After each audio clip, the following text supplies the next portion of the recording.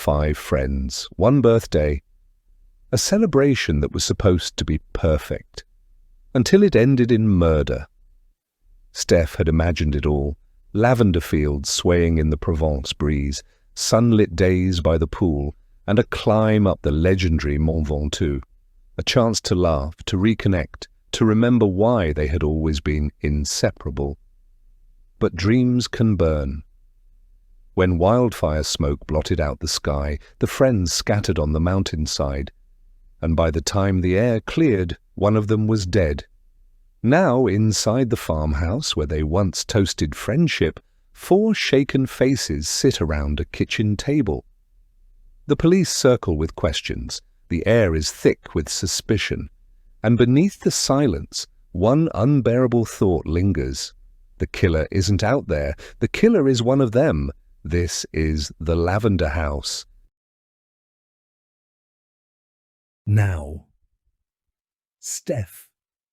August 2022. A shadowy figure emerges slowly from a bank of acrid smoke. It looks otherworldly, ethereal. I can't see who it is yet. I cough as the smoke catches on my throat. My eyes are stinging and raw. I don't care. We have to find her. What the hell happened? How could she just vanish? I ask myself. Nothing feels real. I rub my eyes, blink frantically, and look around. The view from halfway up Mont Ventoux is completely obscured by a thick carpet of smoke from the wildfires below us. As the noisy wind picks up, it blows the smoke into frightening circular twists like a mini hurricane. The horizon has all but disappeared. This is all my fault. It was my idea, my trip. My 50th birthday, we were all celebrating. The figure is now only 10 yards away. I can see it's Sean, the Irishman who is renovating the farmhouse opposite from where we are staying. He and Tom, the guy working with him, had been out cycling when I rang them for help. "What is it?" I ask anxiously. "Tom's found her," he replies. My whole body reacts with relief, but then I can see that there's something wrong. He has a grim expression on his face. Why does he look so serious? It's good that they've found her, isn't it? "Is she all right?" I ask nervously. Sean gestures to the ridge. "Tom's trying to get down to her now," he explains, sounding a little flustered. "Show me," I say, my pulse racing. I follow Sean through the smoke, waving my hands in front of my face as if this would somehow disperse it. "Have you seen the others?" he asks. "Not yet." I point to our right. I assume they're still up the other path. Another figure appears, coming towards us. It's Tom. The smoke catches on my throat again. I start to cough. As Tom reaches us, he pulls off his rucksack, takes a large steel water bottle from a side pocket, and hands it to me. "Here you go, Steph." "Thanks," I splutter as I take a few sips, which seem to clear my throat. "Can you see her?" Tom nods, but he wears the same somber expression as Sean. "She's about 50 yards down the slope, but it's really steep." I spot another furtive glance between Tom and Sean. "What?" I ask in a curt but anxious tone. "What is it?" Sean looks at me. "From the way she's lying." He stops. I frown with a growing sense of dread deep in the pit of my stomach. "What?" "I think she might be dead." Chapter 1. Darcy, 31st July 2022. "Where's that fucking wine?" Darcy checks her watch again. 10 minutes since she'd asked the flight attendant to bring more white wine. Her fingers drum against the armrest, fighting the urge to press the call button. The diazepam she'd taken before boarding isn't quite cutting through her flight anxiety, and she needs something stronger than travel-sized wine to dull the edge. "You're not in business class now, you snob," Abby laughs. Darcy starts to unbuckle her seatbelt. "I'll go and get it myself then," she thinks. "Where are you going?" Abby says with a quizzical frown. Darcy shrugs. "If Mohammed won't come to the mountain." Abby rolls her eyes.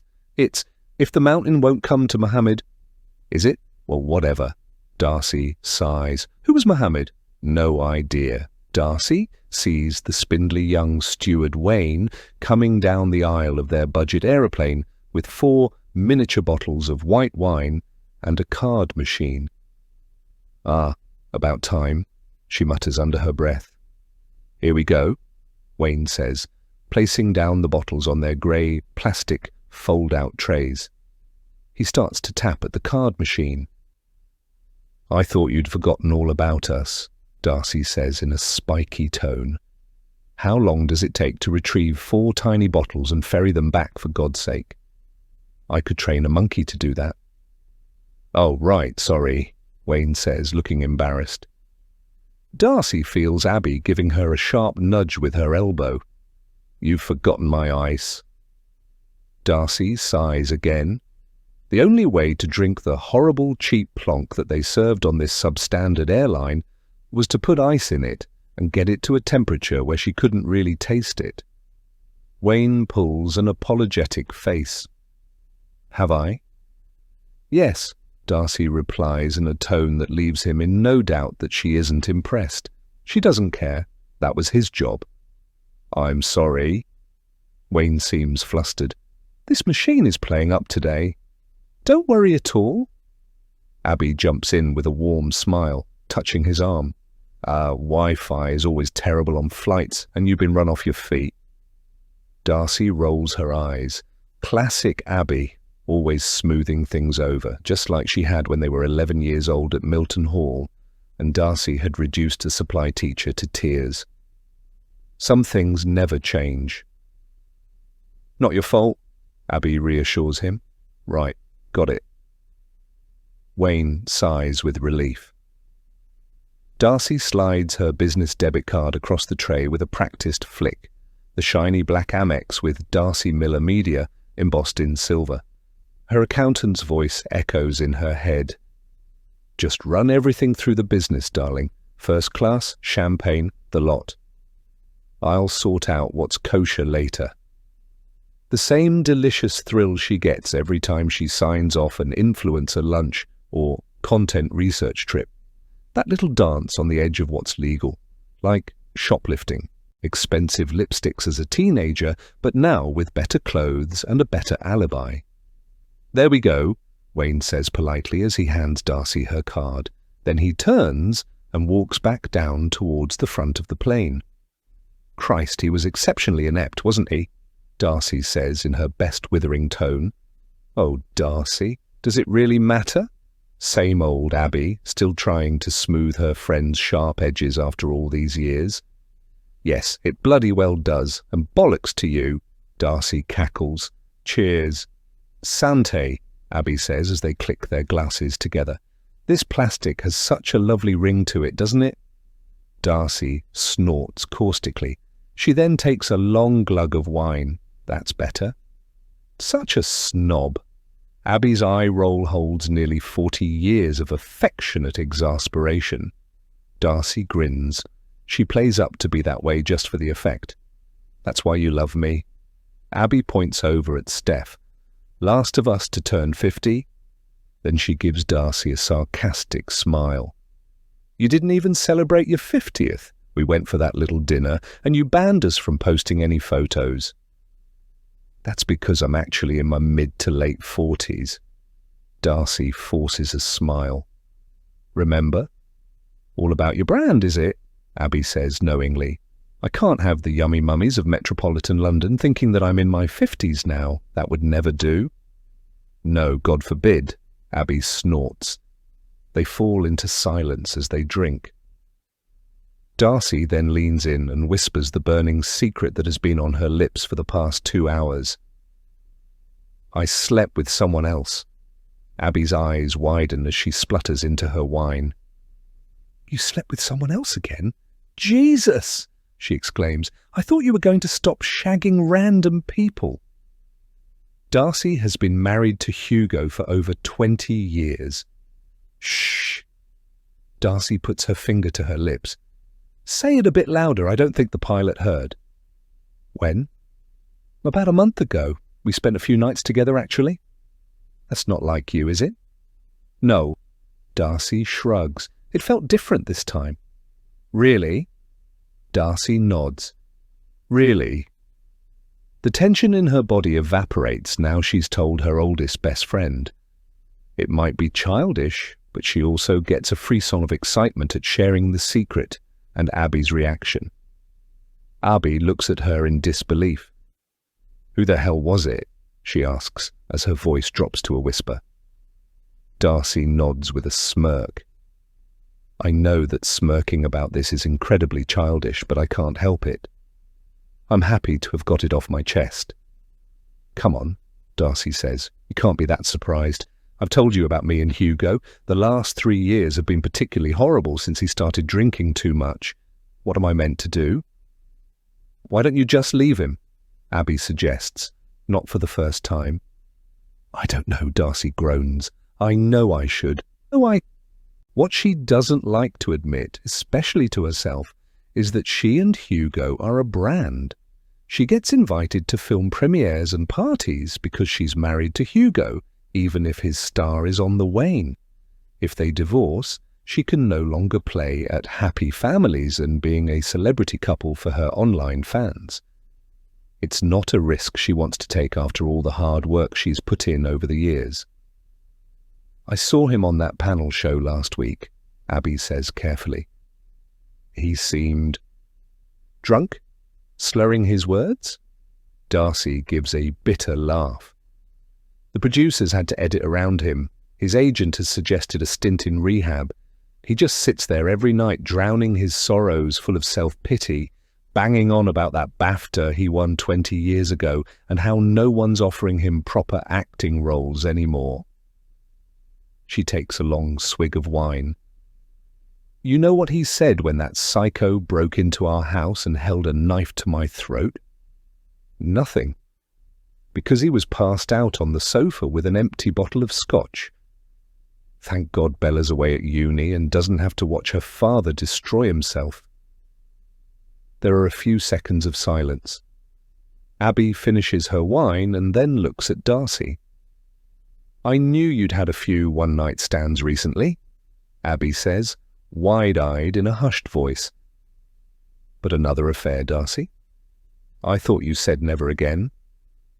It's not an affair. Darcy gives her a shrug. But Hugo and I haven't shagged for 3 years, Abs. What am I meant to do? Not have sex from now until the day I die? And I don't want to have to pay for it. But I do love sex. A woman in her 60s who's sitting in the row in front of them turns around as Darcy says the last phrase a little too loudly. Oh, hello, Darcy says to the woman, in a sarcastically chirpy tone that's intended to suggest, turn the fuck around and mind your own business. Abby gives her another dig in the ribs. Darcy! Oops, Darcy sniggers. Who is he? Abby asks. Darcy isn't about to divulge this information. Well, not yet. I can't tell you, she admits. What? You tell me everything, Abby protests. Darcy shakes her head and mimes zipping her lips shut. I can't.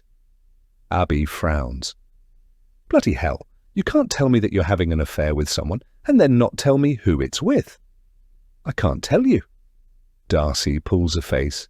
But it's a bit of a shocker, to be honest. You mean I know him? Abby asks. Yes, I'll probably crack and tell you when I'm shit-faced in the next few days. Darcy sighs. And don't tell the others. The air steward Wayne appears at Darcy's side, smiles and hands her a plastic beaker with ice cubes inside. There you go. Thanks, Darcy says. Abby gives her a pressing look. Darcy, you cow, tell me. Darcy undoes her seatbelt, hands Abby her glass, pushes up the tray and stands up. Hold that, I'm going for a pee. Chapter 2. Steph, my 50th birthday celebration. All of us girls together again. Me, Darcy, Abby, Ruby and Katie. 5 days in a farmhouse in Provence, a little town called Bédouin at the foot of Mont Ventoux. I can't wait, so excited. The white Mercedes 4L4 rental purrs as I take another bend, the limestone cliffs of Provence rising ahead of us. The calming beats of Morcheeba's The Sea fill the car. My hands grip the wheel a little too tightly. Behind me, Darcy and Abby are passed out from airport champagne, while Ruby's sitting next to me, buried in her latest crime novel. Katie stares at her phone, uncharacteristically quiet.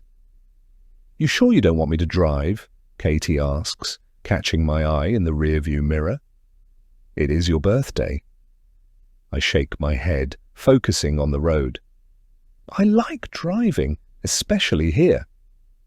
What I don't say is that I need the distraction. 50. How did that happen? The farmhouse website promised perfection. Turquoise shutters, wooden beams, our own ensuite rooms, so we don't have to suffer each other's snoring. I've planned everything down to the last detail. The local wine already chilling. Ingredients for tonight's dinner carefully sourced by Sean, the caretaker who lives opposite. Tomorrow we'll tackle Mont Ventoux like we did Snowdon for Ruby's 50th. But right now, all I can think about is getting us safely to Bedouin. I catch another glimpse of Katie in the mirror. Something's off with her today. She's barely said 2 words since Gatwick, and that tension between her and Darcy. I push the thought away, focusing instead on the navigation screen. 2 hours to go. The road winds ahead like a ribbon, and for a moment I feel that familiar flutter of anxiety, the weight of being responsible for everyone's good time. "You've got that look," Ruby says, lowering her book. "What look?" "The one that says you're overthinking everything." I force a smile. "Just want it to be perfect?" "It will be," Ruby says, but there's something in her tone that makes me wonder if she believes it. I've done my research, obviously. It's all part of the fun of booking a trip like this. I'm the uber-organized one out of our little girly gang. Except we're no longer girls. Women of a certain age, now that makes me feel so bloody old. The sun is blazing down from the azure sky above us, so I pull down the visor to shield my eyes. I peer out to our left as we speed north up the A7. The landscape is incredible. A small range of limestone mountains called La Chaîne des Alpilles, Chain of Little Alps. I love the name. The peaks of the low mountains are white limestone, but it makes them appear as if they're snow-capped. Against the rich blue of the sky, the undulating line of mountain tops is stunning. Below that, the landscape is bare rock and stony ground that is covered with scrub. It's the kind of landscape you see on those old spaghetti westerns with Clint Eastwood. My father used to watch The Good, the Bad and the Ugly at least 4 or 5 times a year. And then lower down, close to where I'm now driving, there are dark green olive and almond trees. I read in one of my books on Provence that Vincent van Gogh had painted this landscape, especially Les Alpilles, many times when he lived here in the 1880s.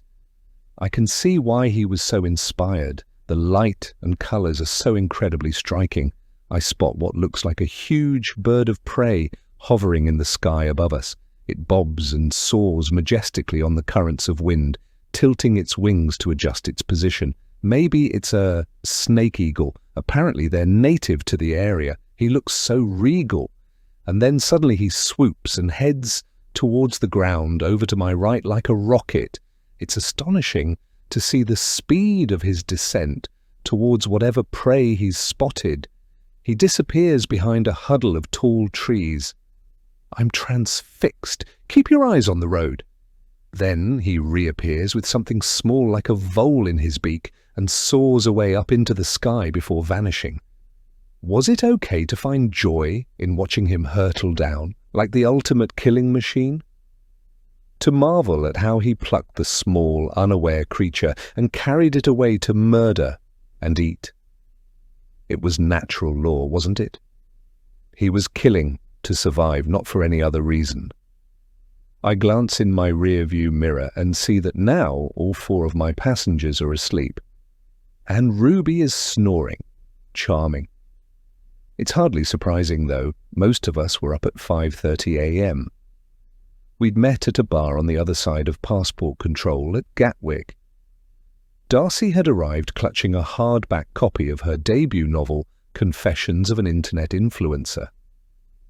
"That was my dream when the publishers asked me to write it," Darcy told us. "Walk through an airport and see my little old book sitting there on the shelves. I just had to buy a copy and post about it." Of course you did, I'd thought with an element of jealousy. Sometimes Darcy is a little too pleased with herself. But she's been through a lot in recent years, so I'm more than happy to give her a bit of slack. Darcy's book is an amusing romp through all the stories of her meteoric rise to internet fame. She has well over 1 million followers on Instagram. Her posts are mainly fashion, beauty, and interior decorating tips, sometimes restaurant reviews, travel. But Darcy's book skims past the parts we all know about. The first threatening DM that popped up on her Instagram live 3 years ago, the way her hands had shaken as she'd shown us his messages at Ruby's New Year's party. The posts had grown darker after that. Photos of her house in Notting Hill, her morning coffee route, the knife he'd left on her doorstep. The night Hugo had found her curled in the corner of their kitchen, phone clutched to her chest, tears streaming down her face. But those weren't the kind of stories that sold. Lifestyle books.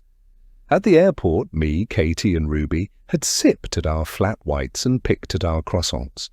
Of course, Darcy and Abby had to order breakfast champagne to celebrate the fact that she'd found her book. Jesus! I look up, and there's a hairpin bend coming towards us. I'm going too fast, so I have to brake hard, and the car jolts. "Fucking hell, Steph, are you trying to kill us?" Darcy shrieks playfully. A burst of Darcy's laughter cuts through the car, that throaty, confident sound that always draws people in. Abby joins in immediately, like she always has since they were 11 years old at Milton Hall. I glance in the rearview mirror and catch Ruby's eye roll, the older sister who's seen it all before. Bomb the Bass is playing and Darcy starts humming along to it. Then we all join in dancing and throwing silly shapes. Everybody in the street. "Remember when your dad caught us smoking behind the chapel?" Abby asks Darcy, wiping tears of laughter from her eyes. "We thought we were the business, with our mini ghetto blaster blaring out the tunes. What were we thinking with our little rave-up?" "He made me copy out Bible verses for a week," Darcy says. "Ruby got away with murder, though. Perfect daughter who could do no wrong." Ruby stiffens slightly. Someone had to keep them happy. The temperature in the car seems to drop a few degrees. I've seen this dynamic play out 100 times. Darcy performing, Abby, her devoted audience, Ruby watching from the sidelines with that mix of protectiveness and exasperation. But there's something else there too, something darker underneath all that shared history. When Abby's alone, without Darcy's spotlight to reflect in, she's different, quieter, more thoughtful. But right now she's already laughing at Darcy's next joke before she's even finished telling it. A sign for Avignon, 35 kilometers. The views on both sides are staggering. I slow down as we drive through a small village and have to stop at a set of temporary traffic lights. It's just as I had always imagined a sleepy Provençal village would look. Roofs of rust-coloured terracotta tiles and bleached white walls. Pastel-coloured shutters closed against the heat of the late morning. An old man with a leathery face, flat cap, is shuffling along the pavement with 2 heavy wicker shopping baskets. A grey cat dozes in the sunshine on a doorstop. A woman in a headscarf cycles past on a black bicycle with a basket attached to the handlebars. There's even a little church over to my right. I think it's Romanesque in style. I did some kind of module on church architecture at uni, but I can't remember much. Romanesque churches have a telltale rounded arch at the front, whereas Gothic churches have a pointed arch. Crikey, I didn't know that was stored away in the dusty recesses of my memory. And then the lights change to green, and I pull away. I'm hit with a twinge of anxiety. What if people don't enjoy themselves? What if the farmhouse is a big disappointment? It's my trip, my birthday, and so my responsibility. Stop being so silly and enjoy yourself. We try to go away at least once a year. It started when we all turned 40 and went to Ibiza. That was our first girls' holiday. I love how we just fall back into that easy friendship and patter. It doesn't matter how long we've been apart. Remember this? Ruby reaches forward to turn up the car stereo as the Verbs' Bittersweet Symphony fills the car. Urban Hymns Tour 98, Abby says immediately. Remember queuing outside Brixton Academy in the rain? That was before your time, Steph, Darcy says, and there's that slight edge to her voice, the one that sometimes creeps in when she's reminding me I wasn't there for their glory days. I force a smile, though something tightens in my chest. Even all this time, there are moments when I still feel like the new girl, the outsider who joined their story halfway through. Pretty sure I was already at the firm by then, I say to Ruby. Remember that hellish corporate takeover, us practically living in the office? God, yes, Ruby laughs. You saved my sanity that month. Unlike some people. She shoots a look at Darcy, who were too busy stealing their best friend's boyfriend. Abby suddenly becomes very interested in her phone. Ancient history, Darcy says breezily, but I catch Katie's eye in the mirror. I know she's thinking about her own history too, the carefully constructed marriage to Justin, the beautiful wedding in Thailand we'd all flown out for. The facade that had finally cracked last year when she'd told us that she was gay and always had been as she'd fought back tears. The string section of Bittersweet Symphony swells, and for a moment we're all lost in our own versions of the past. Are we nearly there yet, Mum? Calls out a voice in a silly, childlike tone. It's Darcy, I chortle. Nearly. Don't worry, darling. I'll wake you up when we get there, I say, playing along. Thanks, Mum. In the rear-view mirror, I spot Darcy's grinning face. But I notice that as she glances over at Katie, it changes to a strange expression that I can't quite read. At a guess, I'd say that Darcy looks guilty, even upset.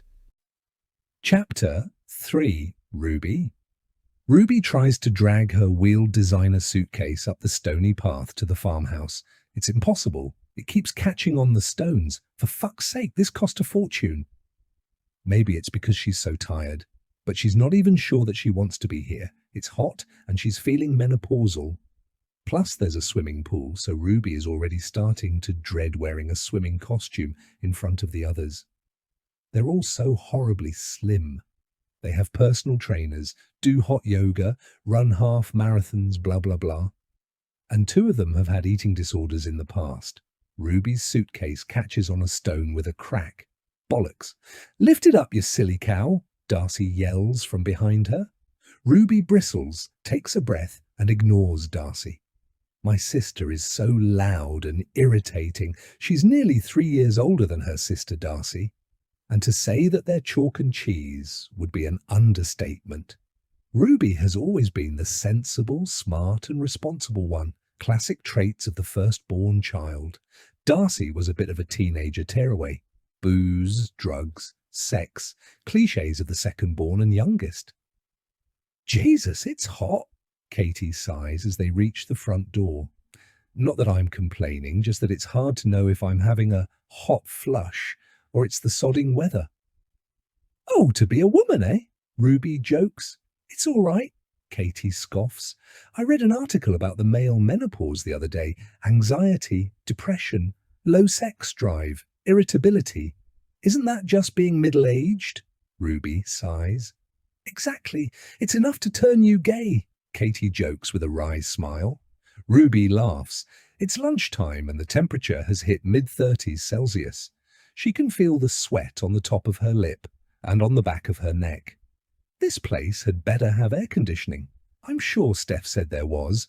Menopause has hit Ruby hard. Hot flushes, hair loss, broken sleep, irritability. It's a total nightmare. Katie told her that HRT has literally saved her life, but Ruby isn't sure she wants to go down that route. Pumping herself full of estrogen is just delaying the course of nature. She is trying herbal remedies instead, which have helped a little. Steph uses the code on a key box and opens the front door to the farmhouse. Ruby already longs to be sitting in her air-conditioned office on the 18th floor of a building that overlooks the Thames close to St. Paul's Cathedral. Her phone buzzes. Another email from Singapore needs immediate attention. She shifts on the hot stone step, the familiar tension creeping into her shoulders. A multi-billion-dollar merger waits for no one, not even on holiday. "You're not working, surely?" Steph asks, wheeling her suitcase into the generous hallway. "Just checking my flight's confirmed for next week. Hong Kong this time." Ruby tries to sound casual about it, like first-class lounges and five-star. Hotels haven't become her real home. Better than the echoing mansion in Hampstead, anyway. Her phone pings again. "Nigel, running low on coffee. Can you order some?" She stares at the message. 3 weeks since she's actually seen her husband, though they've shared the same house. He'll be on the golf course now, like always, while she's here trying to remember why they ever got married. These days they communicate mainly through grocery lists and utility bills, two strangers orchestrating their careful dance of avoidance. "You okay?" Steph asks gently, noticing something in her expression. Ruby forces a smile. "Fine, just tired." The same answer she gives everyone lately, easier than admitting the truth that she's spent 15 years building a perfect career to escape a perfectly dead marriage. That she can't remember the last time she and Nigel even sat in the same room together, let alone shared a bed. Bédouin in Provence? What were they doing here anyway? This place was famous as a stop on the Tour de France. They don't cycle. It's one of Steph's little plans to desperately keep her friendship group together. For a moment, Ruby stops to peer at the farmhouse they're going to be staying in. The honey-coloured stone walls, the creeper and ivy entwined in wooden trellises, the terracotta-coloured slates on the roof. To be fair, it does look nice, she admits. Maybe this weekend won't be quite as awful as I'm expecting it to be. Chapter 4. Sean. Sean steps back from the wall to inspect his handiwork. Not too shabby, fella. Second coat of paint. He has been renovating a small holiday cottage in Bédouin whilst living in it for nearly 2 months. He loves it. There's a strong smell of paint, but he's used to it by now.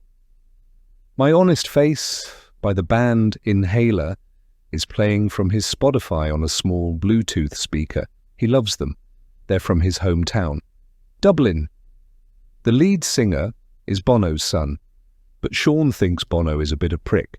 There's a joke in Dublin. What's the difference between God and Bono? God doesn't walk the streets of Dublin thinking he's Bono. Genius. It's nearly midday and the heat in the first-floor bedroom is intense. Sean takes his white vest and dabs the sweat from his face. He blows out his cheeks and checks his phone. Tom is arriving today. The agency told him to expect him around lunchtime. They've never met. Sean hopes he's not a feckin' Egypt. There's also a new intake of guests due to arrive across the road. He gazes out of the window. The countryside is a beauty. Stunning. Better than feckin' Parkview, that's for sure. Home is originally Ballymun, Dublin, a rough inner-city area at the northern edge of Northside. Sean is employed by a London-based employment agency who find people who are willing to live and work in locations around Europe. Fruit picking, renovations, nannies. The cottage is owned by Simon and Jennifer Barnes, a wealthy couple from Fulham who had bought it as another investment and holiday rental. They just need it to be renovated. The Barneses already owned a luxury farmhouse rental with a swimming pool directly opposite the cottage where Sean is working, and pay him a weekly retainer to do any maintenance, shopping, repairs, washing, and generally keep an eye on the place. As far as Sean is concerned, he's living his best life. He glances at his phone, 11:55 a.m. The party of guests are due to arrive any minute now.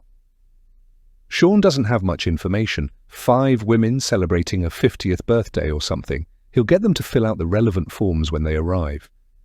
There are definite pros and cons to looking after a luxury farmhouse in Provence. It is so expensive that there is rarely any trouble, but the guests always reek of money, and that makes them very demanding, a right feckin' dose. Sean has to be patient and smile even if he wants to lamp them. There's a sound outside, a car arriving at the farmhouse. Sean goes over to the window to check out the new guests. If it's a 50th birthday, he's not holding out much hope that there'll be anyone worth bagging. He's just turned 30. A white Mercedes pulls up slowly and then turns right. There's a shaded car parking space. He'll give them 10 minutes to settle, then make an appearance. It's a shame they've arrived. Sean's been cooling off in the farmhouse pool for the past 2 days, as it's been empty. Then he gets a little twinkle in his eye. Maybe the older ladies won't mind a bit of me in their pool. Sean drove over to Avignon in his van the day before to pick up the guests' order for food and booze. Nothing unusual, really. Breads, cured meats, local Bannon and Bruce-Durove cheeses, artichokes, olives, vine tomatoes, and so on. And enough fizz and rosé to sink a ship. Out of the corner of his eye, Sean spots a small car parked just up the road. It's a Fiat 500. It looks like a rental car. The driver is sitting inside. Maybe they're lost, he concludes, as he turns away. He takes a quick shower. He's not going over there smelling all manky. Then he grabs a white V-neck t-shirt which shows off his tan perfectly. Blue shorts and black slides. He combs his coal-black hair in the small mirror in the unrenovated bathroom. The bathroom is the next job. That's why Tom is arriving. To give him a hand. Sean gives himself a wink at his reflection. Looking sweet fella. He marches downstairs and strolls across the road to meet the new guests. "Hello, hello," he calls out in a chirpy tone as he enters through the front door. The hallway is lovely and cool. He came over to the farmhouse 2 hours ago to put the air conditioning on full blast for their arrival. What he'd give for some air conditioning across the road in the cottage. Sometimes it feels hotter than Kabul. "Hi," says a small woman with brunette hair pulled back in a ponytail. She has those big 70s-style sunglasses up on her head and beautiful chestnut-coloured eyes. She gives him a lovely smile which lights up her face. Fair play. She's all right. Sean gives her his best sexy smile. "Stephanie?" he asks. "Yes, well, Steph," she says with a little laugh. "Sean, is that right?" Her face crimples a little as she squints at him. It's cute. And she's got long eyelashes. Maybe false, but they look great. "Yes, yes," he replies. "Journey okay?" "Fine, no problem."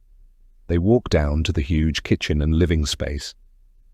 "This place is fantastic," she chirps enthusiastically. "Oh, good, I'm really glad you like it," Sean says, catching himself using his best polite voice. "If only the lads back home could hear me talk like this," he chortles to himself. Another woman is walking around holding up her iPhone. "I can't seem to get the Wi-Fi," she says in an incredibly posh voice. She's wearing a navy designer baseball cap, tight t-shirt and grey joggers. Her Gucci sunglasses are hanging on the neckline of her t-shirt. She clearly looks after herself, but she's definitely had work done on her face. Sean doesn't know what. Not really his area of expertise. Botox, fillers, lift, whatever. The skin around her eyes and mouth just looks a bit weird. Sean frowns. "Should be okay. It comes up as Chateau Cardew guest," he explained. Chateau? The woman snorts pompously. It's hardly a chateau, is it? Snooty bitch. I've found it, Darcy, Steph says as she points to her phone. Jesus, they've not even bothered to look around yet. Straight on the phone. Darcy looks at Sean and raises a haughty, manicured eyebrow. Password? She asks snootily. Why don't you click your wee fingers at me too, you stuck-up whore? Sorry, Sean replies. He knows exactly what Darcy is asking for. The Wi-Fi password for the farmhouse. But he isn't prepared to dignify her rudeness with an answer. It's fine, calls over a voice. An attractive woman in a flowing summer dress saunters in.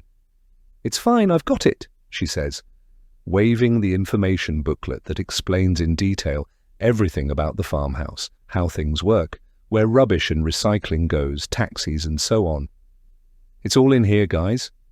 Thanks, Rubes, Steph says with a smile. Darcy waltzes over and points to the booklet. Can you show me? Jesus, Darcy, says a woman who has just come in from the double doors that lead out to the patio and pool.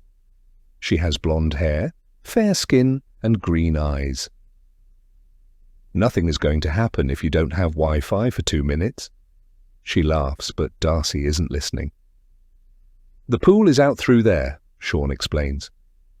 I can heat it if you need, but to be honest, it doesn't need it this time of year. And I'll be over every couple of days to test the water for you. Thank you, Steph says. What's it like out there, Katie? Lovely, Katie says, but she seems distracted. So, everything is in that folder, Sean says. But I live just across the road in the small cottage. He looks directly at Steph. Anything you need, please don't hesitate to ask. I drive into Avignon every other day, so it's no bother to pick stuff up. Just ask. Oh, isn't he a sweetie? Darcy says as she peers over at him. Sean can't work out if she's being sarcastic or not. I love the Irish accent. It's very sexy, isn't it? What the hell is she doing? He wonders. He'd forgotten that there are women out there like this. Overtly flirtatious, needing to seduce every man they meet, as if it is a competitive sport. Sean shrugs. Not for me to say. A woman with red, curly hair comes down the stairs. She's diminutive, wearing a turquoise bathing suit. A large white towel is draped over her shoulder. Right, who's up for a swim right now? She says in a cheery voice. Then she spots Sean and looks a little embarrassed. Oh, I didn't know anyone was here. Abby, this is Sean, Steph says. Hi. He averts his eyes. His presence has clearly made her feel self-conscious about being in a bathing suit. I hear you guys are climbing up the mountain tomorrow? Steph nods. That's the plan. Is it quite easy? Ruby asks. She sounds concerned. Sean smirks. I wouldn't describe hiking up there as easy. It's called the Beast of Provence for a reason. But if you leave nice and early, take plenty of water and take it steady, you'll be fine. Bloody hell, Ruby. Darcy shakes her head and gives her a withering look. We're not a bunch of pensioners quite yet. We climbed up Snowdon and that was okay. Sean shrugs. It's no harder than that. You'll be fine. But it's very windy, isn't it? Ruby says as she pops herself on one of the chrome stools by the enormous breakfast bar. Why do you think it's called Mont Ventoux? Darcy scoffs. The windy mountain. Actually, that's not why it's called Mont Ventoux, Sean explains, happy to put Darcy in her place and make her appear foolish. It comes from the ancient god Vintor. A Celtic tribe lived in this area, called the Albiques. Darcy shoots Sean a sceptical look. Don't worry, he reassures her. Lots of tourists make that mistake. He watches Darcy take a breath. She's clearly not used to being corrected or patronized. Then Sean looks over at Ruby. And the famous Mistral winds that you're referring to? Legend has it that these violent winds are Winter's son having a wild tantrum. And if you climb to the top of the mountain with a dark secret that you've kept to yourself, the noise of the howling wind will drive you insane. Le vent qui rend fou. And then you'll throw yourself from the top of the mountain. He laughs, but I'm sure that's a load of old French blarney. Well, you're a barrel of laughs, Darcy snorts derisively. Any more lovely local tales of madness and death? Hey, I like hearing all the local legends and history, Steph protests. Me too, Ruby agrees. Sean ignores Darcy. She's still salty because I corrected her about the name of the mountain. I might stay by the pool, Ruby grumbles. Chapter 5. Steph.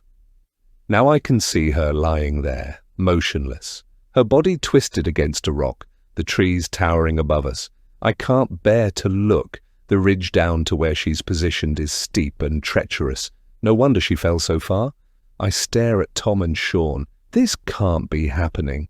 Sean is on his phone speaking in French to someone. This was meant to be a perfect long weekend away for all of us.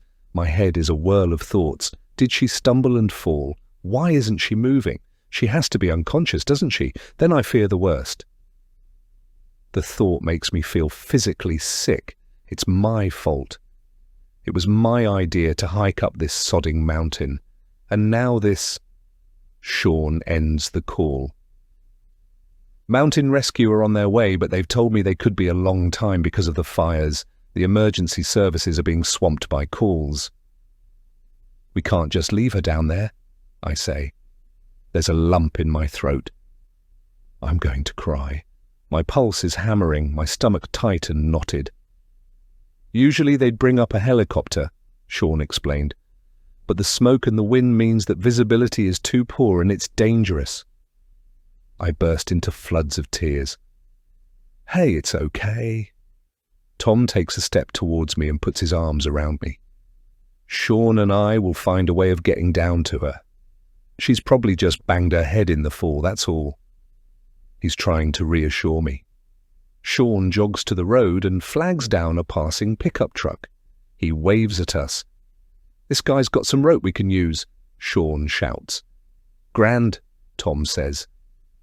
Tom and I rush over as the motorist, a rugged man in his 60s, retrieves a coil of thick rope from the back of his truck. I glance at my phone and try calling the others. No reply. God, the anxiety is unbearable. The man reverses his truck to the edge of the road where the steep slope begins.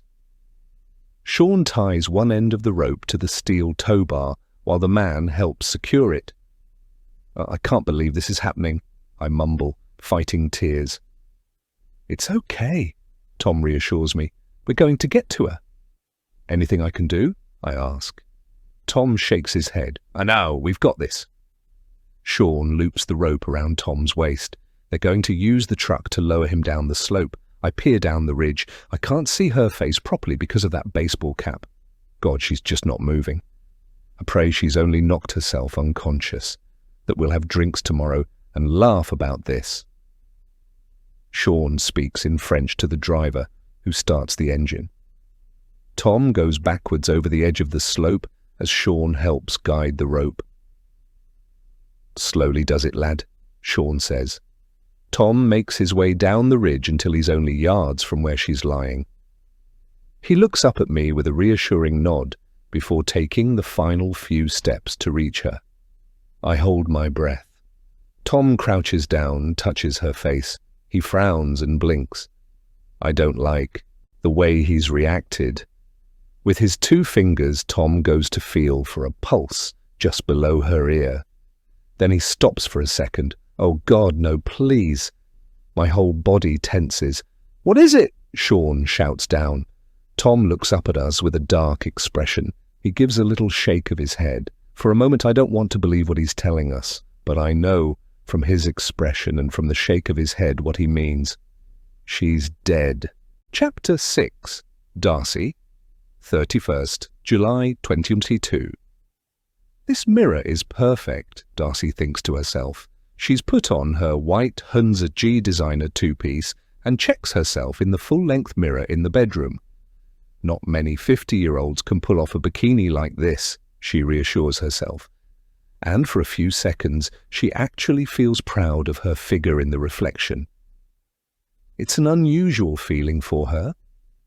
Darcy has Bagsied the only bedroom with a full-length mirror. That's what matters to her. Not the view, not the size of the room, or even the bespoke ensuite bathroom. No, her 1.7 million followers will be expecting regular posts of her in various outfits from her luxury holiday in Provence, and so will the companies that she has endorsement deals with. So the full-length mirror is a deal-breaker, and none of the others really seem to care. As Darcy continues to look at her reflection, she suddenly feels repulsed by what she sees. Her stomach is podgy for starters. How do certain women my age get washboard stomachs? Former Spice Girl Mel C has a body to die for, and she's 50. Then Darcy makes a resolution. More sit-ups, planks and yoga. No carbs. Then she turns to the side. Has my bum sagged overnight? For fuck's sake. More squats.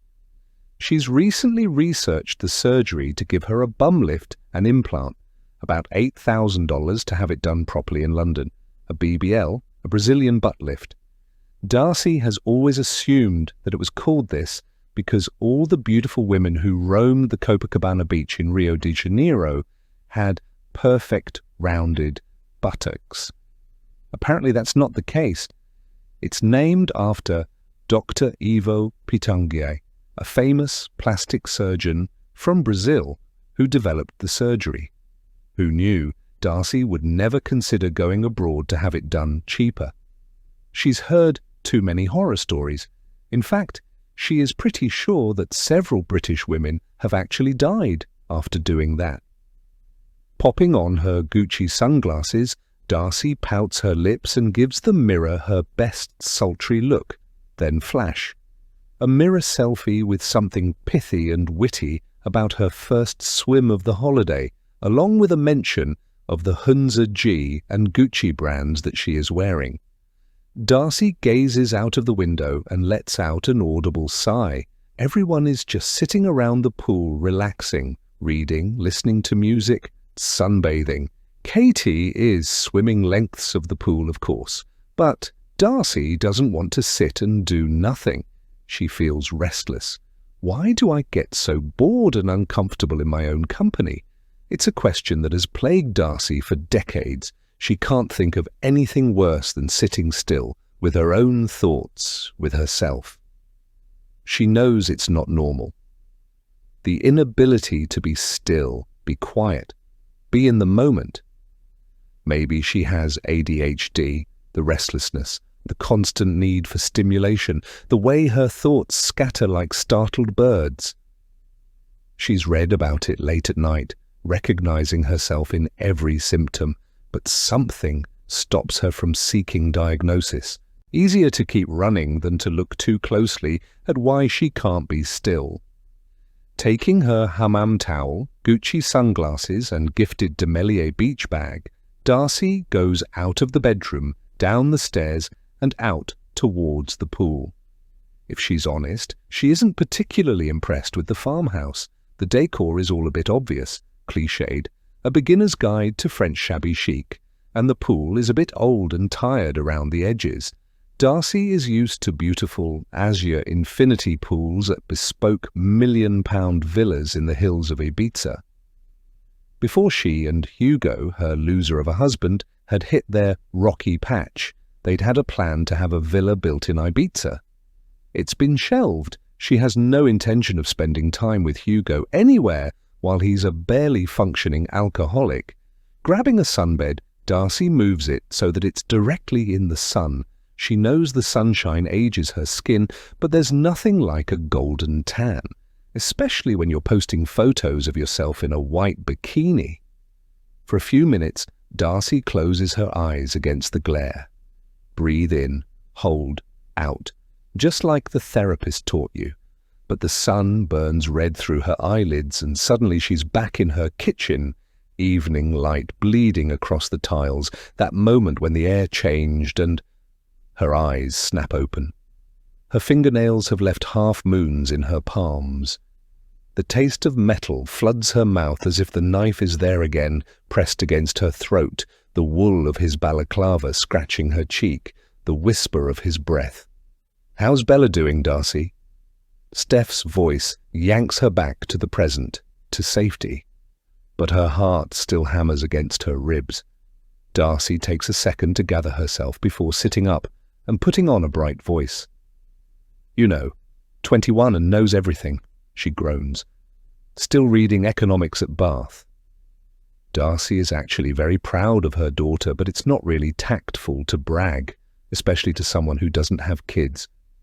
She catches herself reaching for her phone, her thumb automatically finding the photo she took last month, Bella asleep on their sofa, textbooks scattered around her like fallen leaves, just like when she was little, that same tiny frown of concentration, that same loose, dark curl falling across her cheek.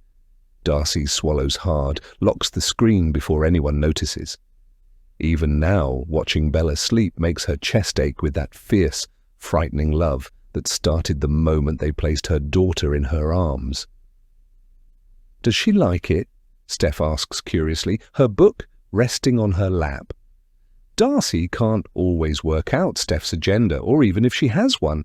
She seems like an open book on the surface, but that makes Darcy feel wary. What would it be like to just not have an agenda?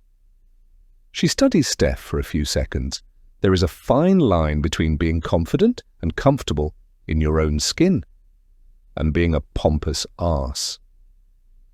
"I think so," Darcy replies, with a shrug. "I don't really get to see her that much. She's got a boyfriend. They stay down in Bath for a lot of the holidays, but I'm happy that she's getting on with her own life." Even as she says this, she senses her words feel and sound hollow. What she just said isn't strictly true. She isn't happy about her relationship with her only child. In fact, she and Bella seem to have grown apart in recent years. Darcy pushes away the memory, but it comes anyway. Bella standing in their pristine kitchen 3 weeks ago, her university essays spread across the marble island where Darcy films her cooking reels. "God, Mum, do you have to document everything? My friends follow you as a joke. They call you Desperate Darcy." The way Bella's voice caught between contempt and pity. You do know that's what everyone thinks, right? That you're just embarrassingly vacuous. The words still burn. Darcy had kept filming that day, her hands shaking as she measured ingredients into her favourite Le Creuset bowl, posting 3 perfect stories before crying in her walk-in wardrobe where no one could hear. 200,000 likes, and her daughter couldn't stand to be in the same room with her. But she pastes on her influencer smile for Steph. "Of course," Steph replies with a polite smile. "Growing up?" They fall into an awkward silence for a moment. Then Steph picks up her book and Darcy pulls her shades on before lowering herself onto the sunbed. Darcy feels sorry for Steph. No kids, no husband. Steph would be mortified if she knew Darcy pitied her. It doesn't make any sense to Darcy. Steph is attractive, very attractive. She is funny. Granted, she is a bit wet and straight-laced sometimes, a bit wishy-washy, but she has a good career, top lawyer at a huge international charity, owns her own flat in Clapham, which has to be worth a cool $500,000 in today's market. But Steph has never found the one, and she seems to have given up. The years of potentially having children have passed her by. Picking up her phone, Darcy holds it up to take a selfie on the sun lounger. It's all about high angles, never low angles. The best is high and slightly left. Lead with a cheekbone as if it's been drawn to the camera by a thread. Look directly into the camera. Pout the lips, but not so you'd notice. If you can, leave a tiny gap between the lips at the center so a tiny fleck of tooth is showing. Apparently very sexy. It's called the keyhole pout. See Angelina Jolie, Scarlett Johansson, and Kylie Jenner, and it can be done, like her bum, surgically. Darcy is also considering having this done permanently. Feeding the machine? Steph says as she glances over. Something like that, Darcy replies with a fake laugh. Don't judge me, she thinks angrily. And what about you, Steph? Darcy asks with a tiny hint of forced pity. Anyone special in your life at the moment? Darcy knows there isn't anyone significant, otherwise all the others would have been texting about it. It would be such major news if Steph had found a man whom she didn't think was a freak or a sociopath. Darcy thinks there is something distinctly strange about a woman like Steph, who is single, but also so incredibly fussy and cuttingly negative about every man she meets. Steph is definitely scared of something, maybe commitment or intimacy. Steph laughs. Oh, I've accepted that I'm going to be alone forever, but at least my body will provide food for my 2 cats. She grins wickedly at her, because it's going to take a good few months before anyone finds me. Darcy laughs, recognizing the practiced lightness in Steph's dark humor.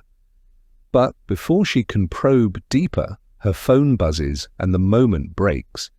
She sees it's a text message from Detective Inspector Darren Baker from Notting Hill CID. Her mouth goes dry and her pulse quickens. He's the officer in charge of her ongoing stalker case. It's been going on for nearly 3 terrifying years now. "Are you all right, gorgeous?" says a voice from behind her. It's Katie. She comes over and sits down on the end of Darcy's sun lounger. Darcy catches herself staring at Katie's pretty, symmetrical face. "Hey," she says with a smile. "I haven't even talked to you properly yet," Katie says. Then she puts on a silly American accent as she gently prods Darcy's forearm. "So tell me, what's going on with you?" Darcy laughs, her skin prickling with familiar awareness. "Not a lot, really," she says. "My publisher has asked me to write them another book, which is nice." "Nice?" Katie exclaims. "And that's fantastic." Darcy can't help but feel delighted by Katie's reaction. "I love that bracelet," she says, pointing to the delicate jewellery on Katie's wrist. "Christmas present from Sophie," Katie explains. "What about Hugo?" she asks, with a tone that implies she dislikes him intently. "Usual train wreck," Darcy shrugs. "But he just won't help himself." Katie shrugs back. "Kick him out." Darcy narrows her eyes. She knows how much Katie cares about her, but she doesn't seem to understand the complexity of her marriage. "It's not as simple as that," she sighs. "It is from where I'm sitting. He's a drunken leech," Katie snipes. "You deserve so much better. It breaks my heart to see how you are at home when he's there. You're just not yourself." I know. Darcy sighs and reaches out to take Katie's hand. "And it's so sweet of you to care so much." Katie looks at her. "You know I'd do anything for you." Then she smiles. "Kick him out and I'll move in to keep you company if you're worried about being lonely." "Now that would be fun," Darcy laughs. "I'm hoping Hugo is just going to drink himself to death very soon." Katie holds up her fingers that are crossed as she raises an eyebrow. Anyone mention that a journalist has been digging around and asking questions about him? There are always journalists digging around. Darcy snorts. They never find anything. Hugo's not interesting enough to have any dark secrets. Katie gives her a quizzical frown. But then Darcy remembers why she's holding her phone, and her expression completely changes. "Everything all right?" Katie asks, her voice etched with concern. She can read me like a book. Darcy pulls a face to indicate that everything isn't quite right, and then gestures to her phone. "Text message from the police. It's just thrown me a bit." "What does it say?" "I haven't read it properly yet," Darcy admits. "I'll take a look later." The stalking had started on Instagram 3 years ago. It ended with a man in a mask waltzing into her flat and holding a knife to her throat. Patrick Brennan. Although she isn't sure that's even his real name, the police told her that he is using a whole range of aliases. Most of the threats had been online to start with. He'd used the handle Darcy Miller Rip. Strange accusations, death threats, suicide threats. Darcy wasn't easily scared, but it had totally freaked her out. The letters, tweets, Instagram DMs and Facebook messages had then progressed to his appearing at her front door and in her back garden. Brennan always wore a balaclava, so Darcy didn't even know what he looked like. For a few seconds, she is transported back to a warm summer's night a year ago. Darcy was happily cooking, drinking wine and singing to music in their South London home. The back door was open. Suddenly she was aware that someone was standing behind her. She froze in utter terror. As she turned, to her horror, she saw a man in a balaclava holding a knife. He pulled her roughly by the hair. Putting her in a necklock, he held the knife to her throat. She could feel the cold metal of the knife against her skin. He pushed it so hard that she was convinced he was going to slit her throat. She was going to die. Her whole body shook violently, her heart hammering against her chest. In that moment, Darcy struggled but knew he was going to kill her. Images from her life flashed across her mind. She could smell his sweat. Then the man just let her go, turned and left through the back door. She had no idea why. Darcy collapsed onto the kitchen floor and sobbed. She called for Hugo, but he'd drunk himself unconscious on the sofa. Katie puts a reassuring hand on Darcy's foot. I don't know how you've kept it all together so well. I haven't, Darcy admits. Trust me, there have been some very dark days. What Darcy hasn't admitted to anyone is how dark, that there have been times when she's thought about ending it all. Chapter 7. Sean. 17. Going under hammers through the cottage, Sam Fender's voice bouncing off bare walls as Sean lines up the chrome switch plate. His hands know what they're doing. They've done this since he was a wee lad nicking tools from sites around Ballymun. The wiring in here isn't half as bad as he'd thought. Just needed someone with the right touch, like, "You're a bright lad, why don't you use that head of yours?" His Da's voice, thick with drink, echoes somewhere in the back of his mind. Sean's fingers tighten on the screwdriver. The old bastard's voice crawls into his head, uninvited. The screw slips, scratching the chrome. "Feckin' hell," he mutters, forcing his grip to loosen. Patience, that's what you need with electrics. Something his Da never had, unless it was patience, for holding a grudge. "Hello?" calls a voice. "Anyone about?" It makes Sean jump out of his skin. He turns to see a man, early 30s, coming up the stairs with a large rucksack on his back. His hooded blue eyes are twinkling. Very short, sandy-coloured hair, fair skin and broad shoulders. "Jesus!" Sean exclaims with a startled laugh. "You scared the shite out of me." "Oh, sorry, mate," the young man says, pulling an apologetic face. He has a Cockney accent which Sean is trying to place. "Front door was open, I heard the music." "Tom?" Sean asks as he wipes his sweaty hands on his jeans and goes to shake his hand. "Yeah, you Sean?" Tom asks to clarify. "I'm trying to place your accent," Sean says with a frown. "Londoner?" "Sort of. Watford," Tom replies as he takes the heavy rucksack from his shoulder. "You sound like you're from Dublin?" Sean nods. He's impressed that Tom has recognised it.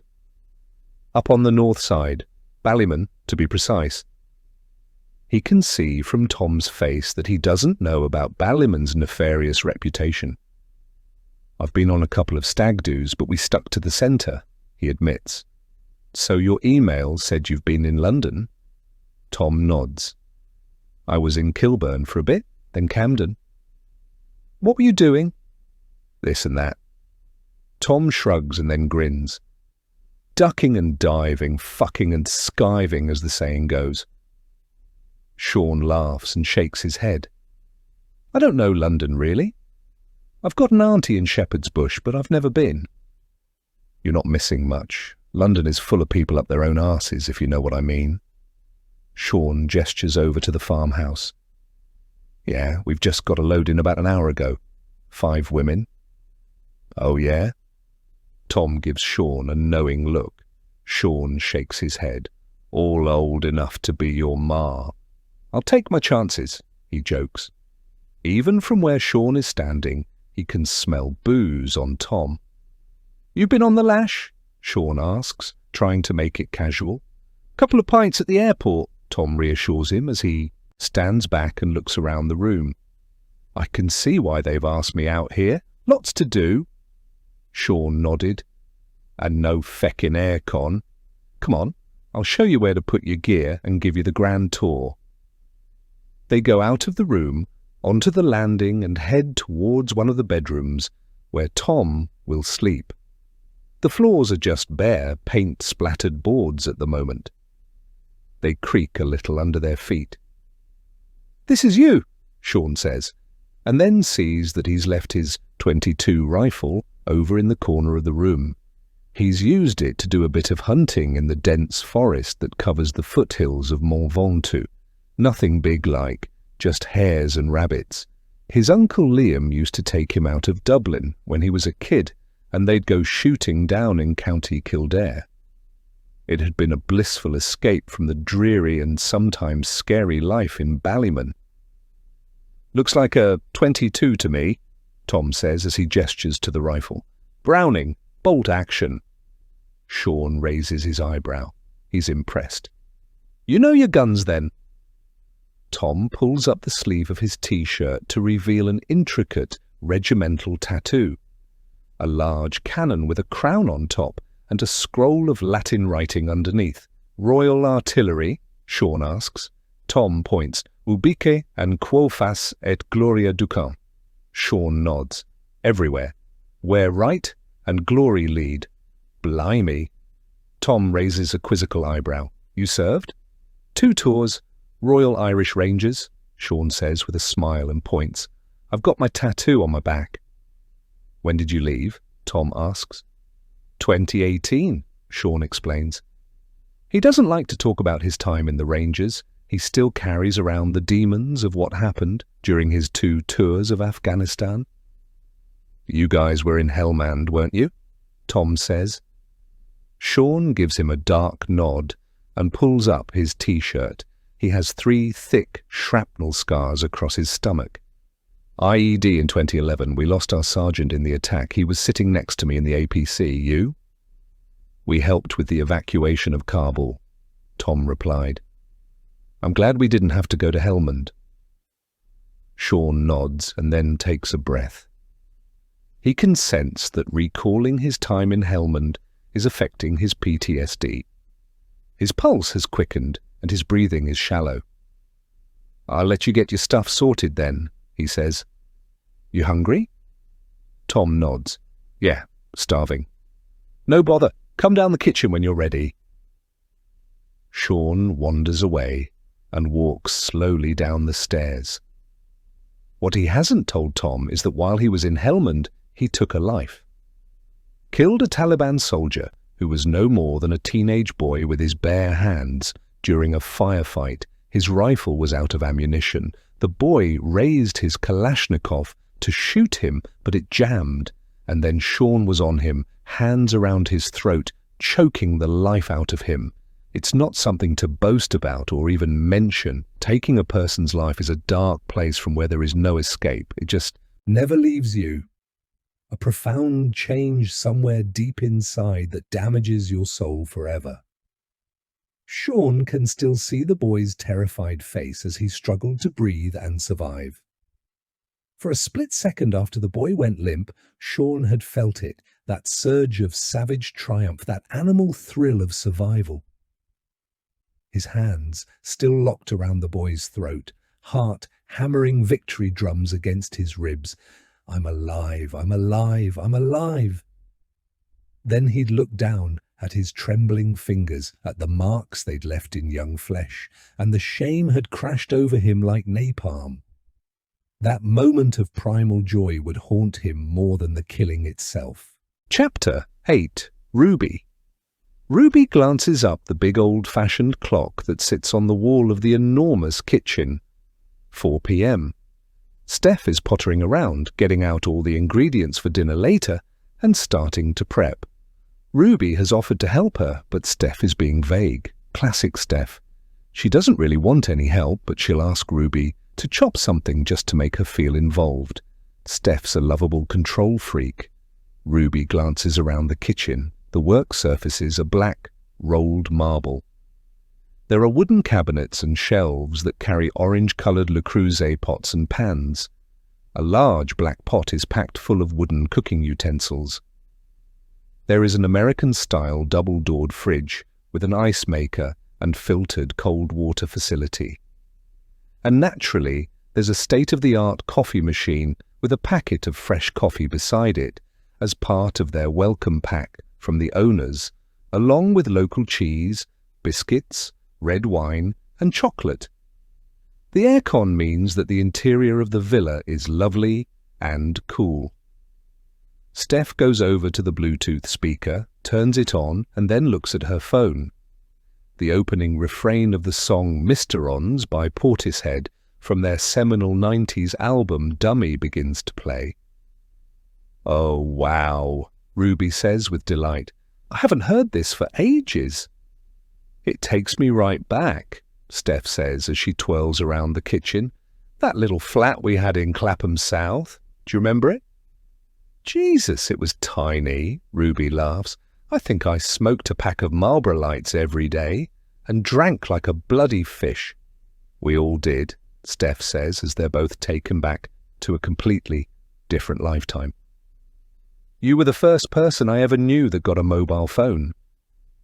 "Yes, that Motorola that flipped open and had a little aerial," Ruby chirped happily. Steph goes over to the fridge, gets out a few things and brings them over to the large wooden breakfast bar where Ruby is standing. "And we were desperate to be living an episode of Sex and the City," Steph recalls with a smirk. "Except we didn't have the money." "That's right," Ruby snorts. "You were Carrie, of course."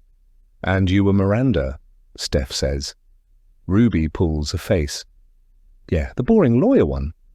"Not at all," Steph remonstrates as she goes and fetches a heavy-looking wooden chopping board. "Katie was Charlotte, and Darcy was Samantha Jones," they both say in unison, and then roar with laughter. "Of course she was." Ruby howl. Steph's phone vibrates with a text. Ruby watches her as she goes over and looks at the phone. Her expression is thoughtful as she reads the screen. "At the risk of being nosy," Ruby says, "anything interesting?" Steph gives her a wry smile. "You mean is it a man?" Ruby arches an eyebrow. "Is it?" Steph nods unenthusiastically. "Mark, rich, very handsome, kind, owns his own publishing business, divorced but gets on with his ex-wife, 2 grown-up children, funny." Ruby narrows her eyes. He sounds too good to be true." "He is," Steph admits. "So what's the problem?" Ruby asks, feeling frustrated. It doesn't take a world-class psychotherapist to work out that Steph is terrified of actually having a meaningful relationship. Instead, she's attracted to unavailable men like Francois, a slimy 55-year-old French advertising director who Steph had had a toxic on-off affair with for the past 15 years. They'd meet and have sex about 5 or 6 times a year, with Francois declaring his undying love and promising to leave his wife and kids. And then he'd just go off radar until the next time. Steph shrugged with a helpless expression. "I don't know, there's just no spark." Ruby rolls her eyes. "I'm pretty sure you've said that about the last 10 men you've been on dates with. What are you scared of?" "I don't know," Steph mutters, looking flustered. "Can we change the subject?"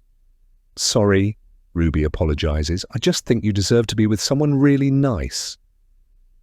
There are a few seconds of silence. Steph's expression changes as if she wants to broach something serious.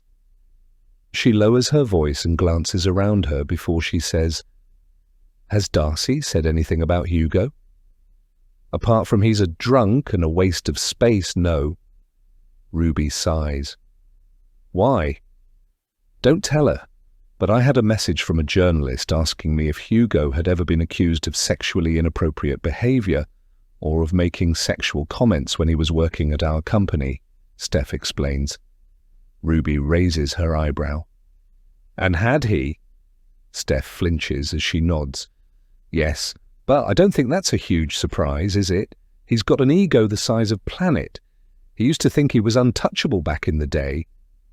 "Was this journalist running an expose on Hugo?" Ruby asks, dropping her voice to a virtual whisper. "What a bastard!"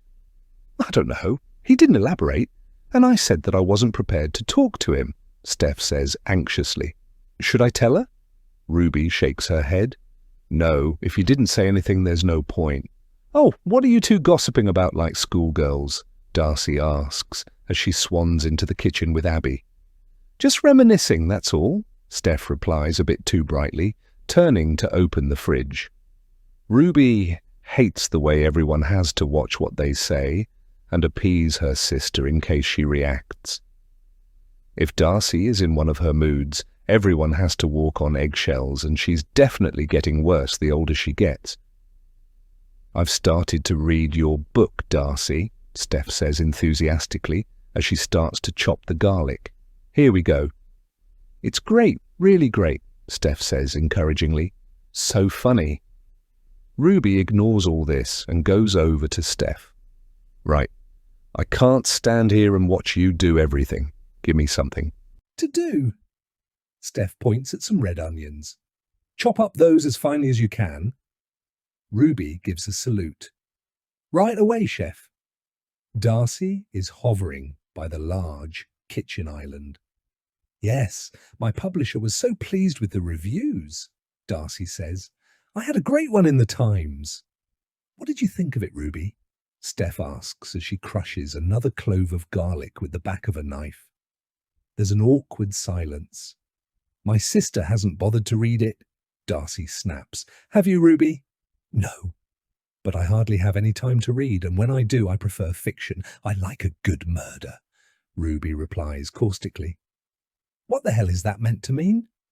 The words slice through the air between them. "Do you want me to cut all the onions?" Ruby asks, keen not to get into it. She needs to ignore Darcy and her ego as much as she can if she's going to survive the weekend. "Please," Steph says with a smile as she starts to finely chop the chives. Darcy fixes Ruby with an icy stare. She can feel her sister's eyes burrowing into her. "Ignore her. Don't bite," she tells herself as she focuses on chopping the onions. "What the hell does that mean?" Darcy repeats loudly. Ruby doesn't look up. "I'm not going to talk to you when you're like this, Darcy." "Sorry," Darcy snarls. "When I'm like what?" "Guys," Steph says with an imploring expression. They fall into an awkward silence, while Portishead's Strangers plays over the speaker. Darcy storms over. "I won't have you ignore me. What did you mean by that?" "Oh, Jesus, Darcy, that you are such a fucking drama queen." Ruby sighs in the kind of withering tone that she knows pushes her little sister's buttons. Putting down the knife, she moves her eyes to meet Darcy's glare. Unlike most people, she's not scared of her. Darcy's her younger sibling. "Come on, Darcy, half the stuff in the book is made up, and the other half is embellished," Ruby states calmly. "But that's fine." "You wouldn't know, would you?" Darcy virtually spits out her words. "You haven't even read it." "Please, guys," Steph says again, "let's try not to do this here. We've only just arrived." But Ruby is now on the warpath. She's made the decision to confront Darcy and she's not going to back down. "I don't need to read it," Ruby shouted. "Half of the people I know are for me. Oh, your sister's book is hilarious. Isn't she clever and witty?" "Yes, she is. But she's also a deluded fantasist." Steph makes a T shape with her hands. Whoa. Sisters, time out, please. Oh, fuck off, Ruby, Darcy yells. Right, Steph says loudly, her voice cracking. She's upset as she puts up her hands in a dismissive way. Please, can you take this outside? It's not fair. Ruby feels bad. She doesn't want to upset Steph. She glances at Darcy and nods towards the double doors that lead out to the patio and then the pool. Darcy rolls her eyes like a child. Ruby follows her sister outside.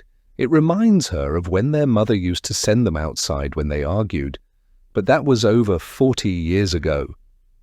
Darcy goes to speak, but Ruby gets in first. I've read the reviews. I've had people coming up to me at work and asking about our parents and our childhood. You made it up. Ruby taps her temple with her forefinger.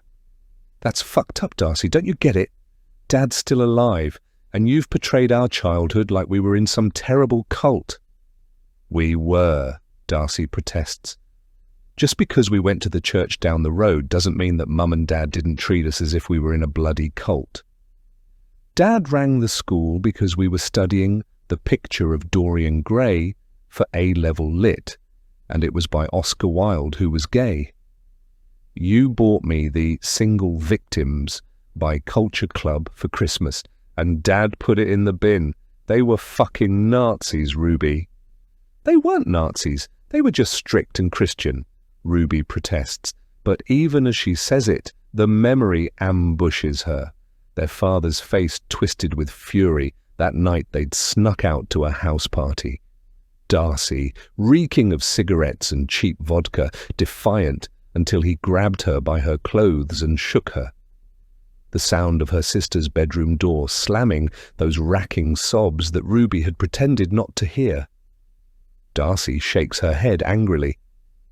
No, I refuse to accept that. We all know the Philip Larkin poem. They fuck you up, your mum and dad. Larkin got that spot on. Ruby frowns at her sister.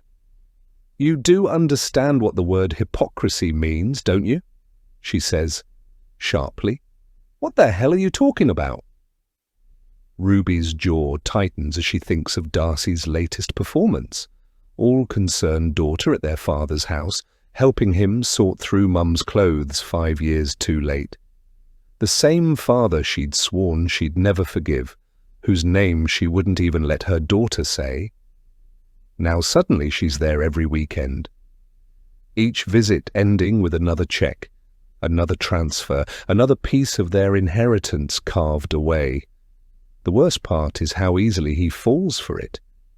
Their battle axe of a father reduced to this grey, hollow man who'll buy anything that feels like love.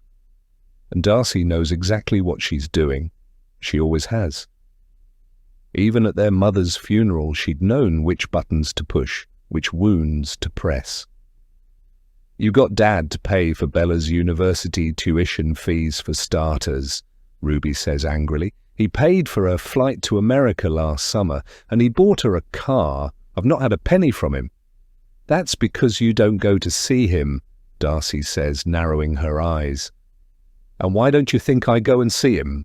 Ruby asks. Darcy doesn't respond. You know why, Ruby continues, feeling herself getting agitated. He's a cold, manipulative bastard. He's never going to change. And when Mum died, he told us that it was God's will and that we didn't need to get upset because she was now in the arms of the Lord. He didn't even cry at her bloody funeral. I know, I was there, Darcy snaps. You think I don't know what kind of person he is? What? So you're creeping around Dad, even though you detest him, to tap him up for his money? Ruby asks, taking a breath to control her growing fury. What's wrong with you?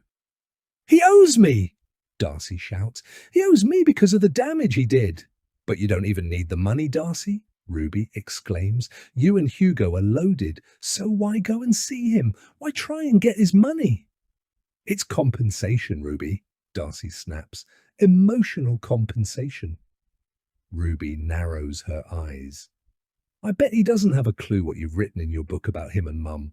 I'm pretty sure he wouldn't be handing out the cash, left, right and centre for you and your kids if he knew. Darcy screws up her face angrily. What? And you're going to tell him, are you? Ruby shrugs. She has no intention of telling their father, but she wants to hurt Darcy. Maybe, Darcy grits her teeth. Oh, do it then. Okay. But if you do say anything, I'll kill you.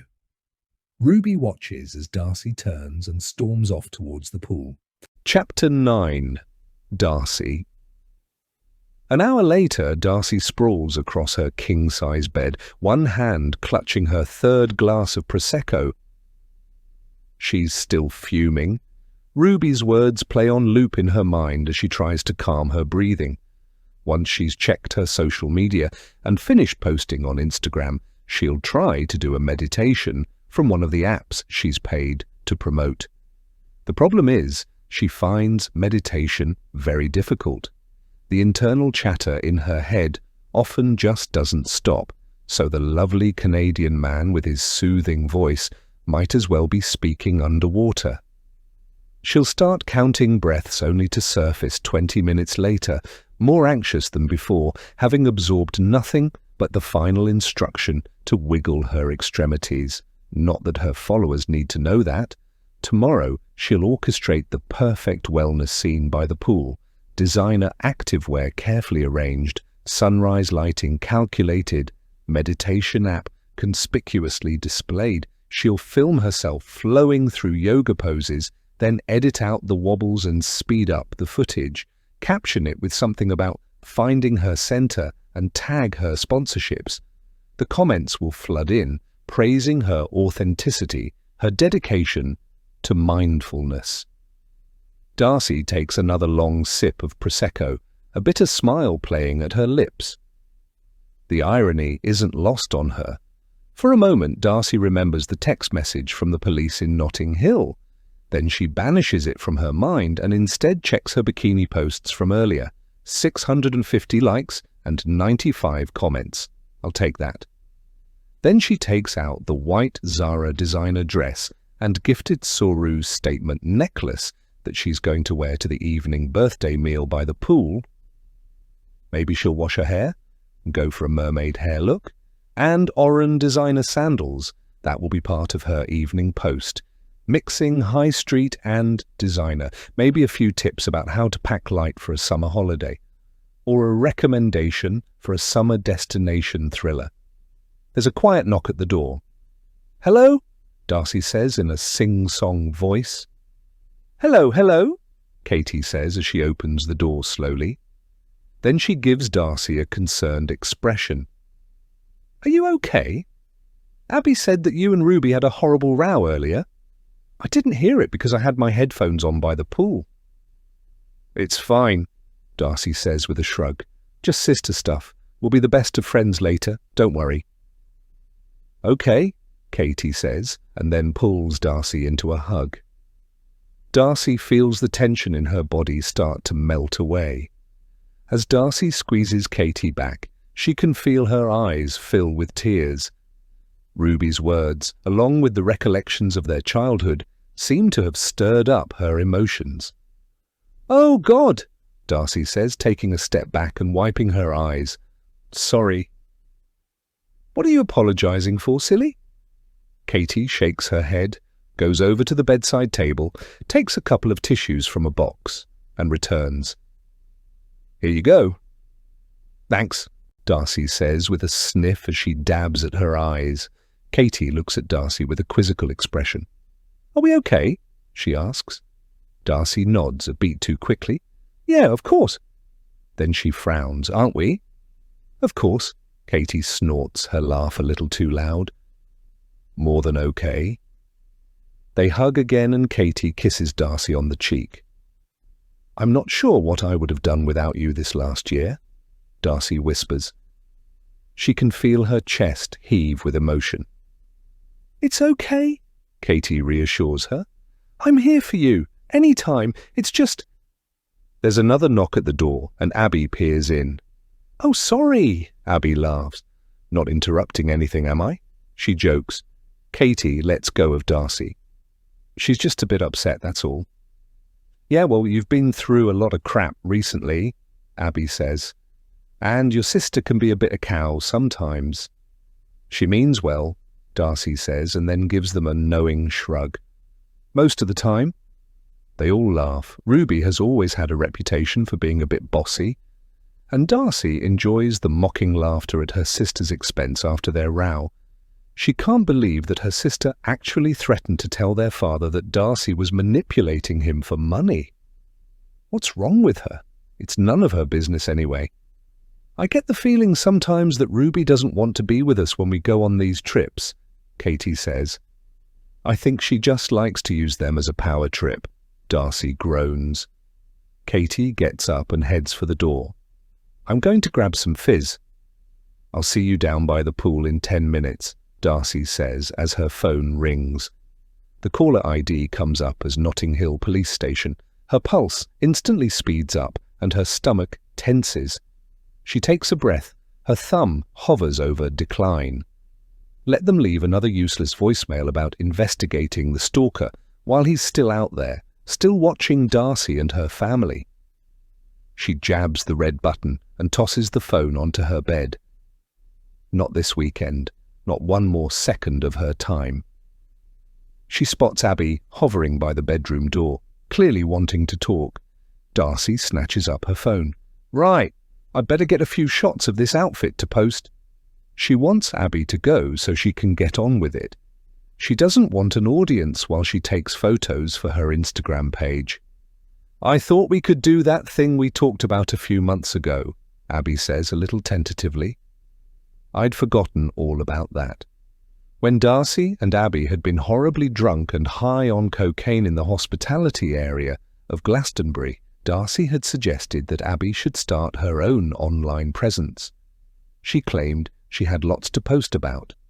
For starters, she was a founding member of her local wild swimming club, the Bromley Blue Tits. Abby had pestered her about helping her a couple of times since Glastonbury.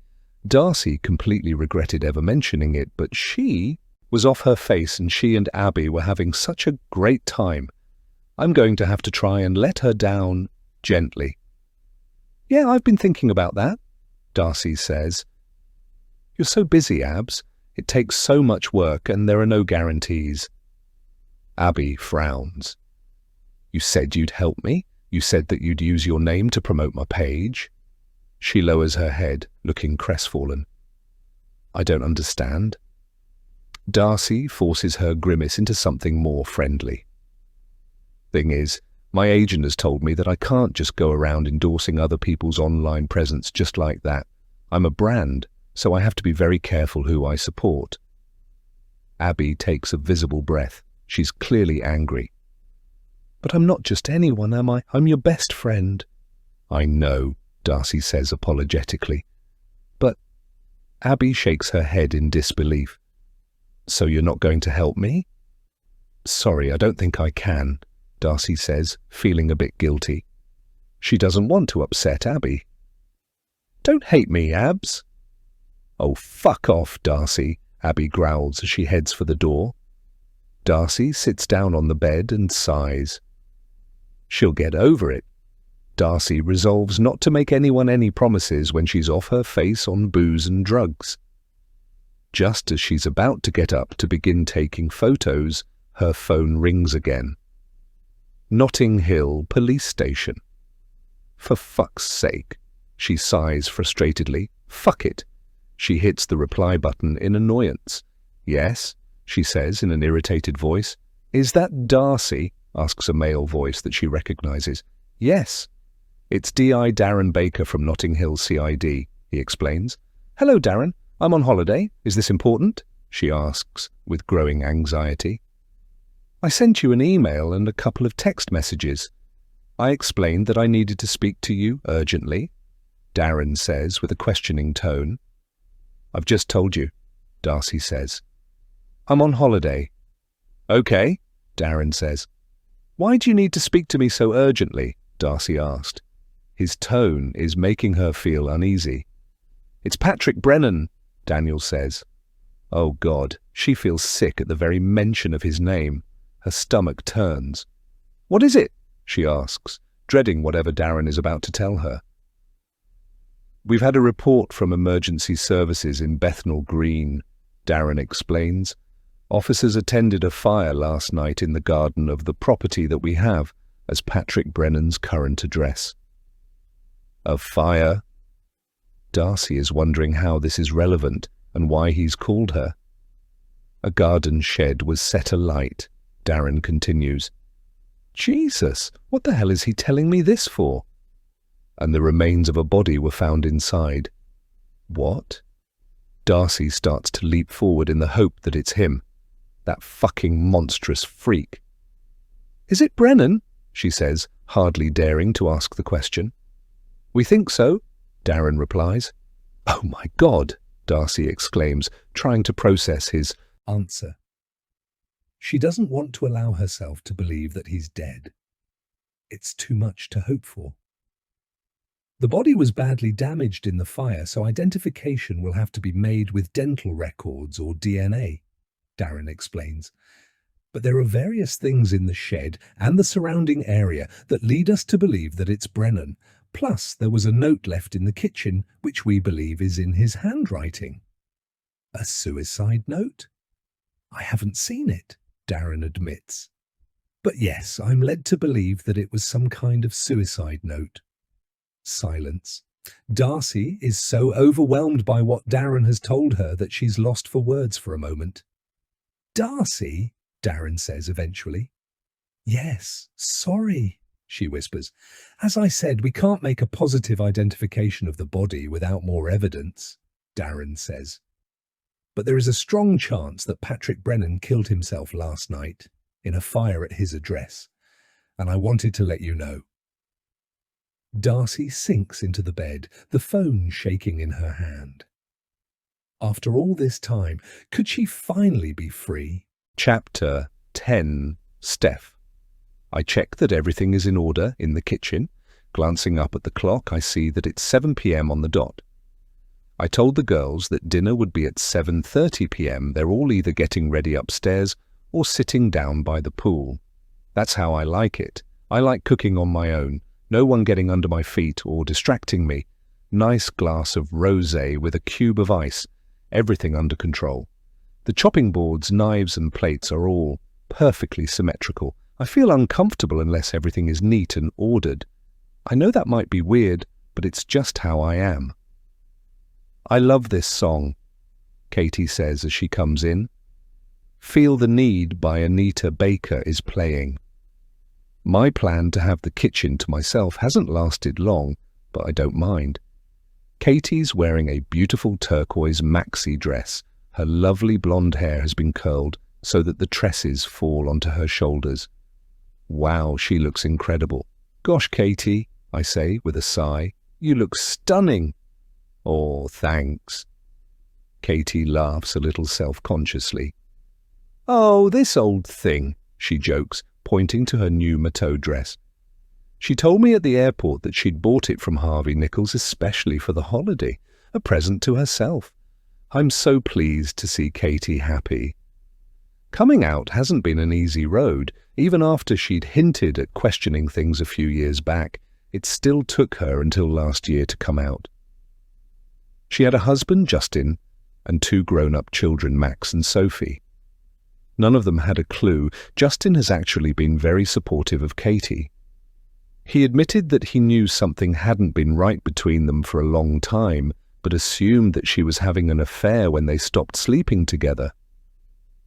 He said that it was a relief that Katie had been struggling with her sexuality rather than cheating on him. "I'm serious," I say to Katie, and then raise my eyebrow. "If I was gay, I'd definitely go for you." Katie gives a booming laugh. "Sure you can't be tempted?" "Nope," I giggle. "I am strictly dickily." "Well, you wouldn't be the first straight woman I've turned," she says with a tone of mock bravado. "I reckon most of you are curious at least." I shake my head, but it makes me think for a second. "What is that amazing smell?" Katie asks as she breezes around the kitchen. "Garlic, onions, rosemary, lemon, chicken," I say. As I go over to the steel pan that's just browning off and crisping the chicken thighs, Katie follows me over. Wow, they look amazing. How did you do them? I just slow roasted them in the oven. Now I'm browning them off with butter and a dash of local olive oil to stop the butter from burning, and a glass of white wine. Katie shakes her head. You're such an incredible chef, Steph. You should open your own restaurant. We've been telling you that for years. I shrug with slight embarrassment, but her words are music to my ears. I take such pride in my cooking. I've got my Granny Dot to thank for that, I explain. When I was growing up, I used to spend most weekends staying at hers. We'd cook together, she'd play me all her favourite Elvis or Dean Martin songs, and we'd sing along. It was bliss. We were so close. I used to fantasize that I lived with her all the time, and not at home. Katie looks at me thoughtfully. You didn't really get on with your parents, did you? No, not really, I admit, sadly. Do you see them or speak to them much? Katie asks. Phone call every month or two. I pop in for a few hours at Christmas, that's it. I feel a twinge of loss at the reality of my relationship with my parents. Katie can see that I look a little upset. What are we having then? She asks, changing the subject. Chicken Provençal and a green salad with local goat's cheese, sliced grapes and walnuts. Not too much dressing, I say, still feeling saddened by our previous conversation. And I've got some crusty baguettes that I'm warming up in the oven. Very rustic. Sounds perfect, Katie says, looking impressed. Parfait. I laugh, thinking how lucky I am to have friends like these. As the saying goes, friends are God's apology for families. When I saw the chicken thighs earlier, I thought you were cooking coq au vin, Katie explains. No cock tonight, Katie, I giggled childishly. No cock ever, Katie chortles. What are you two witches cackling about? Calls a loud voice. Darcy waltzes in. She's wearing a lovely white summer dress. I think it looks like Zara. Wow, Darcy, you look amazing, Katie says, going over to her and touches her forearm. Katie was just telling me that she's managed to turn a couple of straight women, I joke. Darcy snorts. Not me. I tried it once a long time ago and it's not for me. Katie frowns. What? You never told me that. I never told any of you lot. Darcy laughs. Usual story. Too much booze, too much coke, all a bit of blur. Around 2002, I think. Bloody hell, Darcy, I groan. It's not a big deal, Darcy says with a shrug. I notice that Katie is bristling and annoyed. She goes over to the table where I've laid out some glasses. Taking one, she goes to the fridge, pours a glass of rosé and heads for the doors outside. Think I'll go to the pool and see where the others are, she says quietly. Something is definitely up with her. Are you okay, Katie? I ask, trying to catch her eye. Yeah, I'm fine, she replies with a forced laugh and disappears. What the hell was that all about? Darcy asks dismissively. No idea, I admit. I was rather hoping you might tell me. Maybe it was me making gay jokes and taking it too far. Darcy shakes her head. No, it wasn't that. I have a thought, and as I've had 3 glasses of wine this afternoon, I say it out loud without enough thought. That time in 2002, I say to Darcy, it wasn't with Katie, was it? Darcy's eyes widen and she lets out a huge laugh. Katie? God, no! Sorry, stupid question. Ignore me, I bumble, wishing I'd never said anything now. Ruby enters, wearing white linen trousers and a pink shirt. Have you calmed down yet? She says to Darcy. No, well, not with you. Darcy snorts. Then she goes over to Ruby and hugs her. Of course I have. I'm sorry I can be such a cow sometimes. I'm sorry too, Ruby says gently. They hold each other for a few seconds, which melts my heart. Chapter 11. Ruby. Ruby uses her fork to cut Steph's birthday cake but pushes the plate to one side and blows out her cheeks. Okay, I've officially eaten so much I can hardly move. So far, the evening has gone without a hitch. They drank champagne as the sun set and watched as it cast a deep, tangerine haze across the horizon. It had been stunning. There were more obligatory Ibiza chilled sounds. All I Need by Air. They had all reminisced about how they'd met, and their wild times in the late 90s and early noughties, drunken escapades and boys, the air filled with raucous laughter. As the daylight faded, a couple of lights from farmhouses in the distance came on like small smudges on the horizon.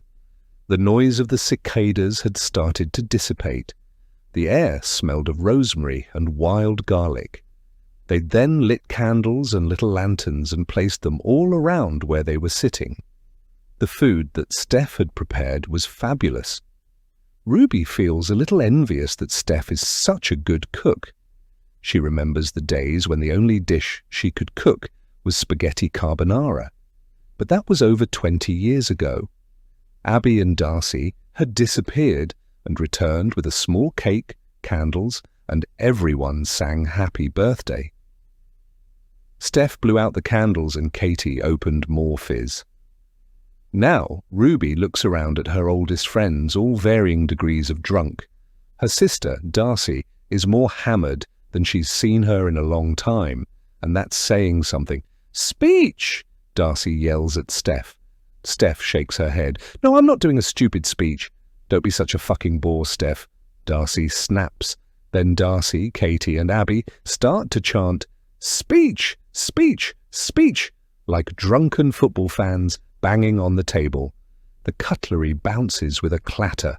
Steph smiles and gives a shrug. "Okay, okay," she says as she stands up and looks at them all. In her drunkenness, Ruby can't help but be overwhelmed by love for her old friends. They've all been through so much. She glances at Abby and her heart aches, remembering how they'd all shown up day after day when Abby's brother died. No one knew what to say, but they were there, always there. And that's how it had been through all of it, Katie crying on her kitchen floor during the divorce. Hell, they'd sat in too many hospital waiting rooms together, holding hands through the health scares. Ruby looks around at their familiar faces and thinks, we're still here, still standing, still together. "Thank you all for coming," Steph says, holding her glass of champagne. "It really does mean so much to have you all here. You guys are like my family. You are my family, actually. I've known you all for over 30 years. Can you believe that? And you've shaped the person that I am today." She looks a little overwhelmed. "I think I've drunk too much," she giggles as she wipes a tear from her eye. "Oh," Katie says. "Anyway," Steffi sighs, "I love you all so very much, even if you are a bunch of weirdos. Cheers!" Everyone says cheers, and they clink the lovely crystal champagne flutes. "Presents!" Ruby shouts as she gets up and goes over to a series of gift bags that are lined up by the wall. Steph looks embarrassed again as Ruby hands them to her. "Open mine first! Open mine first!" Ruby insists, getting excited. She can't wait to see Steph's face when she opens the envelope that she's popped into the gift bag and covered in pink tissue paper. Steph delves into the bag. Ruby grins with anticipation as Steph pulls out the envelope. Steph looks at what's inside. Her jaw drops. It's exactly the reaction that Ruby wanted. "Ruby," Steph gasps in protest. "What is it?" Katie asks. Abby leans forward over the table and gestures. "What does it say, Steph?" Steph looks at Ruby and shakes her head in disbelief. "It's 2 return business class tickets to New York and 3 nights at the Four Seasons Hotel." "Wow!" Abby gasps. "That's incredible." Ruby clocks that Darcy isn't saying anything, just glaring at her. "Oh, great. Here we go," Katie laughs. "Yeah, thanks, Ruby, for making us all look bad." Steph reaches over and touches Ruby's hand. "I don't know what to say." She looks overwhelmed. "Don't bloody cry again," Darcy groans. Please, Darcy, don't cause a scene. Yeah, you're setting me off. Abby sighs as she dabs a tear away with a napkin. Darcy looks directly at Ruby and gives a slow, deliberate hand clap. There's an awkward silence. Way to go, sis, Darcy sneers. Upstage, everyone, and make yourself the centre of attention. Darcy, Abby says in a cautionary tone. I knew this was coming. That's not what I was doing, Ruby protests. And it's very unfair of you to do this. You're making everyone feel uncomfortable, Darcy. Really? Darcy reaches over, takes a bottle of red wine, and pours herself yet another large glass. Can we not do this tonight? Katie groans. It's Steph's birthday, for God's sake. Darcy looks at them all. I'm just saying what you're all thinking. Well, not you, Steph, but sometimes I just get so tired of all this bullshit. What bullshit? Ruby growls. She's not going to let her sister ruin the evening. Steph going on about how much she loves us all. Everyone's so bloody happy to be here. Everyone is finger-popping each other's immaculately bleached arseholes, Darcy says, her voice now slurring. It's bullshit. Utter bollocks. She turns to look at Ruby. You don't even want to be here, for fuck's sake, Ruby. Then she looks at Abby. You need to stop crawling up my arsehole and get a life. She glances at Katie. You need to stop feeling sorry for yourself because now you're gay. And then she finally turns to Steph. And Steph, darling.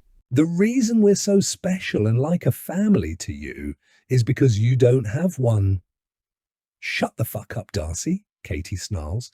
For your information, I do want to be here, but I was afraid that this was how the weekend was going to go. Ruby can feel her blood boiling. Yet again, you've drunk too much. You're angry and bitter. You're alienating all of us, and I've no idea why. You think I have the perfect life, do you? Darcy asks, and then swigs her wine. I think your capacity for self-pity and an inability for any perspective are astonishing, Ruby says in a withering tone. But given that you pimp yourself and your family out and have done for years, it's not all that surprising that you have no grasp on reality. Katie smiles at this. What the fuck are you smiling at? Darcy demands.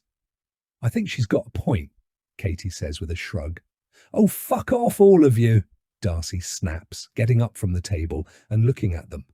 Her eyes are wild. Her breathing is heavy as if she's about to hyperventilate. Steph leans forward. Are you okay, Darce? No, not really. She laughs in a fake, unhinged way. I had a phone call from Notting Hill police station this afternoon. Apparently Patrick Brennan has killed himself. Silence. Why didn't you tell us? Steph asks. Darcy puts her hands up dramatically. I just don't want to talk about it. It's Steph's night. We can talk about it tomorrow.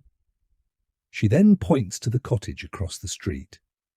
Right, I'm going over to invite Sean over here for a drink and to get this party started. Anyone got a problem with that? Darcy turns and then waltzes away. Chapter 12. Steph. Now I rush forward and crouch down. Can you hear me? It's Steph, I say urgently. Nothing. Grabbing her hand, I can feel it's warm. I put my 2 fingers on her wrist to check for a pulse, even though I've done the first aider's course at work. I don't really know what I'm doing. I can't feel anything under my fingers, but I'm not medically trained. I look up at Tom and Sean in hope. She's warm. She's definitely still alive. I know she is. My instinct is telling me that she's unconscious. I reach up and take off her baseball cap. I'm going to perform CPR. I pinch her nose, trying desperately to recall how long to breathe and how many pumps of the chest. My worsening anxiety is preventing me from thinking clearly. How can this be happening? My thoughts are just jumping around and I'm unable to focus. Come on, Steph, let's do this. I push against her mouth, feeling her teeth under my fingers so that her mouth opens. I pull her chin gently up so that her windpipe is straight. I put the flat of my hand against her forehead. It's still damp from sweat. I lower my head so that my left ear is just above her mouth. Please be breathing. Please be breathing. Nothing. I hear the first aid trainer's voice in my head. One rescue breath every 5 to 6 seconds. I move back, look at her face and pinch her nostrils tight to form a seal. My heart is thumping so hard against my chest that I think it's going to explode. The voice in my head is telling me to keep calm, but I'm terrified. "Hello, hello," says a loud voice in a French accent. I glance up. A young man in his late 20s in yellow and blue cycling clothes is rushing over from where he's dropped his racing bike to the ground. "This is your friend?" the man asks me as he looks down at me with a concerned frown. "Why are you interrupting me to ask that?" I think angrily. "Yes," I reply. I'm still holding her nose closed. I try to ignore him. "Let me," he says as he gestures. "I am a doctor." "Okay," I say, gratefully, as the young doctor moves in quickly. He uses 2 fingers to feel for a pulse on her neck, just below her ear. Then he places his ear to her chest. "This is not good," he seems to mutter to himself. Then I watch in horror as he starts to breathe slowly into her mouth twice before pumping her chest rhythmically. I try to reassure myself that if he's a doctor, she's now in good hands. "Allez, allez," the young doctor says in frustration as he moves swiftly up to her mouth again, takes her nose, and breathes again. Then he pumps at her chest. The young doctor seems agitated as he listens to her chest, and then mouth again. He breathes into her mouth. I can tell from his expression that he's concerned. The CPR isn't working. Oh my God, she's not going to make it, I think to myself. My whole body is trembling. Tom scratches his head nervously and then catches my eye. Sean puts his hand to his mouth, shakes his head, and takes a few steps away. "Come on," I whisper, as I crouch down and stroke her hair. I can feel that her scalp is still warm under her hair. How can she be gone? The young doctor pumps at her chest again. He looks at me stony-faced. I heave a desperate sigh. "Come on, please," I plead. I keep stroking her hair as if this will help revive her. Then my hand comes to my mouth as I blink and my eyes fill with tears. The young doctor sits back down and looks at her for a moment. His eyes move up to meet mine. "I am sorry, there is nothing more I can do." "No, no." I can barely choke out the words. My body trembles. The pain is unbearable. Tom comes over, squats down on his haunches and puts a comforting hand on my arm. "I'm so sorry," he whispers gently. "You need to keep trying," I implore the young doctor. "I'm very sorry, but she is gone," he says very gently. I'm having an out-of-body experience, like I'm sitting in the middle of some terrible dream. This just can't be happening. Then I notice that the young doctor is leaning over her, inspecting her neck and touching her skin. What the hell is he doing? It feels wrong for him to be touching her now. "What are you doing?" I snap angrily. He points to her neck. "Do you know what these are?" he asks. A series of dark purple circular marks around her throat that are no bigger than 10-pence pieces. Sean comes over and stands by her feet. He peers at what we're all looking at. "I know what those are," Sean admits with a dark, heavy look on his face. "Yes." The young doctor nods. "I think it is from someone's fingers." He mimes something with his hands that sends a terrible shiver down my spine. I go cold. The dark bruises are the marks of someone's fingertips. He's miming someone choking or strangling with his hands. "No!" I gasp. "This is just too much. Why is he saying that? That's not true." "She fell." "He's right," Sean says, softly as he gazes over at me. I'm suddenly disassociating from everything around me. My world is fuzzy and in soft focus. It's as if my brain is trying to protect me from what they're both telling me. I'm going to be sick. "I'm really sorry, Steph," Sean says.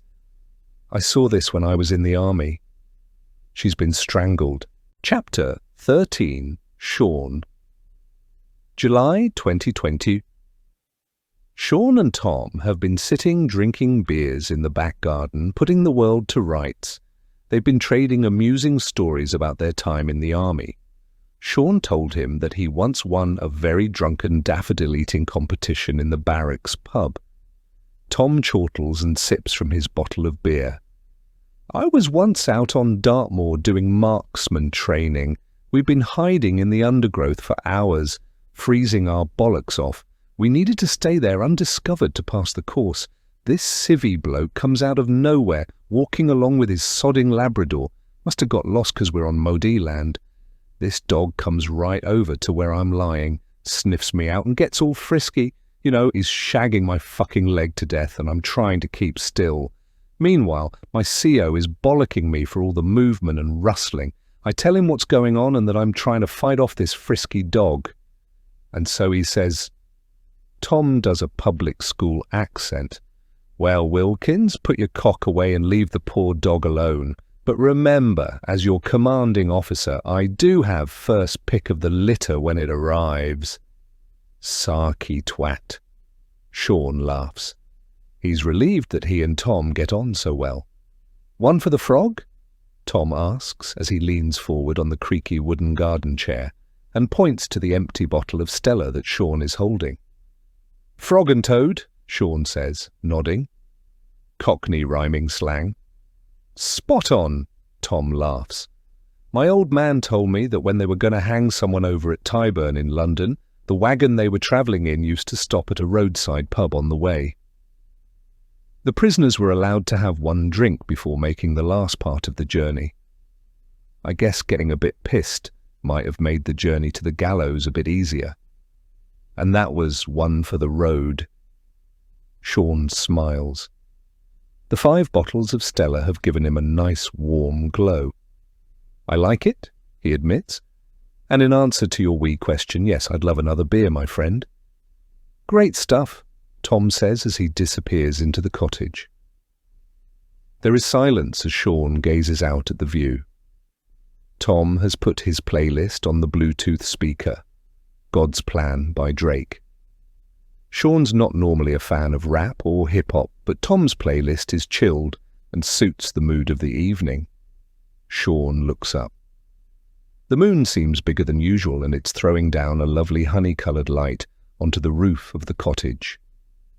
Over to their left, which is west, there are shadowy hills and vineyards.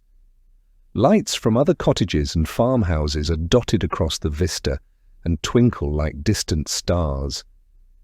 The air smells of lavender and honeysuckle, and there is the soft, rhythmic tone of the cicadas. Sean likes Tom. He seems like a decent fellow with a good sense of humour. Tom has admitted that he's not a real Cockney. He's from a place called Hemel Hempstead, near Watford, which is north of London. Tom wanders out and hands Sean a cold beer. Here you go, mate. Get that down you, Gregory. Nope. Sean grins and shakes his head. No idea what you just said there. Gregory Peckneck, get that beer down your neck, Tom explains as he sits down on the chair. Sean snorts. Oh, I like that. Then he gestures to where they're sitting in the garden. So, what do you think of this place? Not too shabby, is it? No. Christ, this certainly beats working as a panel beater in the local garage. That was my last job, Tom says as he looks around the garden. Then he gives Sean a knowing smirk, although the job did have its perks. Oh yeah, what was that then? Sean asks. He's intrigued. Sally, the woman that owned the garage, was a right filthy sort, Tom says, chortling. She liked it when I sat and watched, while her and her husband Terry used to go at it. Sean frowns. That sounds very weird to me. You'd sit and watch them shagging? Sean asks carefully. Yeah. Tom snorts with a booming laugh. Then he mimes masturbation. Meanwhile, I'm knocking one out in the corner. Hilarious. Yeah, that doesn't sound hilarious. Just creepy, fella. Had a bit of falling out, though. Tom admits. I roughed Sally up one night. I thought that's what she wanted. Terry wasn't best pleased, so I had to leave the job. Tom grins, teeth flashing, waiting for Sean to share the joke. The silence stretches. Sean's throat goes dry. Maybe he needs to keep his eye on him going forward. You said on the email that you've got a spare road bike? Tom asks nonchalantly. Yeah, that's right. Sean nods, welcoming the change of subject, though his neck prickles with unease. You a cyclist? Bit when I was younger, Tom replies. More mountain bike trails than that, but Mont Ventoux is legendary. Aye, it certainly is. Yeah, I've seen it when I was watching the Tour de France on the telly. Half the reason I took this job. Well, if you fancy a ride out tomorrow morning, we can take one of the Tour de France routes up. Tour de France route? Fuck me, Tom chortles. That don't sound easy. Actually, it's not too bad, Sean reassures him. We'll do about 20 kilometers and then come back. Sounds good to me, Tom says as he leans over and clinks Sean's bottle of beer with his. 20k ain't that far. Tom gestures with his hand held at an angle. It is when the fecking gradient is like that. Hello? Calls a woman's voice. Her accent is very posh. Anyone there? Hello? Sean recognizes the voice. It's the stuck-up woman from across the way. Darcy, wasn't it? Like that ballet dancer woman? Tom gives Sean an amused look and raises his eyebrow. Sean gets up from where he's sitting and sees Darcy tottering down the side of the cottage, glass of red wine in hand. Ah, there you are, Darcy says in a slurred voice. Hiding out the back, were you? Bloody hell, she's hammered. Everything okay? Sean asks with a frown. Darcy peers at Tom, who is now standing. Oh, hello. I don't know you, do I? This is Tom, Sean explains. He's just arrived. He's here for a few weeks to help me with the renovation. Tom nods a hello. Well, hello, Tom, Darcy says with a drunken grin, and then gestures back towards the farmhouse. We're having a bit of a party over there, and I wondered if you boys fancied joining us for a bit. Sean gives Tom an amused smile and then shrugs. Yeah, sounds grand. Tom nods with a wry expression. Why not, eh? They follow Darcy back down the side of the cottage. You'll have to excuse us. We're all a bit past it and drunk, Darcy says. But we still know how to have fun. Tom gives Sean a knowing smirk. As they step out onto the road, the moon shines full and the farmhouse is lit up. It's a clear night except for a ribbon of cloud behind which the stars have disappeared, as if a shroud has been pulled over them. Darcy's silk dress catches the moonlight as Sean's gaze lingers on her figure. Well, Darcy, you certainly don't look past it from where I'm standing, he says in his well-rehearsed, flirty voice. Oh, Darcy giggles. My mother always warned me about handsome Irishmen with the gift of the blarney. Sean smiles to himself. Darcy seems very different to the uptight, snotty woman he met this afternoon. The drink seems to have loosened her up a lot. And she's definitely attractive. If she wants to flirt with him, that's fine. And, in fact, if she wants to take it further than that, why not? Sean has no ties, so casual sex with a MILF would round off the night quite nicely. Thank you very much. Darcy looks back with an inviting smirk. I'm going to have to keep my eye on you, aren't I, Shawnee? Tom shakes his head, lets out a little laugh, and then swigs from his beer as they walk. As they cut through the farmhouse garden, the sound of 90s dance music fills the air. Show Me Love by Robin S. The other four women are sitting around the table, drinking, vaping, talking loudly, and laughing. There are candles and lanterns dotted around the low walls and patio. I found Shawnee, Darcy announces, and everyone, this is Tom. There are lots of hellos and little waves. Come and sit down, boys, Darcy says, pointing at 2 empty chairs. Sean watches Tom as he grins and takes a seat. His first impressions of him have changed. There is something not quite right about him. It's gone midnight and the booze has been flowing. Sean has switched to red wine and his head is definitely nicely fuzzy. Darcy has continued to catch his eye, giving him flirty little smiles or coming over and whispering something witty into his ear. Her lips have brushed against his ear. He's enjoying the attention. The women are now all drunk and their laughter raucous. Club Tropicana by Wham starts to play and Abby, Katie and Darcy get up to dance on the patio, singing at the top of their voices. "I love Wham!" Abby shouts as she twirls around. Sean finishes his glass of wine and pours himself another. Over on a small stone wall near the pool, Steph and Tom are deep in conversation. They're sitting very close, and whatever they are talking about, it seems intense. It looks like Steph is pouring her heart out to him. "Oi, oi," Sean thinks. What's going on over there? He has no idea if Steph is married, but she's definitely attractive for someone who has just turned 50. Less obvious than Darcy, but she has lovely eyes.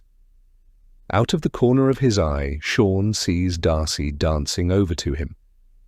She reaches out her hands, takes his and pulls him up. "Stop being boring and come and dance with us," she yells. Sean looks at Ruby, who rolls her eyes at him. Getting up, Sean starts to dance with Darcy as they move away from the table. Need You Tonight by INXS starts to play, and Darcy uses it as an excuse to dance provocatively in front of Sean. She backs up into him as her hips gyrate. He puts his arm gently around her waist. She pushes so that she is against him, grinding into his crotch. Something catches Sean's eye, a shadow over the box hedge on the far side of the pool. For a moment it looks like someone is standing behind the hedge, watching them. What the hell is that? He peers into the darkness again. The clouds move across the moon above, and the light in the garden fades, and so does the figure. It's gone. Must be a trick of the light or too much red wine, Sean concludes. Then Darcy turns, leans close and whispers into Sean's ear, "I've got a beautiful view of the night sky from the balcony in my room." She gives him a knowing look. Sean gives her a nod. She reaches out for his hand and pulls him towards the villa. Sean takes another look across the pool. There's definitely no one there. Chapter 14, Steph 1 August 2022. I roll over and wince at the daylight. My head is pounding, like someone is tightening a vice around my skull. Grade A hangover, then I'm piecing together the night before. The dinner, the drinks, the dancing, and Tom. It's a bit of a blur. Did we kiss? Did we sleep together? I can't remember. I look down and realize that I'm wearing Tom's shirt.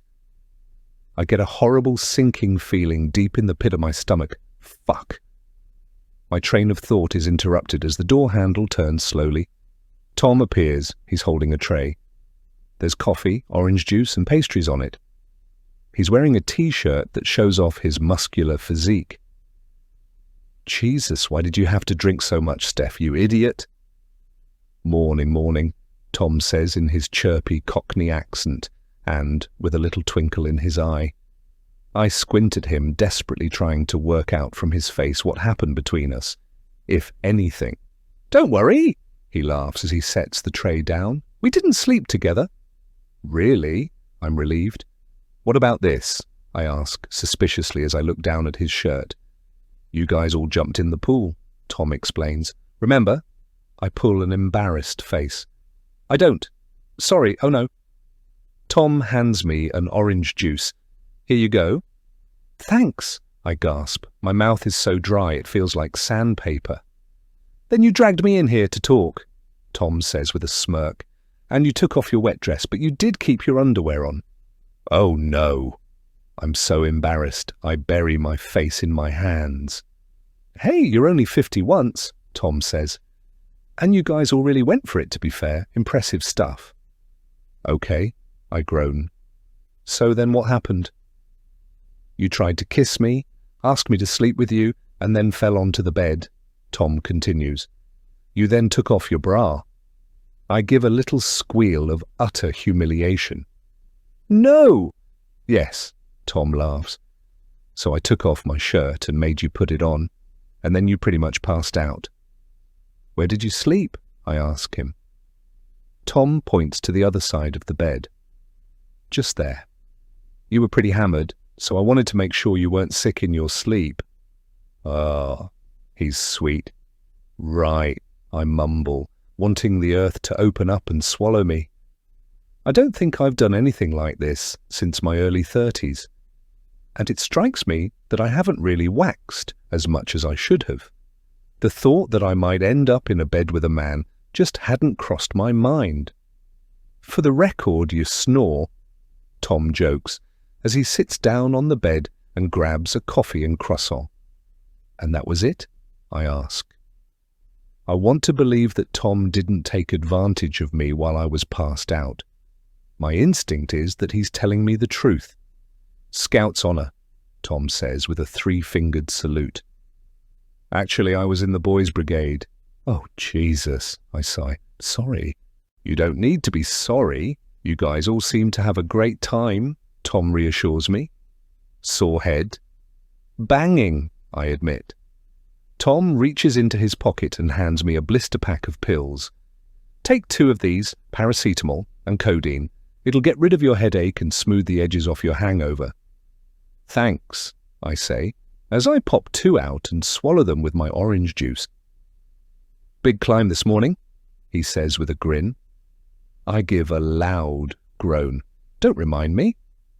Looking at his Apple Watch, he taps it. It's 7:30 a.m. Sean said you guys need to get going before 9 at the latest. I just want to stay in bed, I admit. What about Sean and Darcy? I haven't seen either of them yet. Tom shrugs and then pulls a face. But I'm not a fan of that Darcy. I know she's your mate and everything, but what a snooty bitch. She walks about like her shit don't stink, excuse my language. If she'd spoken to me like she spoke to you lot last night, I'd have given her a slap. I bristle. I don't slap my friends. Well, maybe you should, Tom snorts. That's such a weird thing to say, I think, feeling uncomfortable. Tom then leans over and gently pushes a strand of my hair from my face. Sorry, he says quietly. I shouldn't have said that. I apologize. He sounds like he means it. It's fine, I reassure him. I don't want there to be an awkward atmosphere in the room. Then Tom leans in, kisses me softly on the mouth, and his words are forgotten. Chapter 15. The morning light creeps under her eyelids and her stomach clenches. Sean still breathing deeply beside her, and just the sound of him makes her skin crawl. Get out! Get out! Get out! Her head pounds with the familiar morning after chorus. She'd been magnificent last night, though, hadn't she? The way his eyes had followed her across the patio, how his breath had caught when she'd leaned in close. That moment when she'd known she had him hooked. Better than any line of coke, that feeling. After that, she's not particularly interested in the actual sex. Not really. But now, her therapist's voice echoes, "Let's explore why you need this validation, Darcy. Your fear of true intimacy, stupid cow." She'd fired her the next day. What's wrong with wanting to be wanted? The feeling is addictive, but it's not like she's shooting up in some crack den. She's just playing the game, always winning, never letting anyone else set the rules. The sheet rustles as Sean shifts in his sleep. She's repulsed by the idea of him. She needs him gone, now. "Morning," Sean says with a croaky voice as he rolls over onto his back. Oh God, Darcy doesn't respond. She just needs him out of there as quickly as possible. His very presence is making her feel anxious. She hopes that he doesn't try to take her in his arms or give her a cuddle. Keeping her back to him, she sits up on the edge of the bed. Then she reaches for a white cotton bath towel, wraps it around herself, and stands. It's so strange that last night, while she was drunk and in the shadows of the bedroom, she was more than happy to be naked with him. Now she can't bear for him to see her naked in the daylight. He feels like a stranger to her. Please just go away. You okay? Sean asks as he sits up in the bed. She hasn't even turned to look at him yet. Fine, she says dismissively. She can't bear to see him. She just wants to click her fingers and for him to disappear, go away. It wasn't that bad, was it? Sean says in a jokey tone. An awkward silence. Eventually she turns her head and meets his confused frown with a detached expression. She wants there to be no misunderstanding about how she feels this morning. I'm tired and hungover, but I'm fine. You don't seem fine, he says as he pushes his fingers through his black, unkempt hair. He now has dark stubble on his chin and jawline. I thought we had a good time last night. I know I did. Oh, great. We're going to have some sort of discussion about this. Why can't he just put his clothes on and leave? Darcy shrugs. I just need to have a shower. Great, Sean says with a cheeky grin that makes her heart sink. Mind if I join you? Yuck, I can't think of anything worse. No, I don't want you to join me. She gives a withering sigh. I just need you to get dressed and leave, okay? Sean narrows his eyes. Wow, that's pretty cold. We just had sex, Sean, that's all. We don't have to make a big thing of it, do we? She says in a condescending tone. Yeah, and you seem to really enjoy it, Sean says in bewilderment. And then he gestures to the room as he becomes annoyed. And can I just remind you that it was you who gyrated your ass into my crotch and then dragged me up here? So I don't know why you're acting like such a cold bitch. Darcy fixes him with a cool stare. What do you want me to do? Roll into your arms this morning, tell you that you were the best shag I've ever had, and ask if we can have some beautiful holiday fling this weekend? You weren't that good, believe me.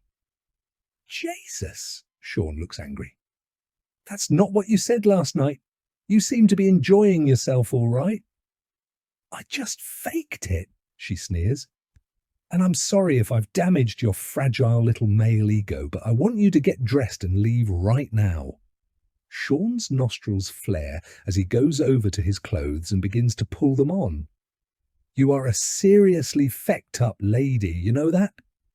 He taps his forefinger to his temple. He's clearly furious. Now dressed, Sean goes to the door but glances back at her angrily. I think it's probably best that we don't speak the rest of this weekend. Darcy gives him a sarcastic smile. Although I will be crushed by that, I had no intention of giving you another thought. Sean goes out of the door and slams it behind him. Now that he's gone, Darcy is suddenly flooded by self-loathing and emptiness. She has to take a deep breath to steady herself. Oh God, why am I so fucked up? Heading for the ensuite, she tries to look at herself in the mirror, but she can't.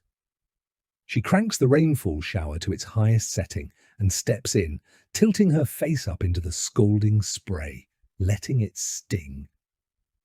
Then everything just feels too much. She slaps the palm of her hand against the tiles of the shower, over and over again, sobbing uncontrollably.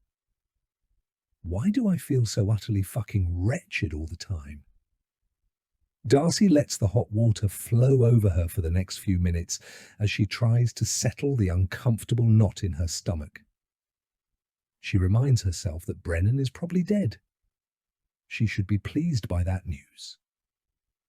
As she turns off the shower, she shakes her head in disbelief. She's completely forgotten what the world feels like without Patrick Brennan in it. A world where there isn't a continual nagging threat of danger. She has wished and prayed for this day for so long, but she had convinced herself that it would never come. Drying herself, Darcy lets her dark imagination play out Brennan's final moments, the terrible pain of burning to death, the agony he must have felt. Good, no less than he deserves. Darcy laces up her designer trainers. She's clean now, she's managed to wash the smell of that man and last. Night off her. She stands and looks at herself in the mirror. The terrible emptiness and self-loathing have subsided. The mask of Darcy, the uber-successful influencer, is back on. Phew. Time for a photo and a post.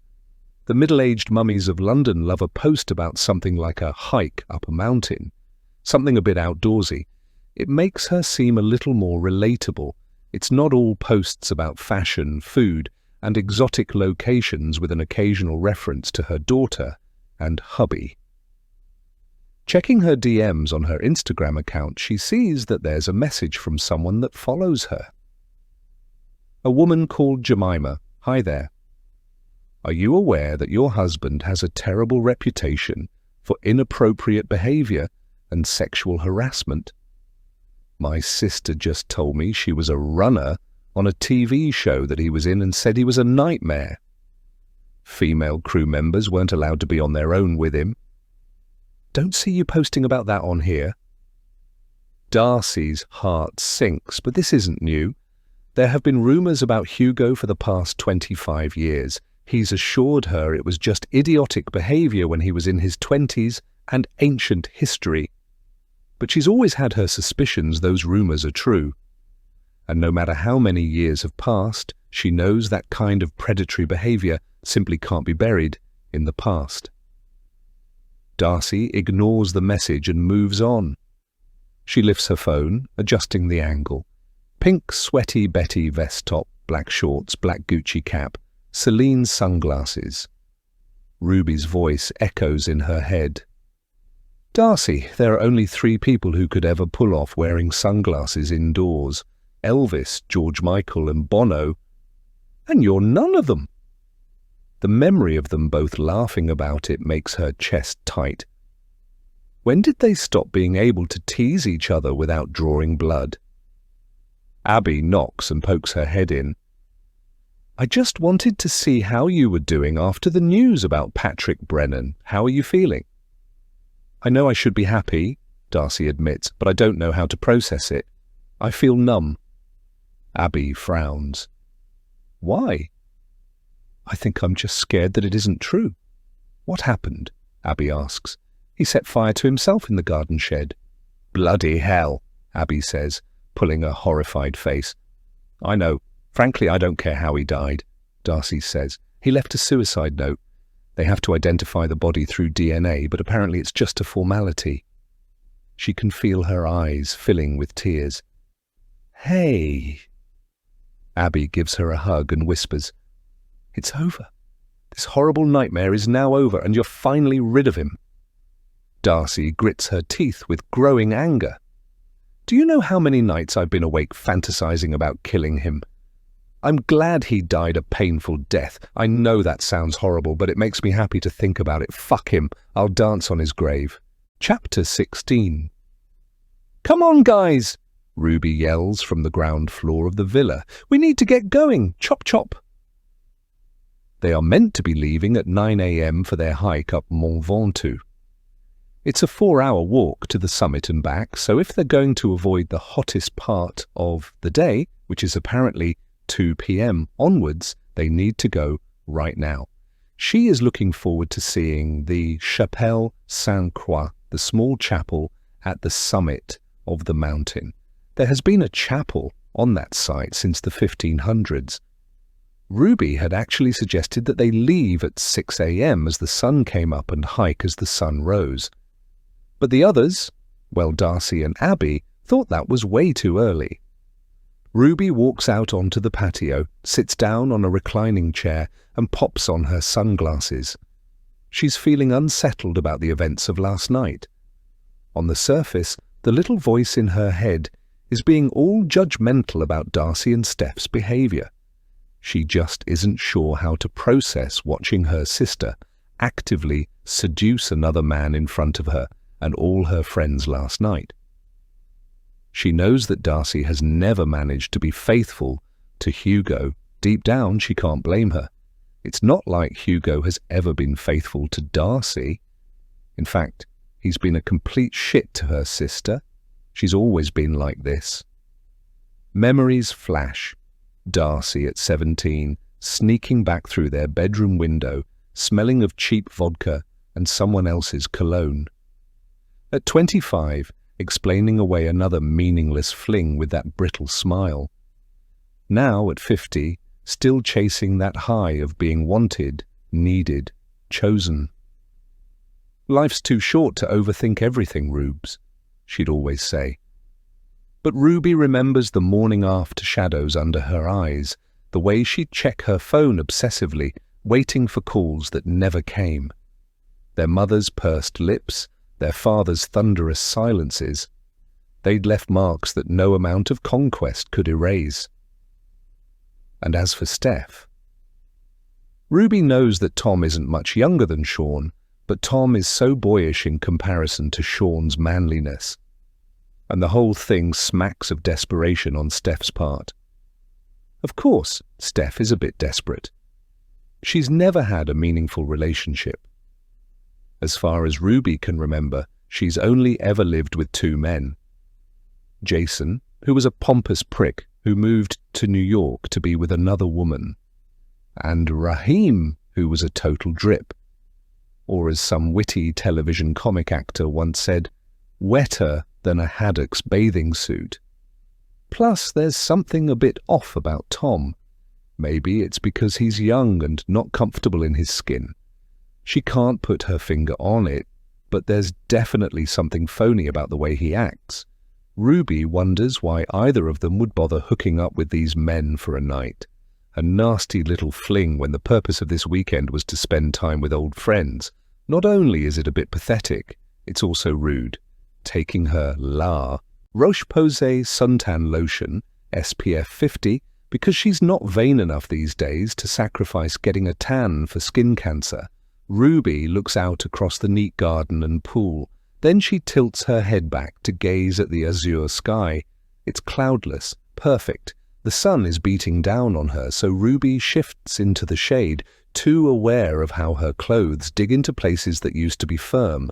25 years ago, she would have been stretched out in a bikini, soaking up every ounce of sun to get a golden tan. A smattering of freckles on her face and arms. Suddenly she's back there with Ashley, her boyfriend at the time, the late 90s, a talented production designer for television dramas and commercials. Ashley was mixed race and lived in Stockwell, which Ruby thought made both him, and therefore her by proxy, cool and edgy. It makes her cringe to think of that now. And in those summers, they would lie in bed, and Ashley would trace his forefinger over her freckles, telling her they were cute, like a constellation of stars. They'd hang out in the Notting Hill Arts Club, or go to sweaty club nights in South London. She kept Ashley a secret from her parents. They just wouldn't have approved. They didn't spend all that money on her private education for her to shack up with a mixed-race guy with short dreadlocks who smoked marijuana. But that inability to truly rebel against her parents' aspirations for her meant that she and Ashley would never work. So Ruby actively allowed their relationship to fizzle out. It was soon after that that Ruby met her husband, Nigel. He was the perfect fit. She remembered her parents' faces when she first took him home to meet them. Relief and joy that she'd met a public school boy who had been to Oxford and was now a Crown Court barrister. Older than her, mature and well-connected. Ruby's father's expression when Nigel revealed at dinner that his grandfather had been a Conservative peer. Bingo, ticked every aspirational box for her parents. But Ruby still wonders what her life would have been like had she had the courage to follow her heart and stay with Ashley. Her life would have been completely different. When she looks back, it feels like a sliding doors moment. And it's tinged with regret. Ruby begins to rub the suntan lotion on her arms and legs. She takes a long, deep breath. Nostalgic thoughts have transported her away from the present for a few minutes. Deep down, her disapproval is a defense mechanism against the uncomfortable truth that she is jealous that her friend and sister spent the night having wild sex with 2 younger men. It's painful for her to accept that neither Sean nor Tom gave her a second glance. It is as if she was invisible, and that makes her want to cry. Ruby takes out her phone to check for work emails. There's a relief and comfort in the mundanity of going into work mode. It's a safe space. There would be some people who would scoff at her doing this. She's away for the weekend, leave it until next week, but she's a partner, and that means that the company effectively owns her ass. There are just a few boring emails from her PA reminding her to check a draft contract. Switching to social media, she immediately sees one of Darcy's posts from about 10 minutes ago. She ignores it, turns off her phone, and looks up at the morning sunshine again.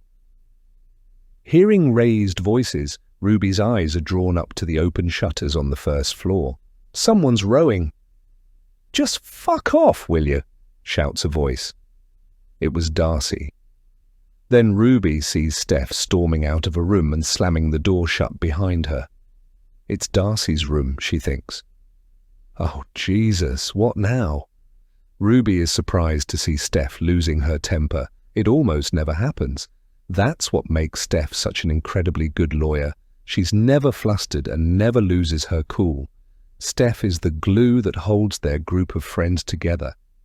And even though she despises the way that Darcy had talked to Steph the night before, Ruby knows that there's an element of truth to what she had said.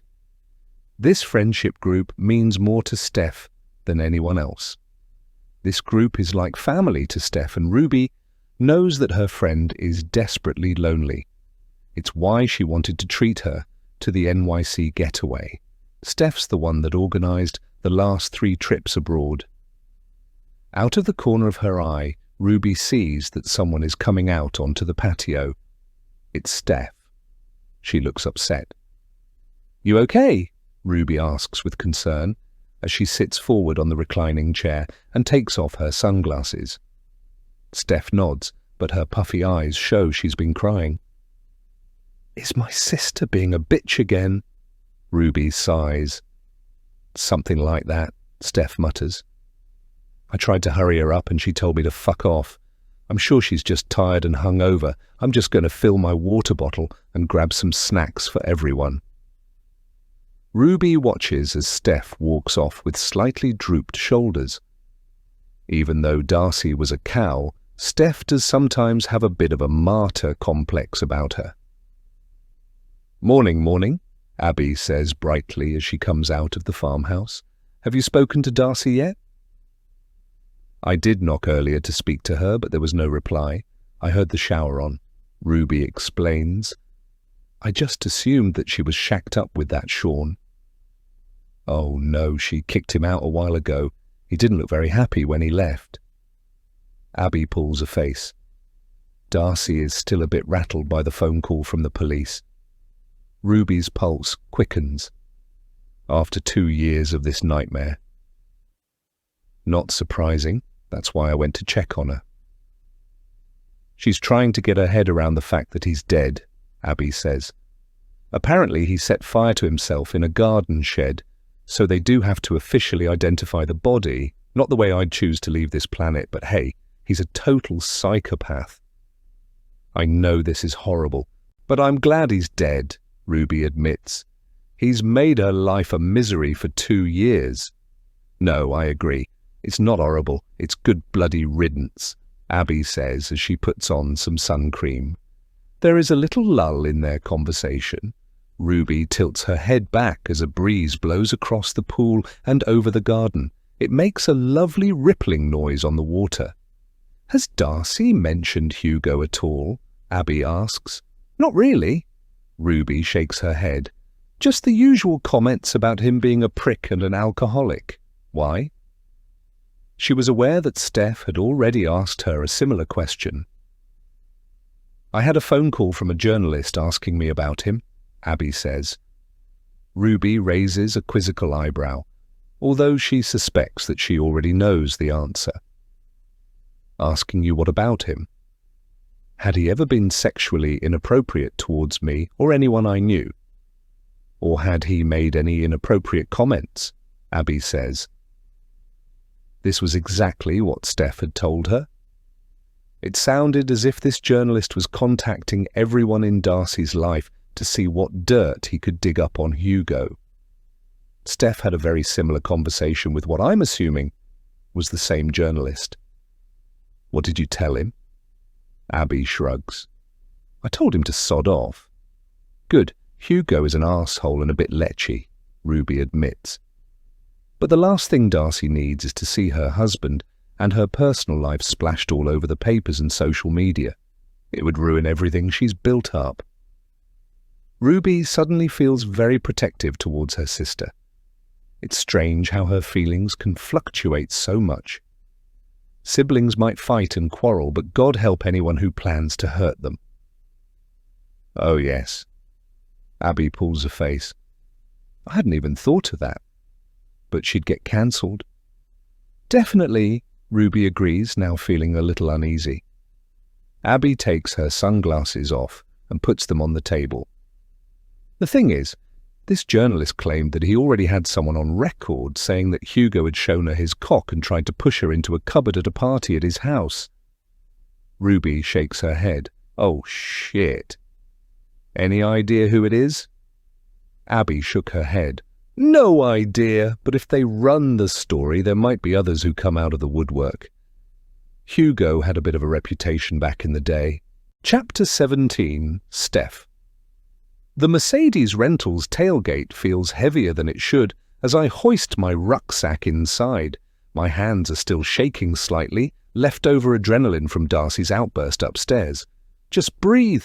Don't let her get to you. Through the front windscreen, I spot her weaving down the path, sunglasses already on despite the early hour. I busy myself adjusting the straps of my rucksack, making each side perfectly even. It's what I always do when things feel out of control. Straighten, organize, align. While Darcy... I flinch at the memory of her voice upstairs, that familiar sharp edge that always comes the morning after she's made another mistake she can't face. Then I see a small white Fiat 500 parked up outside the cottage.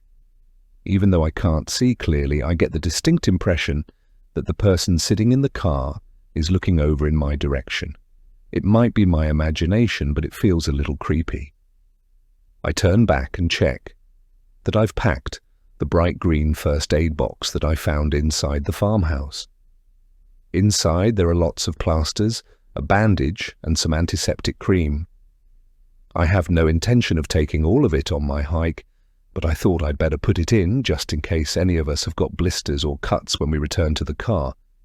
I smile as I realize that I'm yet again acting as the mother of our group. I don't even realize that I'm doing it half the time. "Hey!" shouts a voice. I glance over and see Tom and Sean wheeling their road bikes out onto the road from the cottage. Then I notice that the Fiat which was parked outside has now gone. I reassure myself that it was probably just a tourist who was lost, or something equally innocuous. Sean is dressed in tight yellow and blue cycling gear and wrap-around Oakley sunglasses. Tom is in less lycra, thank God. He's got a good body, but there is something unpleasant about any man in too much lycra. Maybe I'm just a bit old-fashioned, but I like to leave something to the imagination. Now I sound like my mother, I realize. Tom is wearing a navy bandana, sunglasses, tight grey t-shirt and shorts. He looks very cool and very fit. I can see his muscular arms, chest and slim waist. I get a flash of us in bed a few hours ago. Tom over me, his hands running through my hair as his body pressed into mine. Sean then glances down at the Apple Watch on his wrist. You guys need to get going. I know. I sigh, feeling a little flushed, even embarrassed, by the image I've just conjured in my mind. I've tried to hurry them up, but girls will be girls. Well, if you manage to lose Darcy up there, that wouldn't be a bad thing. Sean jokes sardonically. But I can tell that he's not joking at all. Oh dear, I pull a face. Do I take it that it wasn't all sunshine and roses this morning? I ask, but I know the answer. I've seen that puzzled, irritated look on Darcy's cast-offs many times before. Your friend is a piece of work, all right, Sean says in a tone that makes me feel a little uneasy. Whatever Darcy said to him, it has made him angry. How far are you guys going? I ask, keen to change the subject. I don't want to try and defend Darcy. In fact, I don't want to talk about Darcy at all, thank you very much. I get irritated that everywhere we go, she becomes the immediate topic of conversation. I might be being childish, but this is my birthday celebration weekend. It's about 20 clicks from here to the top if we take the classic Tour de France route, Sean replies. But it's a hell of a climb. Tom looks at me. Yeah, I'm not looking forward to it. I think my sweat is about 90% proof. I laugh, a little too much. Tom gives me a sexy wink that makes me blush a little. Wow, a holiday romance. I definitely didn't see that coming. Darcy comes out with her rucksack. Oh, great, she mutters under her breath when she sees Sean. Sean gives me a sarcastic smile. Well, good luck, and remember what I said about your lovely friend there. Tom laughs, but Sean's words are laced with menace. I'll see you later, Tom says to me quietly, unless I end up in an ambulance needing oxygen. I watch as they swing their legs over their bikes and cycle away. I admire Tom's thick calves as he stands up on his pedals as they go. And of course, his cute ass in those shorts. Close your mouth, Steph, Darcy jokes. I can see your tonsils. I ignore her. I hear that you and Sean didn't hit it off this morning, I say. Darcy's wearing her black baseball cap and big Celine sunglasses, so I can't really see much of her face. Oh, that? She snorts dismissively. He was just being a bit clingy. I think he was expecting a shag fest this weekend, so I put him straight. I don't think he liked it. You know what men are like, especially at that age. All ego. I look up and see Ruby, Abby and Katie coming out of the front door. Hey, let's go, Katie says with enthusiasm. Katie is wearing a very similar outfit to Darcy, pink top and black shorts. She spots Darcy and looks down at her clothes. Oh God, we're matching, Darcy. She laughs and shakes her head. Copycat, Darcy jokes and opens the passenger seat. Right, I call shotgun, otherwise I think I'm going to be sick. No complaints here, Katie says in a tone that sounds a bit caustic. Ruby comes over and waves the front door keys. I've locked up. Abby opens one of the back doors. You okay driving again, Steph? You know me. Bit of a control freak, I joke. I can't think of anything worse than sitting in the back with someone else driving. The others get into the back and pull on their seat belts. Oh God, I think I'm going to die, Darcy groans. Can I just stay here and lay by the pool? No, we all say loudly in unison. Abby frowns and leans forward to talk to Darcy. You need to tell everyone what you told me earlier, Darcy, she says quietly. About Brennan. Katie looks confused. Yes. I've been so worried about you. What happened? He set fire to himself in his garden shed, Darcy explains. And he left a suicide note, Abby adds. Wow, what a freak, says Ruby. I'm sorry to say it, but bloody good riddance, I say with a tinge of anger. He's ruined your life for the past 2 years, Darcy. I know. Darcy holds her hands up. But until they check the DNA, I don't want to let myself believe that he's dead. I hope he is, Ruby growls. I don't want to talk about it anymore, please. Darcy snaps. There is silence as I start the engine, snap on the air conditioning, and look at my phone. Then I tap the postcode I've got for the car park at Mont Ventoux into the car's sat-nav. "How far is it?" Katie asks as I slip the car into reverse and start to maneuver back out of the shaded car parking space. "It's about 20 clicks to where we're going to park for our hike," I explain with wry smile. "Clicks?" Ruby snorts. "We're not in a Vietnam movie, platoon leader." Everyone laughs. I turn the car around, pull out of the farmhouse drive, and turn right onto the main road. "Darcy looks like she's done 2 tours of Vietnam," Katie jokes, but it feels like there's some malice to her quip. I can't work out what's going on between them, but something is definitely up. I look in the rearview mirror. A stony silence falls in the car. We're all a bit hungover, so it's not surprising. After about 20 seconds, I see a white Fiat 500 coming towards us. It slows down to let us pass as the road is narrow. The driver is a man in his 40s with a shaved head and sunglasses. I give him a slight wave of thanks, but he doesn't reciprocate. In fact, it's as if he deliberately looks the other way as he drives past. I can't work out if it's the same car that I saw parked outside the cottage earlier. "That was rude," Abby says from the back. "What do you expect?" Ruby jokes. "We're in France." "Hey," Katie says with a grin, "why do French people hate remote controls?"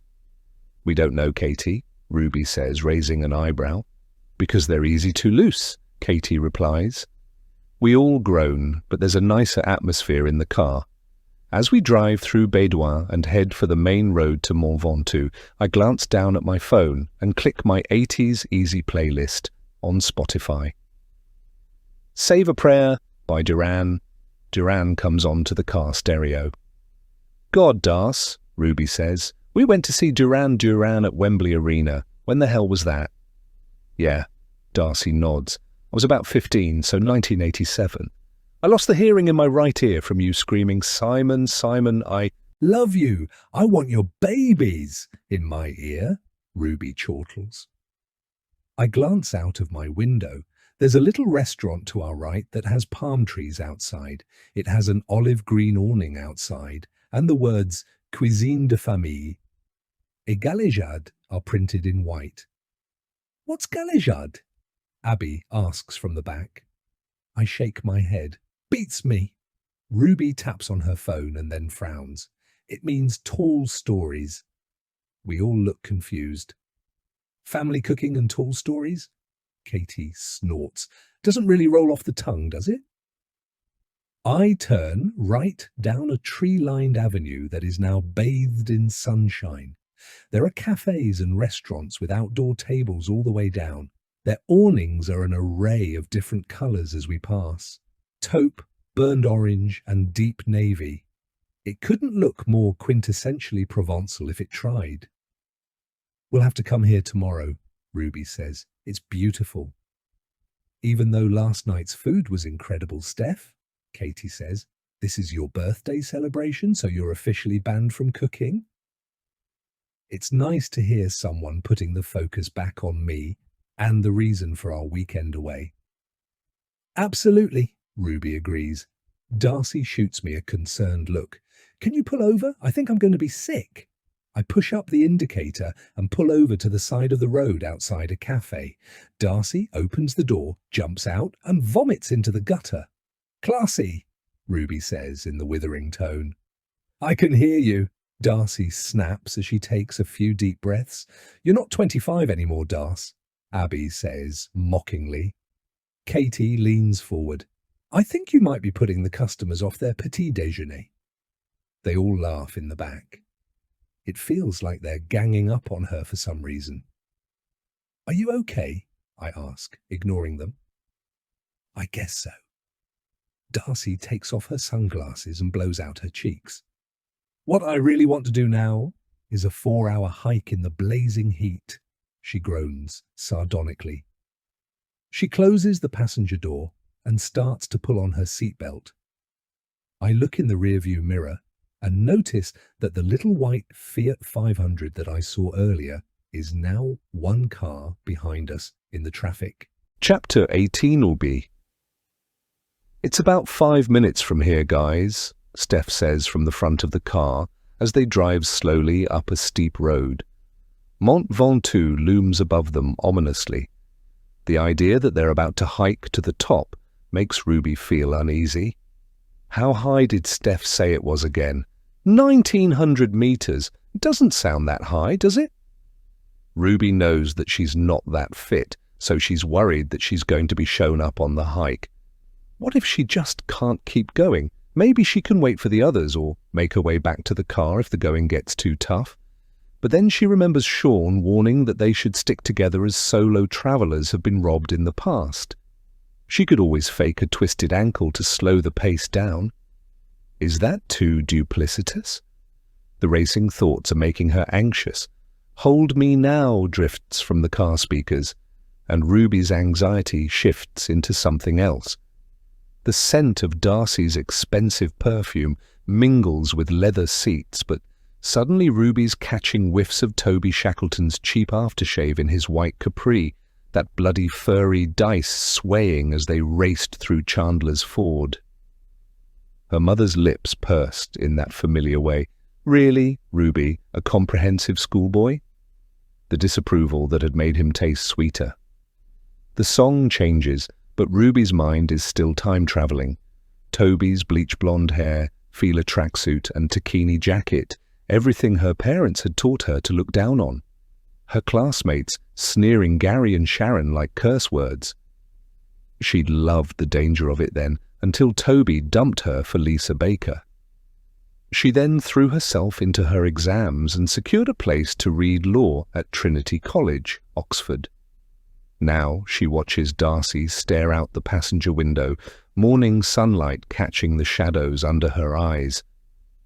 The same lost look she'd had at 15 after their father's lectures. Even angry as she is about yesterday's rule, Ruby's chest tightens at the sight. The news about Patrick Brennan has clearly thrown her. Watching her last night drink too much and then take a random young man to bed just made her feel uncomfortable, even protective. Darcy's behavior has always seemed like attention-seeking and a cry for help. Ruby has lost count of how many times Darcy has acted out, only to be racked with self-loathing and hopelessness the next morning. Why did she do that to herself? "Here we go, guys," Steph says brightly, as she pulls the rental car into a space on the far side of the car park at Sceaux-en-Provence, a tiny village that many use as the access point for visitors wanting to hike or cycle up Mont Ventoux. Ruby looks out. The car park is full of hardcore cyclists tightening parts of their bikes with spanners, chatting to others or looking at maps. There were also very serious-looking walkers with professional walking sticks and Berghaus clothing and hiking boots. "Right, everyone, time to tackle the beast Of Provence," Steph says. Ruby takes a little breath. Steph's words have made her anxious again, as she doubts her capacity to complete the walk. "I feel a bit ill-prepared, looking at all these guys. Are we going to be all right doing this walk?" She's wearing expensive, waterproof grey hiking shoes with a pink trim, but she feels faintly ridiculous as she gets out of the car. "Don't be a pussy, Ruby," Darcy hisses from the front as she gets out. "I'm hungover and I'm okay to do it." All Ruby's concern for her sister goes out of the window. It's always one-way traffic with her.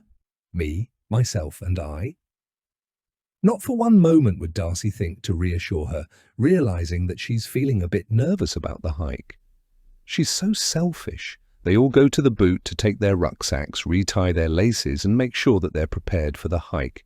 Blister plasters, water and energy bars. Outside of the air conditioning of the Mercedes, the air is now thick with heat, even though it's only mid-morning.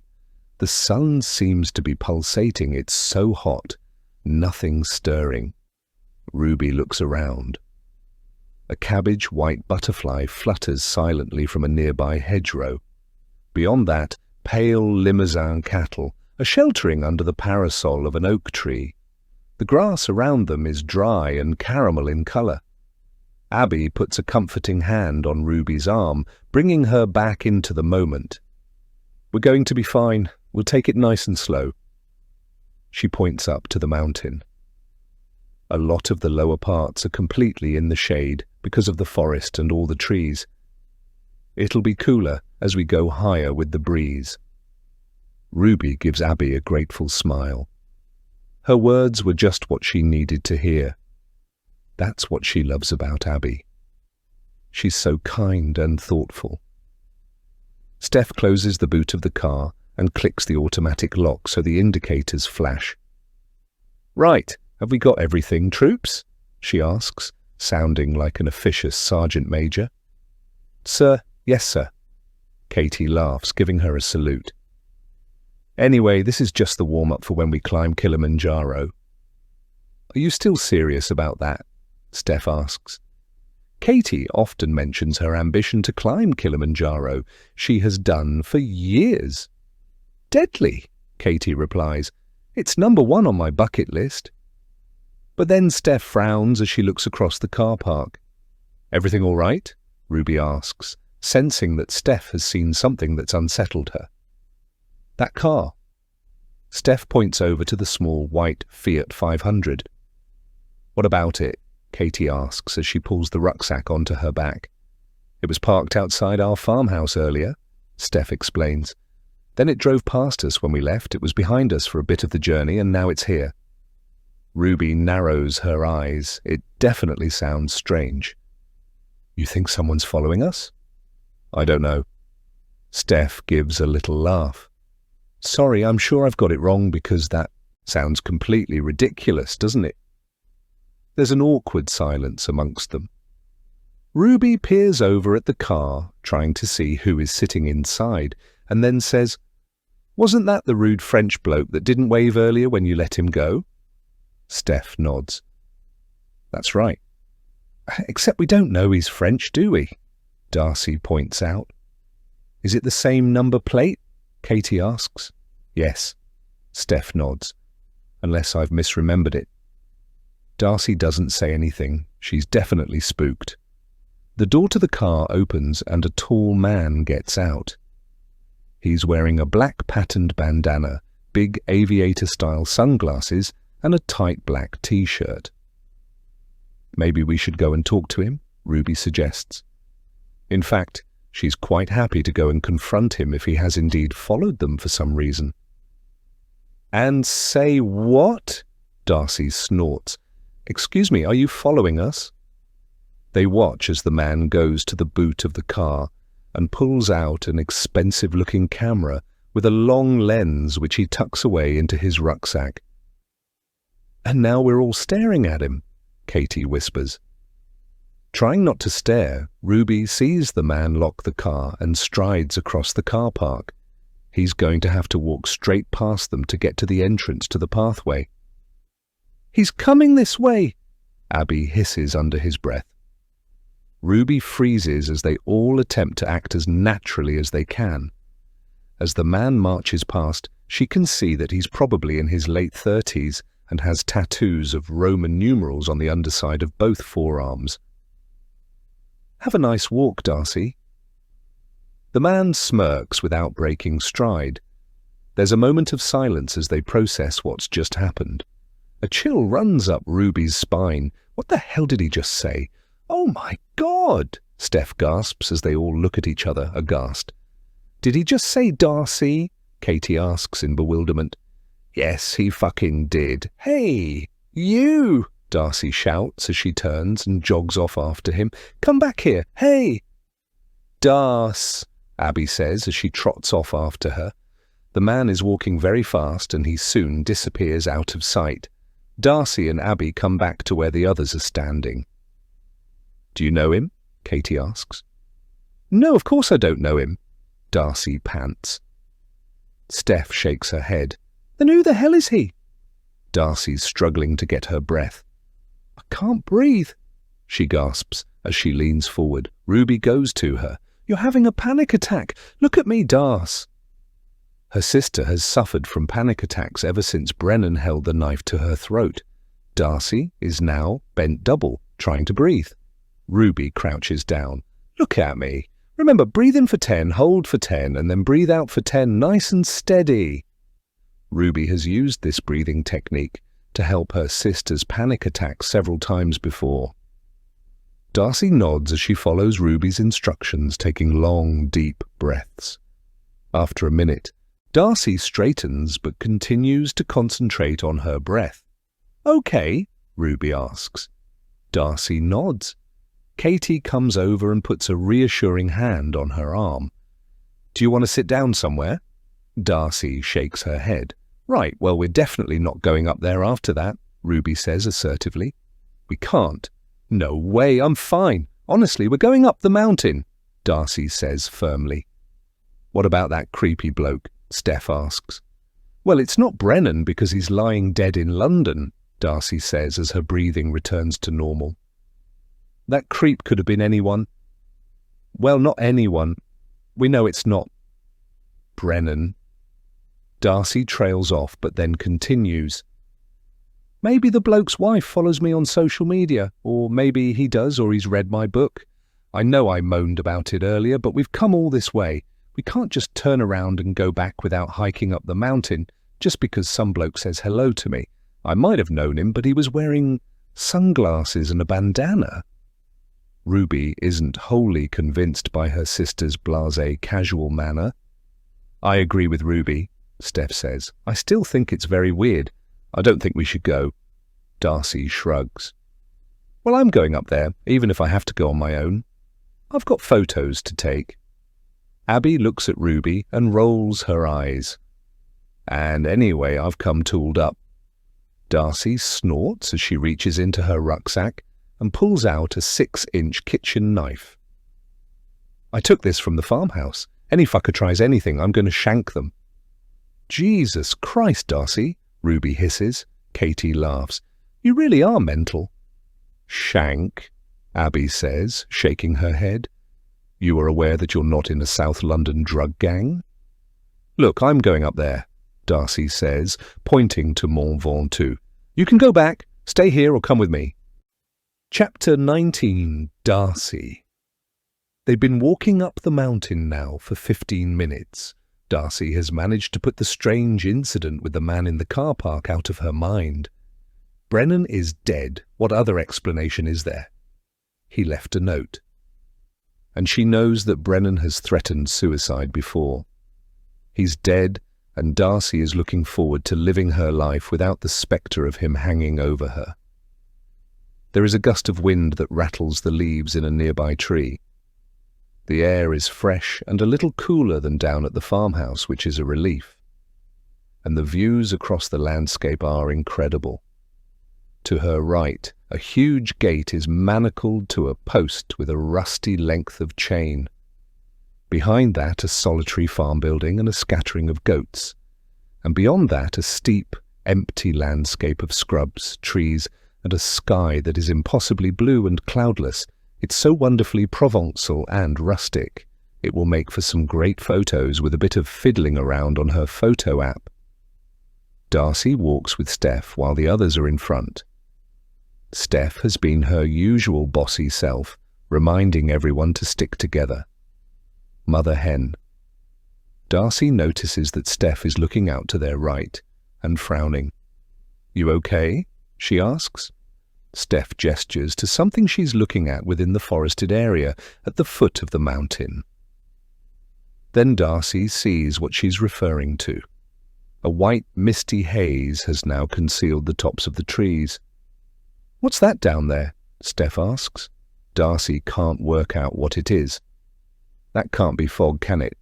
Steph shakes her head. No, that doesn't make any sense.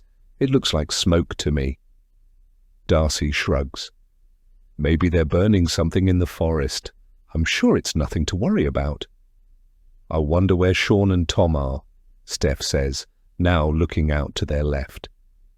There had been some mention of them going on a bike ride, but Darcy really doesn't care. You and Tom, Darcy says, furrowing her brow. That's not a thing, is it? A thing? God, no. Steph snorts, but Darcy senses that Steph isn't being entirely honest. I mean, you're old enough to be his mother, for starters, Darcy says dismissively. Hey, Steph laughs, only just. And I'd like to point out that you slept with Sean last night and he's not much older. Yeah, well, I'm bloody regretting that. Darcy sighs. He was so weird and clingy this morning. I hope he doesn't lurk around later thinking that anything is going to happen. Steph gives Darcy a bemused and knowing look as she raises an eyebrow. What? Darcy says with a defensive tone, but she knows exactly what Steph is referring to.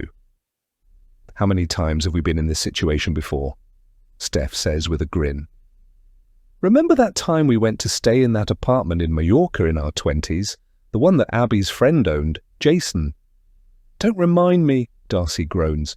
We drew straws for who was going to have to sleep on the sofa bed in Jason's bedroom. You lost, so you had to go in there. You shagged him on the first night and then spent the next 6 days trying to avoid him, Steph says. He kept pestering us, asking if you liked him. Abby had to explain that you shagging him was only a sign that you'd drunk too much and had no control when a member of the opposite sex showed the slightest bit of interest in you. Oh, that's a bit harsh, Darcy tries to protest meekly. Is it? He was really unattractive. He had weird buck teeth and wore a trilby when we went out. Abby turns and laughs. Oh God, you're talking about that Jason.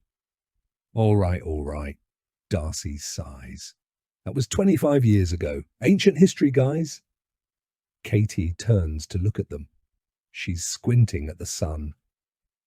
Anyone got any spare sunglasses? She asks, putting her hand up to shade her face. I've managed to leave mine by the pool. Nope, Abby replies as everyone shakes their head. Bugger, Katie sighs, then she looks at Darcy. Can I borrow your cap, Darce? As you've got sunglasses, otherwise I'm going to be squinting all the way up. Darcy doesn't like the idea. The baseball cap is part of her look, her image.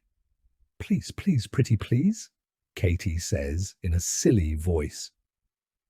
Darcy nods reluctantly. She doesn't want to appear to be petty in front of the others.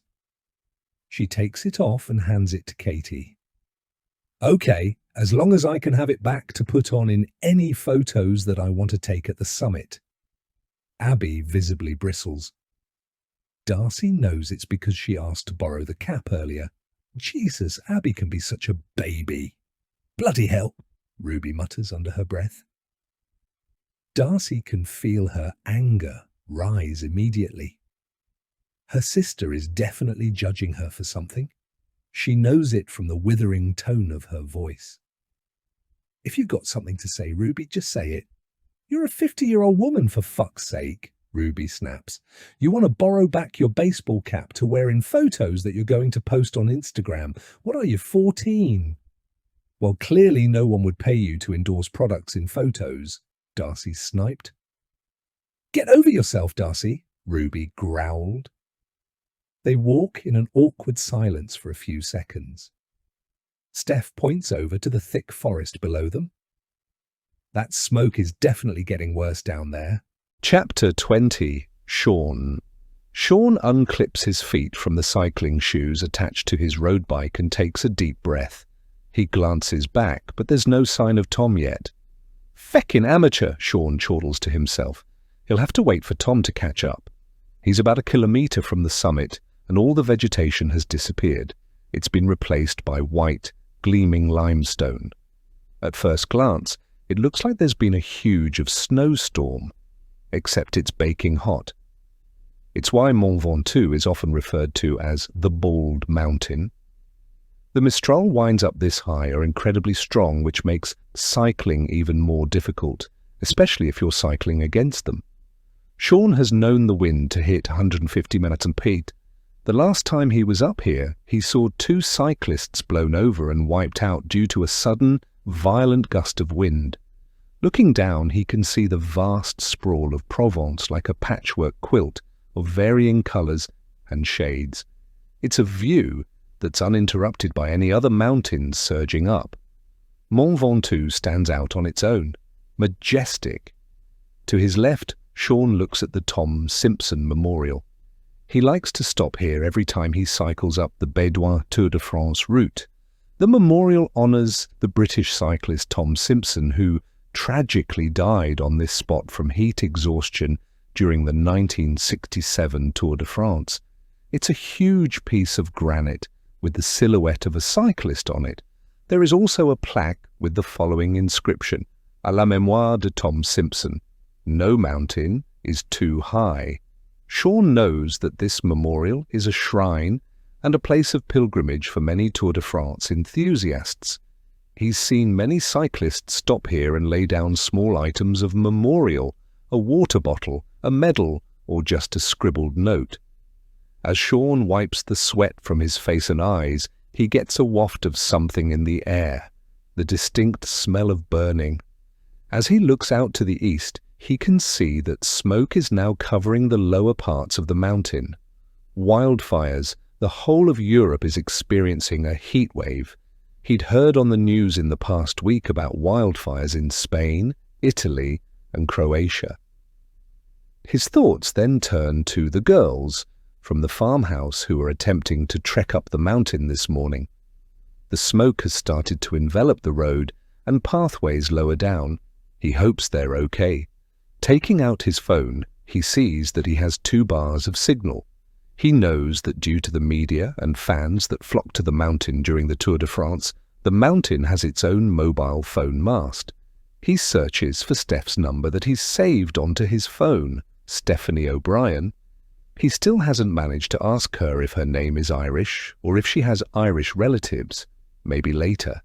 After the way Darcy spoke to him earlier, he's probably not going to go anywhere near the farmhouse again until they leave. Feckin' stuck-up bitch. He only gave her a ride because he was drunk and she was clearly gagging for it. Then she had the cheek to act, as if she'd done him a huge favour. The neck of that woman. Feck her. Maybe he'll go back over and see if any of her wee friends are interested in hooking up. That will serve her right. See how she likes him going off to bed with one of her mates? Sean chortles to himself at the very thought of it. Sean finds Steph's number and rings her. It goes straight to voicemail. "Hey Steph, it's Sean," he says. "I can see smoke coming from further down the mountain. I just wanted to check that you guys were okay. It looks like it's getting worse." Hanging up his phone, Sean scours the road for Tom. Where the hell has he gone? Sean glances at his watch. It's been over 45 minutes since he last saw Tom. He can't be that unfit, can he?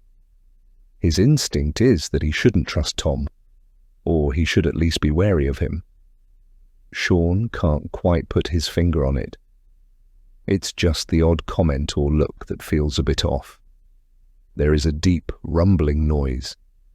At first it sounds like a thunderstorm, except the sky above is a translucent blue. Hardly a cloud to be seen. The noise is getting louder. It sounds mechanical and rhythmic. It's coming from above. Shielding his eyes from the sun with his hand, Sean gazes up and sees something approaching. It's a French police helicopter, a Eurocopter AS332 Super Puma with a powerful 1A1 turboshaft engine. It's a deep royal blue color with white trim and the letter police in blue on the door. The helicopter hovers above where the smoke is coming from. They are clearly assessing how dangerous the wildfires are. It strikes Sean that maybe he needs to start to make his way back down. It might be too risky to push on to the summit if there are fires on the mountains. Chapter 21, Steph. I glance at my sports watch, which is recording our hike on its digital readout. We've been going for about 35 minutes and clocked up 2.65 kilometers, which I reckon to be pretty good going. My heart rate is 134 BPM, which is good too. I know I'm slightly obsessive about keeping a regular check on all this, but it's hardwired into my DNA. Of course, Mont Ventoux is used for skiing in the winter months. Over to our right are the high lines of the ski lift, a red metallic chair dangles and moves in the wind, making a slightly eerie creaking sound. The slopes are now overgrown with heather and grass which have browned in the heat of the summer. It gives off that lovely smell that is so redolent of the carefree days of childhood. And in the distance, there are the wooden ski chalets glistening in the sun. With mountains around us, it feels as if we are hiking in somewhere more like Austria or Switzerland than Provence. Mont Ventoux towers above us as we go, but the views are just stunning. Hills that are covered with vineyards, fields that are awash with the purple of lavender that look like great blankets. We pass a narrow river to our right, and I see a father, and what I assume are his two sons fishing. There are evergreen shrubs and fauna. I recognize an oak tree and a cedar tree. But as we get higher and the road gets steeper, we begin to enter the forest. Beech and fir trees, Scots pines, moors and scree. Underneath, the floor is populated by an explosion of colour, pink, blue and yellow. I've read that there is a very rare pale pink orchid that is unique to the forest. Looking up ahead, I see that I'm on my own at the back. I think that I naturally gravitate to this position. So, walking at the back means that I can keep an eye on everyone. Abby and Katie are about 15 yards ahead of me. For a moment I had thought Katie was Darcy. They're wearing the same coloured shorts and top, but I can see Darcy is now up ahead, walking with Ruby. We seem to have put the strange incident with the man in the car park behind us. However, I can't help but feel a bit jumpy when I sense a hiker coming past us up the road. That is until I turn to look and realise it's not the man we saw getting out of the Fiat 500. I join Abby and Katie on the left, so we're walking as a three. "I'm so glad we're doing this," Abby says. "We haven't all been together for so long." "New Year's Eve," I say. We'd hired a cottage in Wales and saw the New Year in together. "Oh yeah," Katie remembers. "Hugo got hammered and fell down the stairs. We used to laugh at stuff like that in our 20s. But I thought there was something pitiful about a man in his 50s getting that drunk." "I felt sorry for him," I admits. "Really?" Katie pulls a face. "He's a total prick, and he's ruining Darcy's life. I told her to kick him out of the house." "I don't think she will," I say. There seems to be some weird toxic bond between Darcy and Hugo that I'll never understand. "She deserves better," Katie snaps, getting angry. "Darcy would have a whole new lease of life if he was out of the picture." "He's definitely more creepy the older he gets," I admit. Abby pulls a face. "I've noticed that. He gets so lechy when he's drunk, until Darcy shouts at him." Katie suddenly grabs at my arm. "Is that a snake?" she squeals, pointing at something in a tree. We all stop walking. Abby freezes in horror. "Where?" she asks, looking terrified. I spot what Katie is looking at and roll my eyes. "It's a vine curled around that branch, you dimwit." "Are you sure?" Katie asks. "Yes," I laugh. "Oh yes." I can see that now. Katie sighs with relief. Abby looks at me. "Oh God, are there snakes on this mountain? I hadn't even thought about that." I love the fact that because I booked this trip, everyone thinks that somehow that makes me the fountain of all knowledge when it comes to Bédouin, Mont Ventoux, or Provence in general. "There are vipers," I say, waiting for their reaction. "Vipers?" Katie asks in horror. "They're really dangerous, aren't they?" "Not really," I reassure her. "Anyway, if you're going to climb Kilimanjaro, Katie, then you're going to need to be a bit braver than that." "Right, good point."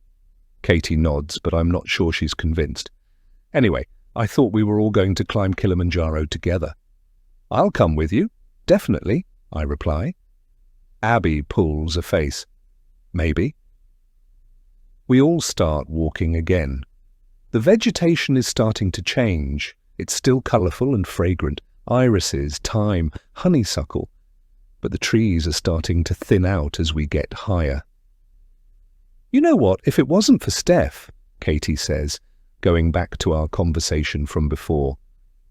I wouldn't see you guys at all. Well, not as much at least. I don't know why the rest of us are so crap at organising stuff like this. Hey, I like doing it, I say, shrugging. Abby grins. And we all know why.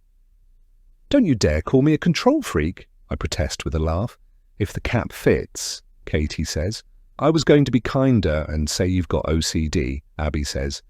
We're not allowed to bandy around neurodivergent terms like OCD willy-nilly, I say, raising my eyebrow in a ticking off way. I'm not bandying it around. I'm sure you do have actual OCD, Abby explains. I remember we all went out clubbing one night and crashed at yours and Ruby's flat in Clapham. I think we got in at 4 a.m. I woke up to you hoovering by my head at 8 a.m. You'd cleaned the flat top to bottom. It makes me less anxious, I protest, with a self-effacing laugh. I used to drive my parents mad. Every time we went out, I'd be obsessed about whether we'd turned the cooker off. My dad would have to go back into the house every time. Well, we love you just the way you are, Katie says with a warm smile. Thanks, Katie, I say, dryly. You sound like I'm caring the community. We all laugh. The trees now form an arched canopy over the dusty path, and it's a relief to be out of the sun's direct rays. To our right, I spot a lime tree, le tilleul. I recognize its fronds and leaves, which are heart-shaped. I remember reading that in a book when I was a teenager, a boy giving a girl the heart-shaped leaf of a lime tree and thinking it was the most romantic thing I'd ever read. In France, the lime tree is also a symbol of liberty, and they were planted to commemorate victories in battles. Abby gives me a knowing look. So, I'm guessing that a night with Tom will help get Francois out of your system. Yeah, you haven't even told us what happened with you and Tom. Katie giggles. Is he better or bigger than Francois? Abby snorts, using her hands to demonstrate her question about Tom's manhood. Abby, I laugh. The very sound of his name makes me cringe. I catch myself absently rubbing the spot on my neck where Francois always kisses me hello, right below my ear, very French, very practiced.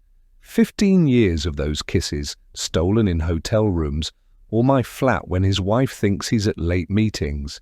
His Clapham house with its Georgian windows haunts my Google Maps. I've lost count of the times I've walked past, imagining a life where I belong there. Je t'aime, ma chérie, he whispers every time, and I pretend not to notice how easily those words fall from his lips, how his wedding ring catches the light as he dresses to leave. 5, 6 times a year, I let myself believe him when he says soon, soon when the children are older, soon when the timing is right, soon. 7 months I'd managed to stay away. 7 months of deleting his texts unread, of walking the long way around Clapham to avoid his street. My head was clearer, my self-esteem restored. Then 3 weeks ago, his shadow on my doorstep, those theatrical tears I used to find charming. I cannot live without you, Steph. Katie looks at me. I'm assuming that Francois is still happily married with 2 children, she asks sardonically, using her fingers as inverted commas. I nod but feel a little embarrassed. He's such a cock, Abby sneers. I know, I sigh. We did all tell you that he was never going to leave her, Katie says. I know that too, I say. You seem so much happier since you decided never to see him again, Abby stated. I'm feeling incredibly guilty. I know that I should have slammed the door in his face. But I let him in, we made love, and he stayed the night. And now I'm right back in that cycle of self-loathing. Katie grins. So, dish the dirt on Tom? Not much to tell, I say with a shrug, trying to push thoughts of Francois from my head. Fuck off, Katie laughs. You're not getting away with it that easily. Must be nice to have a much younger man in bed, Abby asks with a raised eyebrow. How many times? We didn't have sex last night, I say. After we jumped in the pool, I dragged him into the bedroom and then passed out, apparently. And nothing happened? Abby asked incredulously. That's what Tom said. I shrug. Katie frowns. What about this morning when you woke up? I make an expression and then smile. Oh, but this morning you did, Katie says victoriously. How many times? Abby asks excitedly. I pull a face and hold up 4 fingers. 4 times, Abby exclaims. You lucky bitch. Thing is, I haven't had a wax for a while, I admitted. I wasn't expecting anyone to be down there this weekend. They all laugh. Katie asks, Oh, so he was down there, was he? I give them a knowing smile. I went for a wax just opposite Battersea Park last week, Abby explains. And I think the woman was Spanish, and she was looking directly at my fanny and said, It's such a lovely area. I didn't say anything, but I was thinking it's been a while since I had a compliment like that. And then she says, Well, it's beautiful. So I'm starting to worry about what her intentions are. I say, Really? And then she says, Yes. You've got the park with that Japanese pagoda, the little zoo, and you're on the river, lots of bars and restaurants.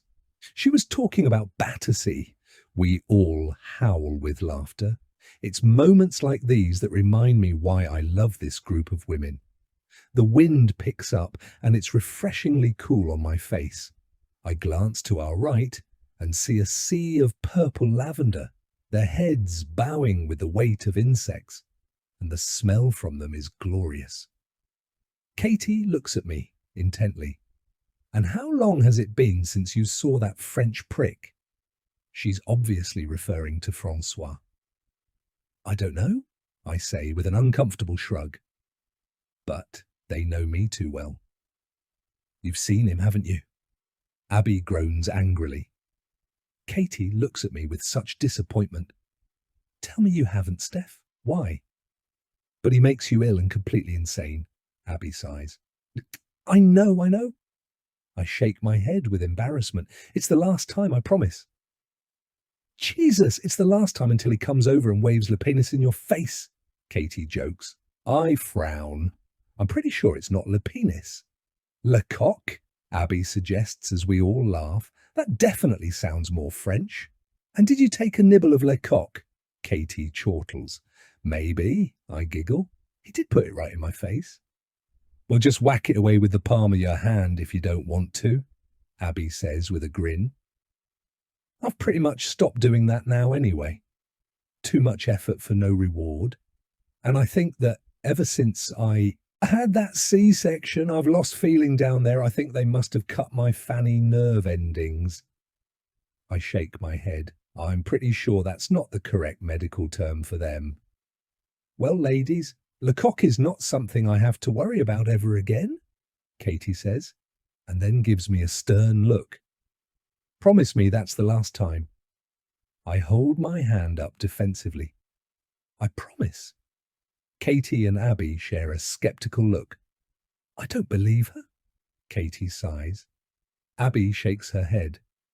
Nope, neither do I. Chapter 22. The trees have started to thin out as we're getting higher up. The views are even more breathtaking, but the smoke below us seems to be getting thicker. It's now midday and oven hot.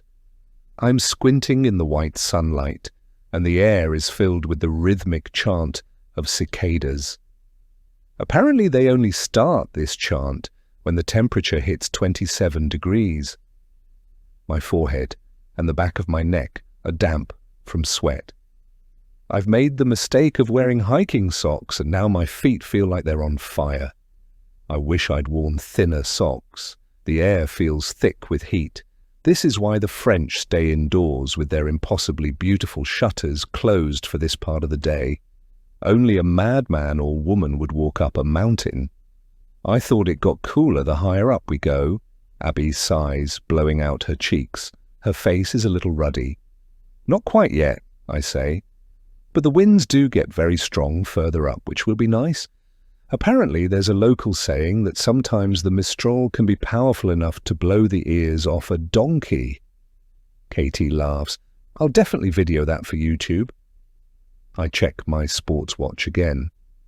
Hey, we're over the 5-kilometer mark, guys. 5.13 to be precise. 1.9 clicks to go. Oh, Steph, Abby laughs at me. It's not a race. Let's just enjoy the hike at our pace. When I think about not looking at my watch and ignoring how far we've come or how far we've got to go, I instantly feel anxious. I smile at my eccentricity, reach for my water bottle and take a sip. It's a horrible feeling having to ration my water intake, although I know there are several places to get water on the way. Abby swigs from her bottle too, and then we stop for a few seconds. Did you say we can get water up at the summit? Katie asks. She must have read my mind. I nod. There's a shop that sells water. And there's some toilets and a water fountain about 2 kilometers from here, I explain. Isn't that 2 clicks? Abby teases me. Yes, 2 clicks, I laugh. We start to walk again. Abby takes out her phone and starts to take some photos. Katie drops back a little so that she's walking at my side. She gives me a little smile to show that she's contented. We walk in a comfortable silence for a few minutes. Katie reaches up to move a strand of hair from her face. She has that delicate bracelet on her left wrist. I noticed it first when she arrived at the airport. I love your bracelet, I say. Katie lifts up her wrist to show me. It's Soru. I've been meaning to have a look at their stuff, I say. It's really beautiful. Thank you, Katie says. Sophie bought it for me for Christmas. Sophie is Katie's daughter. I wear it every day now, never take it off, even when I take a shower. How's Sophie doing at RADA? I ask her. Katie smiles. She's absolutely loving it. I went to see the end-of-year production, The Seagull by Chekhov. She pulls a face. I didn't understand a word. Everyone just seemed miserable, but Sophie was fantastic. You must be so proud, I say. I am. I just sat there beaming, Katie admits. And she introduced me to her friends as my gay mum. I guess it's far more interesting and cooler to have a gay mum than a straight mum these days. It is in Gen Z land, I snort. Justin went on a different night, Katie says uncertainly. Then she gives me a meaningful look. I think he might have met someone. Oh, right. How does that make you feel? I ask. A bit weird. Katie gives an uncertain shrug. But I'm the one who decided the marriage was over, so I can't say anything. And he's been so incredibly supportive of me. Her words sound hollow or distracted. There's something else going on. Something that she's not telling me. I give her a questioning glance. I feel like there's a but coming. I don't know. It's just that he was being very weird about it when I asked him if he'd met someone, Katie admitted. Justin has always been the worst liar in the world. He goes red and fidgets with his hands. Maybe he just feels uncomfortable talking to you about it, I suggest, as we start to walk around a long bend heading left. The wind swirls up for a few seconds, and it's cool against the sweat on my face, bringing momentary relief from the heat. And something else. Smoke. Thicker now with an acrid edge that catches in my throat. That can't be someone's bonfire or a controlled burn. My eyes track to where dark clouds are building above the tree line, too low and too grey to be weather. That's not wood smoke drifting up from the valley. It's sharper, wilder. Could it be a wildfire? I thought Justin was hiding something from me. He had that look he gets when he's got something uncomfortable to say but can't bring himself to tell me. I wondered if he was seeing someone I knew. There are a couple of divorced women at his office that are our age, Katie explains. Would that be a problem? I ask. I'm aware that the smoke below us is looking ominous, but Katie is pouring out her heart, so I don't want to interrupt her or change the subject. No, Katie says a little too quickly. I just need a little bit of time to get my head around it. But I really do want him to be happy. And there's part of me that feels terribly guilty at having hidden my sexuality from him for so long. I think you've been incredibly brave, I say supportively. Thank you. Katie takes a breath. Even though I've been surrounded by open-minded, tolerant people most of my life, my view of the world is a bit tainted. She looks over at me. I can still see my father's screwed-up face when we go shopping in Liverpool and see a gay woman.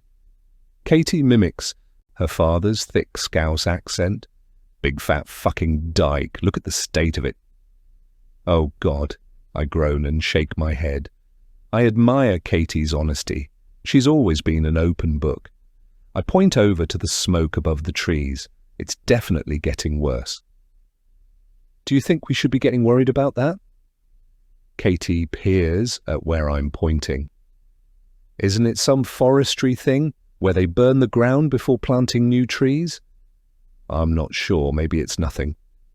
I'm wondering if I'm just being melodramatic. And what about you? I ask. She frowns. Have you met anyone? I have. Then Katie squints as she takes a moment. That's good, isn't it? I ask, but I sense there's some kind of issue. Yes, sort of. I don't know. She gives a frustrated sigh. But it's so complicated. I think I'm in love with her. Then Katie thinks, no, I am in love with her. But she's married, and so it's all a bit of a mess at the moment. We just need to sit down and talk it out, but I get the feeling she's avoiding doing that. If I'm honest, she's leading me a merry dance, which is really pissing me off now. It's not fair. Sounds stressful, I say. Yeah, it is. I need to have it out with her, Katie admits. Slightly ahead of us are Darcy and Ruby, who are deep in conversation. I'm about to say to myself that it's nice to see them getting along so well when I hear the sound of raised voices. Oh, great. Here we go. Their argument gets so heated that they stop. The crack of palm against cheek splits the air. For a moment, everything freezes. Ruby's hand still raised, Darcy's head snapped sideways. A strand of blonde hair caught across her reddening cheek. Even the birds seemed to stop singing. Whoa! I lunge between them, but Darcy's already backing away, her hand pressed to her face. Something breaks in her expression, not just anger, but a deeper wound. She turns and runs up the path, tears already falling. Abby races after her. What the hell was that about? Ruby is clearly shaken that she's lost control and struck her sister. Stuff with our father? She says bitterly, her voice cracking with tears. She's persuaded him to change his will, but she won't tell me the details. I don't know what's wrong with her. Right, I say. Walk with me while you two cool off, okay? Ruby nods.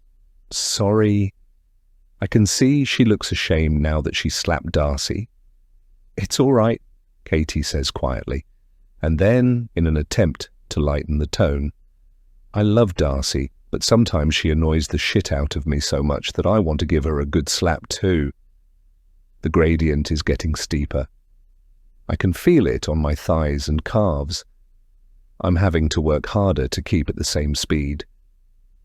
Is it me, or is the air thinner the higher we go? Ruby panted. No, it is, I say brightly. The air is 20% thinner at the top of the mountain than the bottom. Darcy and Abby are walking about 25 yards ahead of us now. There seems to be a ghostly haze of smoke across the trees on the slopes right beside us. The sunlight is creating strange shadows in it. But the others don't seem worried about it, so I'm not going to say anything. They already think that I'm Mrs. Serious Killjoy. But I walk over to the edge of the path. To my horror, I can see that the thick forest below is on fire. Huge orange flames are visible, and dark plumes of smoke are swirling up into the air. Jesus Christ, I say loudly. I can't help myself. Katie rushes over to my side. What is it? Oh, shit, Ruby gasps as she looks down. Katie furrows her brow. Fuck, that doesn't look good. We were walking down there earlier, weren't we? I think so, I say quietly. The wind picks up and I can see that a haze of smoke has started to envelop where we're walking. It's not thick, but it's enough to obscure my view of Darcy and Abby, who are still marching along. A young couple in their late 20s, sunglasses, walking sticks, expensive hiking boots and clothing, are striding down the mountain towards us. The man can see the confused look on my face and slows his pace to come over to where we're standing and looking. "Hi, guys," he says in an accent that I think is Dutch. "They're closing the mountain." Then he points to the forest that's ablaze. "Wildfires." "What?" I say. "I so wanted to hike to the top today." The young woman nods and then points to the road behind us. "Yes, they've closed the access roads. They're not letting anyone else come up here. And they're sending everyone down. It's too dangerous." I can see that there's no one behind us. I just hadn't noticed. "Thank you," Katie says with an anxious smile. "No problem," the young woman replies. The couple walk away, heading down the mountain. I look at Ruby and Katie. I suppose we'd better tell the others and head back. But as I look uphill, not only has the smoke thickened, there's no sign of Darcy or Abby anywhere. They've vanished. Chapter 23. Darcy. Darcy's fingers brush her cheek, still burning from Ruby's slap. The same spot where their father used to pat her patronizingly, telling her to be more like her sister. And now here's Ruby, jumping to conclusions about the will, about everything. Always so quick to think the worst. Always the good daughter passing judgment. Darcy swallows against the familiar tightness in her throat. Funny how a slap from your sister can make you feel 15 again, standing in that kitchen while Ruby got another perfect report card, another pat on the head, another "why can't your sister be more like you?" Darcy puts her hand to her face. "Fuck, that really hurts." "I can't believe she actually hit you like that," Abby says, shaking her head in disbelief. Darcy knows that Abby will have her back. She always does. It's nice to have a friend that doesn't judge or challenge her all the time. "She's such a bitch," Darcy huffs angrily as they march on. "Well, that's it. I won't be saying another word to her for the rest of this weekend. She just pecks away at me until I get upset. But slapping me like that is the final straw." "I know," Abby agrees. For a few seconds they stride on at a good pace. Darcy knows how unfit Ruby is. She doesn't even go to the gym or have a personal trainer. At her age, it's madness.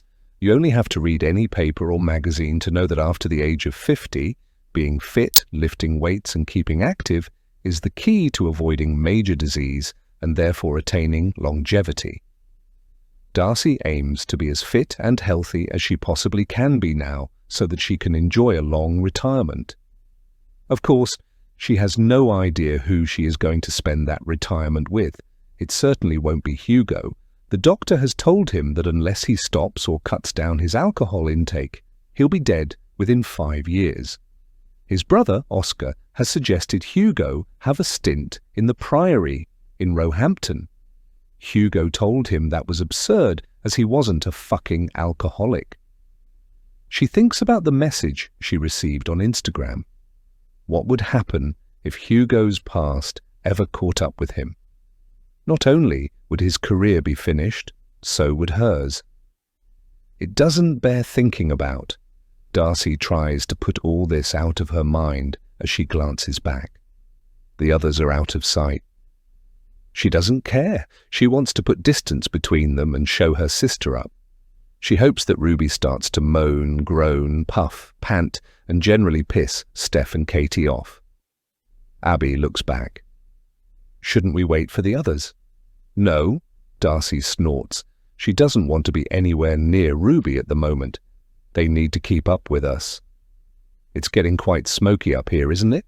Abby remarks, pointing to the blackening clouds of smoke that seem to be rising towards them. I suppose so, Darcy replies, but the bitter smell of burning is definitely getting stronger. I'm sure it'll clear when we get a bit higher. You haven't even told me anything about last night, Abby says with a knowing look. Darcy shrugs.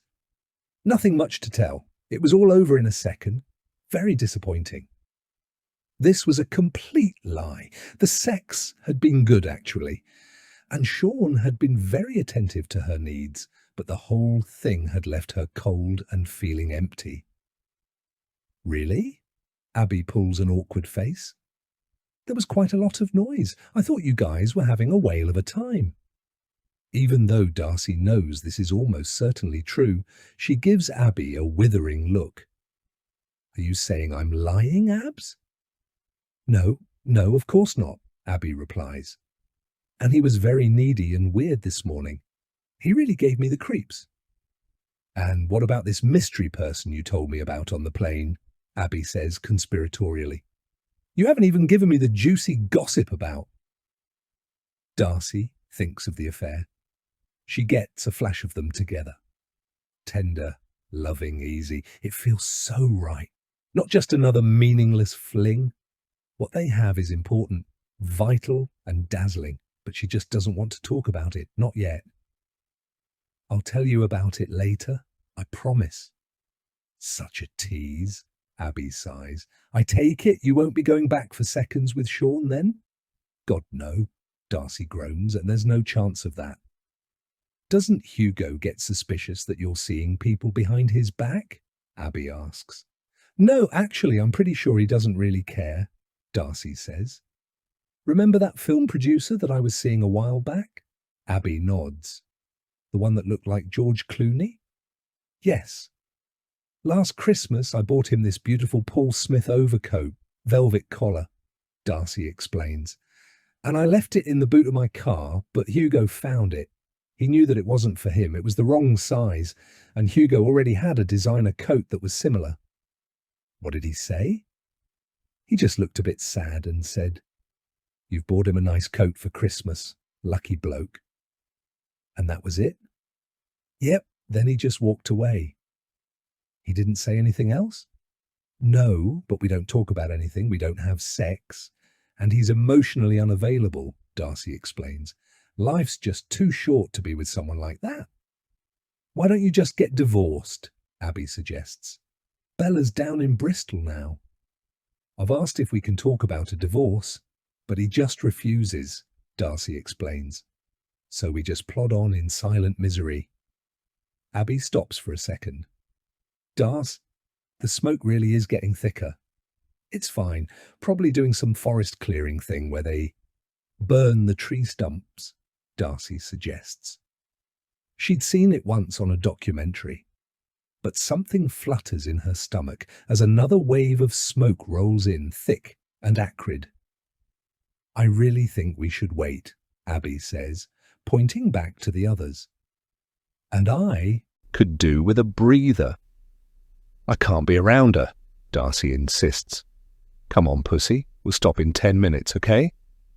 Abby gives a sigh as they start again and walk on. Darcy can feel that the walk is getting harder and steeper the longer they go on. What about that creepy bloke down at the car park? Abby pants.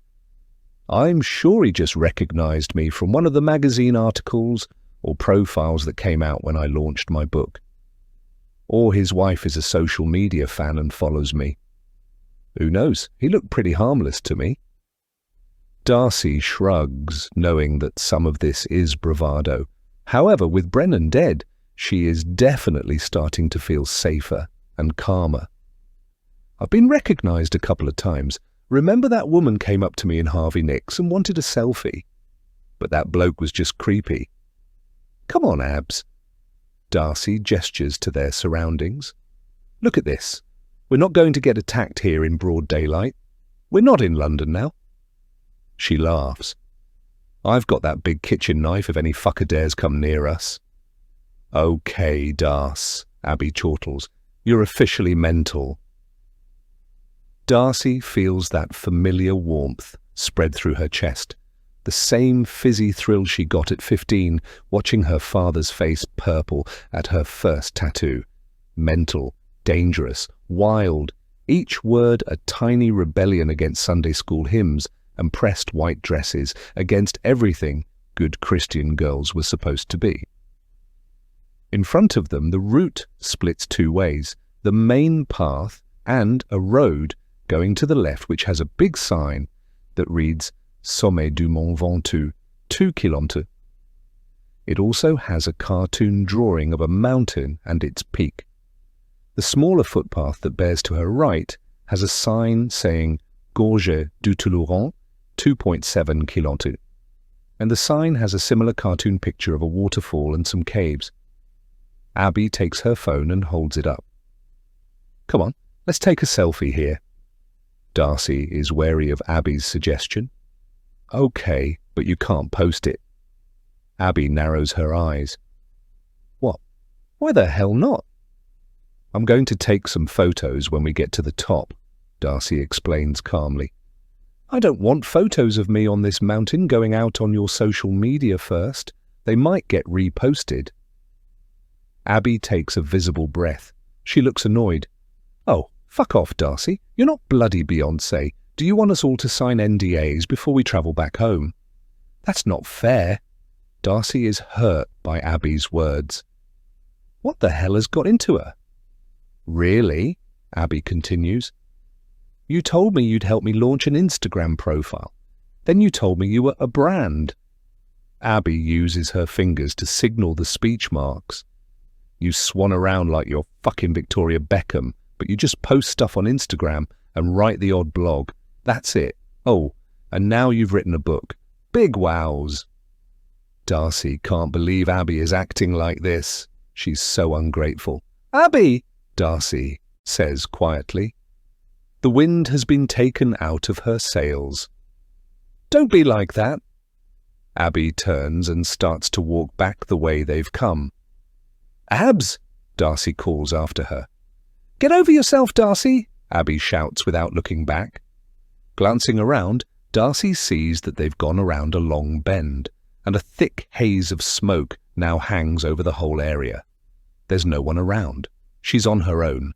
Darcy's phone vibrates with a phone call. She's surprised there's a signal up here. She assumes it's going to be Steph nagging her to wait. Abby, wait there for me. Darcy shouts at the top of her voice, but Abby has vanished. The caller ID reads Notting Hill Police Station. Hello? Darcy says, answering her phone. Silence. Darcy panics. Why hasn't he answered me? I've got some bad news, I'm afraid, Darcy, Darren says very quietly. Darcy's stomach tenses with dread. What is it? The person's remains we found at the property are not Patrick Brennan. Darcy takes a sharp intake of breath. The nightmare isn't over. Are you fucking joking? Darcy, Darren says after a few seconds. I'm here. I just can't believe it, she growls angrily. I'm sorry, Darren says. Brennan murdered his flatmate but framed it so that it appeared that he had died in the fire.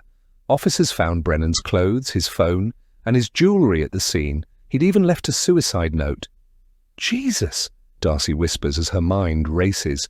Someone spoke to me a couple of hours ago, a total stranger. He was British and he used my name. Silence. Her head is spinning as she tries to process what she's been told. Okay, I need you to keep calm, Darren says. Someone looking like Brennan was spotted on CCTV in Dover a few days ago, but we can't be sure it's him. Are you bloody kidding me? Okay, where are you now? I'm up a fucking mountain in France, Darcy snaps, but her voice is shaky. Has anyone seen him since Dover? Yes. Interpol and the French police then spotted someone that looked like him at the Gare de Lyon in Paris 4 days ago, Darren explained. Paris? Darcy is overwhelmed by a surge of panic. Her heart is now thumping so hard it feels like it's going to explode in her chest. Oh my God, he's definitely in France then? Yes, I'm afraid so. Darcy's pulse is racing as she gasps for breath. Where did he go from there? We don't know, Darren admits. We lost him. For fuck's sake, Darcy hisses in terror. Was he coming here? We don't know, but what? There are trains from Gare de Lyon to Avignon, Darren says. It's a 2.5-hour journey on a high-speed train from Paris, and there are trains from Avignon to Bédouin. He's coming to kill me. I know he is. So he could have been here for days watching me? It's possible, Darren concedes, but we just don't know where he was going. Bit of a huge bloody coincidence, though, isn't it? Darcy says, feeling herself getting angry. I go off to France for the weekend and Brennan heads to France too. I really think you should fly home today, Darcy, Darren says. No, I refuse to, Darcy shouts. He's not going to ruin my life anymore, and if he comes anywhere near me, I've got a knife and I'm going to stab and kill him, and that will be all your fault for not putting him in prison when you had the chance. And I'm happy to explain that all to the media too. This is what you've driven me to. Darcy, Darren says, sounding concerned. Darcy hangs up as her eyes fill with tears. She doesn't want Darren to hear her cry.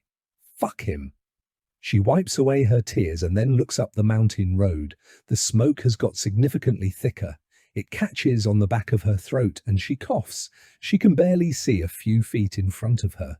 Abby! She shouts at the top of her voice. Abby! But Abby doesn't respond. Chapter 24. Steph. The smoke is now thick and acrid. My eyes are starting to sting a little from it. And Darcy and Abby are nowhere to be seen.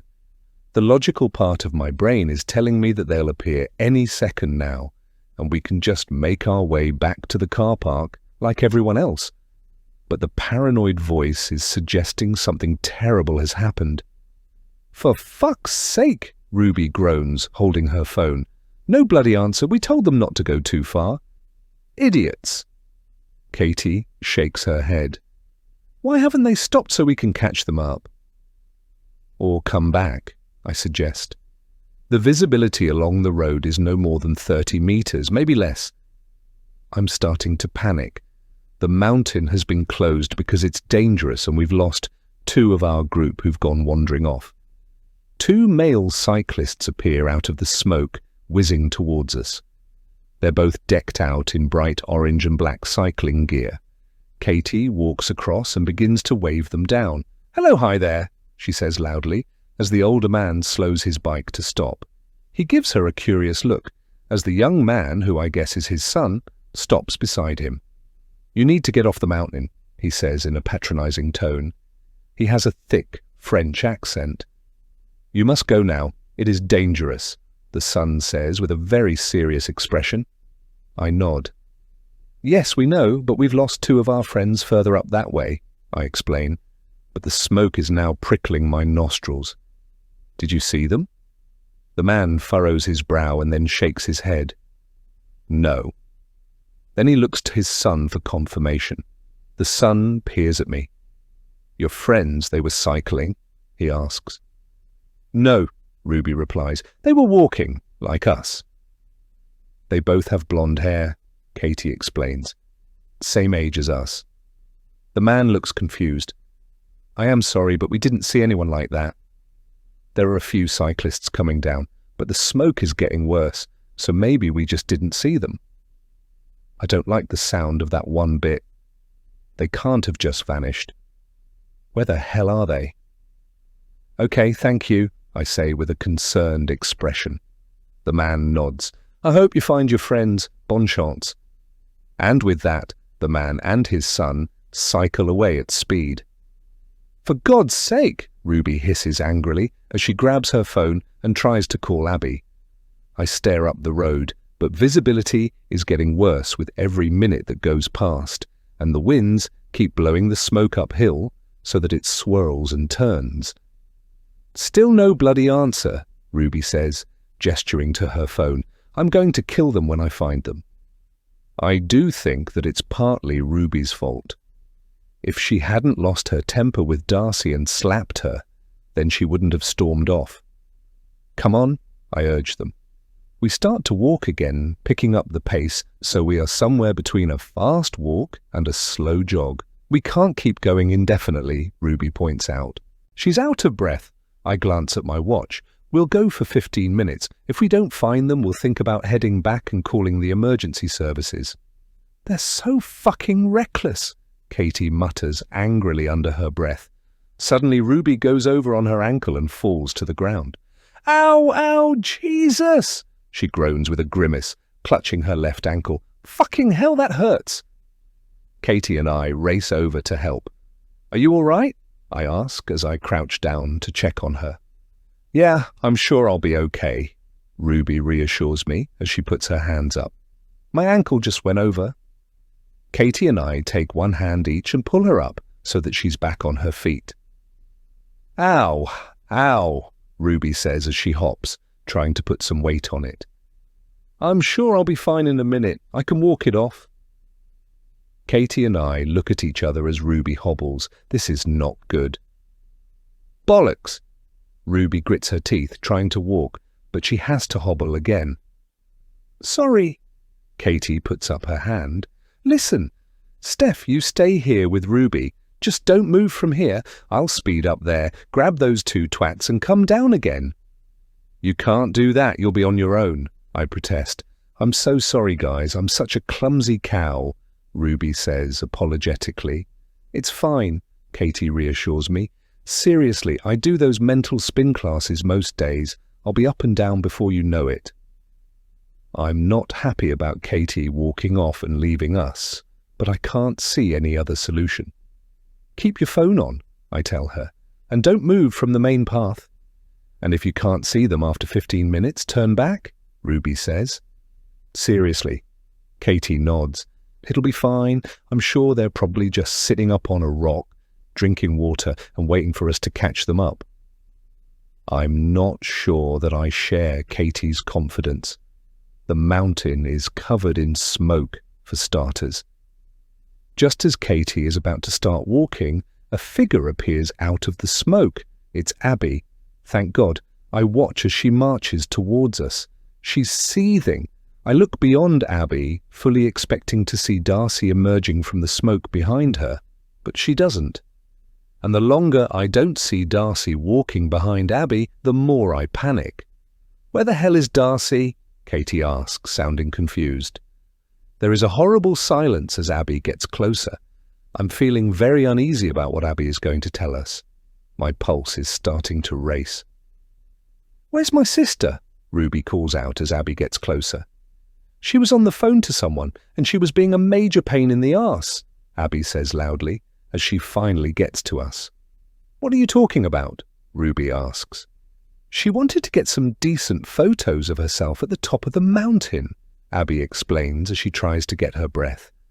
She's waiting for the smoke to clear, so she's staying put.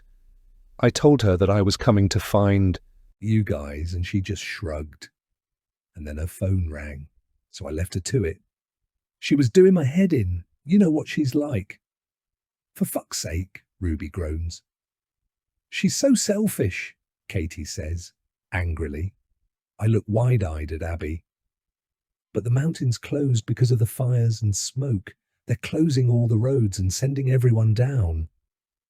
What? Abby pulls a face. We didn't know that. But I did wonder why there were so many cyclists coming past us. Katie points back the way that Abby has walked. How far up there is she? Not far. 10 minutes, if that, Abby replies. Right, I'm going to get her, and I'll drag her down here by her bloody extensions if I have to, Katie says with a huff as she storms off up the road. I shake my head. This was meant to be a lovely hike with my best friends for my 50th birthday. It's turning into a shit show. And Ruby's twisted her ankle, I say, rolling my eyes. I put a bandage in my rucksack. I'll strap it up for you. Thank you, Ruby says as she sits down on the grassy verge. Christ, can anything else go wrong? Abby sighs as she slumps down next to Ruby. As I take off my rucksack, I look up, expecting to see Katie, but she's vanished into the smoke. Chapter 25. Sean. Sean is now sitting down on a stone step at the Tom Simpson Memorial. He takes a long swig of water. He checks his watch again. Where the hell is Tom? He wonders. He can't be that unfit. Sticking out his right leg, Sean leans forward, trying to stretch out his right hamstring. It feels tight. He's had problems with it before when he used to play football back in Dublin. Hooking his fingers under the toes of his right foot, he can feel the hamstring pulling. It's a bit sore, but it's been worse. Then he sees something out of the corner of his eye. Glancing around, Sean is becoming aware that there are more cyclists here than normal. There also seem to be various animated conversations going on, raised, concerned voices. There's definitely something wrong. He can feel it in the air. 2 men in their 40s are walking over to their bikes, which are propped up against the stone wall of the monument nearby. They have small Union Jack badges on the sleeves of their cycling jerseys. "Everything all right?" Sean asks them. The taller cyclist looks over at him as he puts on his helmet. "Not really, mate," he replies. "They're closing the mountain for the day because of the fires."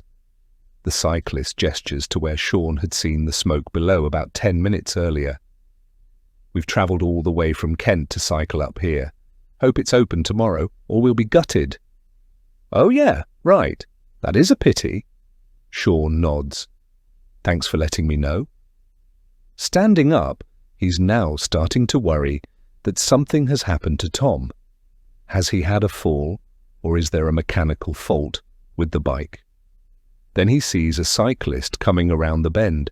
It's Tom. He cycles over to where Sean is sitting. "About friggin' time," Sean groans, tapping his watch as Tom gets to him, gasping for breath. "Where the feck did you get to?" "Sorry," Tom pants as he stops the bike. "Jesus, that's seriously steep, isn't it?" He takes his water bottle from the side of his small rucksack and drinks for a few seconds and tries to get his breath back.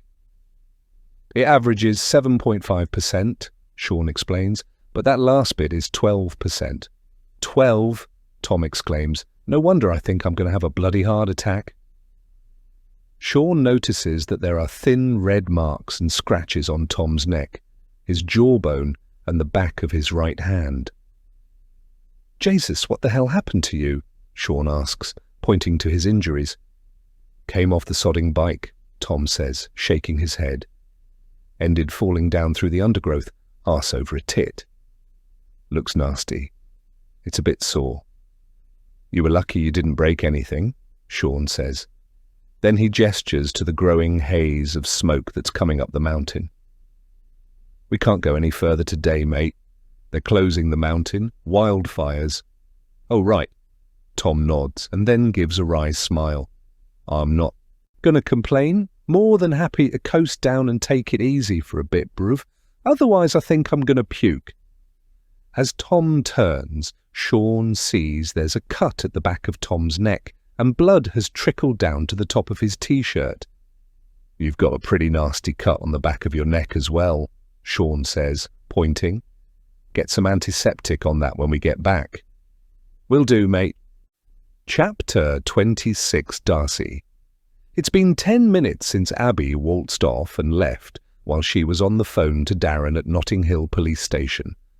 Darcy can't believe that Abby left her on her own, especially after all they'd said about sticking together to stay safe. And now Darcy knows that not only is Brennan alive, but he might well be travelling to Provence.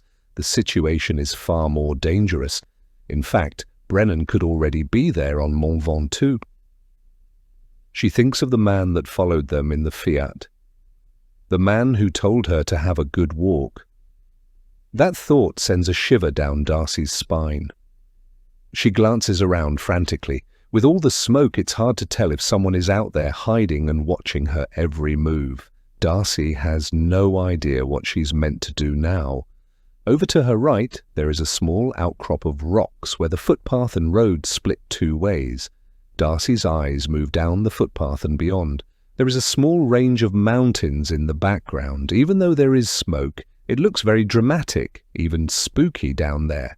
It'll be a good distraction, the perfect place for a few selfies. Or is that a stupid idea? Maybe if she just keeps her wits about her. She takes a few steps along the footpath, trying to waft the smoke away from her face. Her eyes are stinging. What if they can't actually get up to the summit? That would never do. She's been posting about hiking to the top of Mont Ventoux for days now. She can't very well tell her followers that she didn't make it. It would seem like a failure. Darcy gets the distinct impression that someone is watching her. And now the smoke has covered the mountain. It's hard to see more than 20 yards in any direction. She stops for a moment to unlock her phone and notices 3 missed calls from Hugo and 2 from Steph.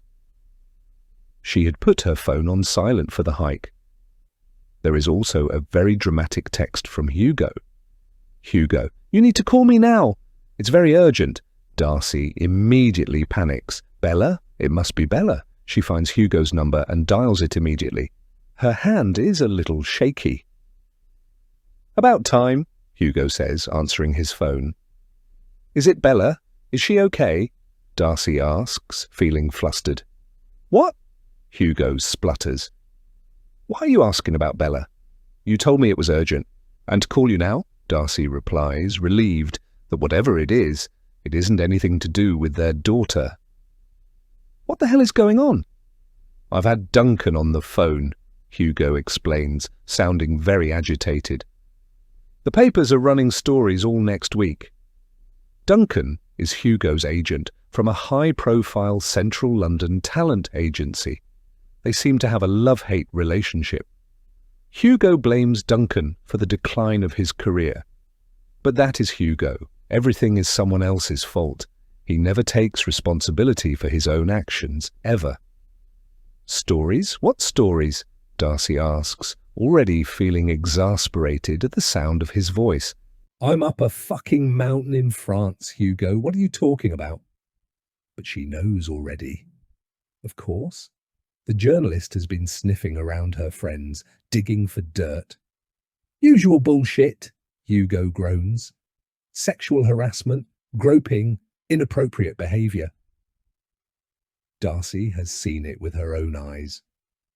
Lechy men with whom she'd worked in the past had now toned down or stopped inappropriate comments or behaviour for fear of being reported to HR. It was a relief. Pull yourself together, she snaps. Haven't we been here before? The papers are always looking for stories like this. This time it's happening, Hugo explains. The seriousness of his tone worries her. How can they go to print unless they have people going on the record? Darcy says, as she gets a sinking feeling in the pit of her stomach. Is there any basis to what they're saying?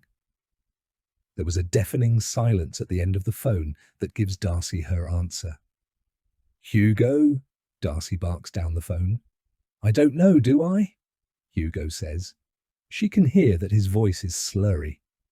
Have you been drinking? Darcy groans as she glances at the clock on her phone. It's not even midday in the UK. Of course I've been fucking drinking, Hugo thunders. This is serious. They've asked Duncan if I want to comment on the allegations that they've put forward. Darcy's mind is now racing ahead. She doesn't care that much if Hugo gets cancelled and loses what's left of his career, but the repercussions for her and Bella will be vast. I'll ask you again, Hugo, Darcy says in an icy tone. Is there any truth in the allegations that they're making? Duncan must have told you what they're alleging that you've done. Another painful silence. Darcy looks down at her phone, composes a quick text to Bella to warn her there might be a newspaper story about her father, and sends it. Then Darcy hears a sound from some undergrowth over to her right. A sort of rustling or fluttering noise. Maybe it's just a bird. She tries to put it out of her mind. She focuses on what Hugo has told her. If the national papers run a series of stories exposing Hugo as a sex pest, molester, and generally a vile, predatory man, it's going to ruin her career. The carefully crafted image of a happily married couple with a beautiful daughter and seemingly perfect aspirational metropolitan lifestyle. It will all go in the blink of an eye. Darcy's pulse is now racing with anxiety. She'll lose everything. Can't Duncan negotiate with them? He represents some really big hitters. Give them a different story so they drop the one on you, Darcy says, trying to think on her feet. You know how this works. Offer a trade-off. Duncan has already tried that. Apparently they're not interested, Hugo says, sounding broken. I don't know what to do, Darcy. Oh, fucking grow up, Hugo, and grow a pair, Darcy sneers. I'm going to fly out to where you're staying in France, Hugo says. Darcy is incensed. She can hardly believe her ears. No, you're fucking not. I need to get out of the country for a few days, Darcy, Hugo explains, as if he's already made the decision. I need somewhere to hide out. Don't you bloody dare fly out here, Hugo, you hear me? She shouts angrily. I absolutely forbid you to do it. It's Steph's birthday. You're not going to spoil that by turning up with all this shit. Please, Darcy, where else can I go? Hugo pleads. You should have thought of that before you acted like a predatory prick for all those years. And the papers will follow you out here, and then we'll have journalists or paps outside our farmhouse. This is your fault. You and your fragile little ego, well, you're going to get fucking cancelled. And in the process, so am I. Silence. And there it is, Hugo says, sarcastically. You're only worried about how this all affects you, that little bullshit fake world you've created online. Happy fucking families, a lovely photograph of us three sitting on the beach in the south of France, with the fucking nanny tucked out of the way. It was you that wanted a divorce. Well, we're both going to be exposed for what we really are. Don't you dare try and blame me, Darcy shouts. This is all your fault. Actually, it's not. The story has come from someone you know, Hugo says. What? What are you talking about? Darcy hisses. One of your friends has gone on record, Hugo says in a supercilious voice. So you've got one of them to thank?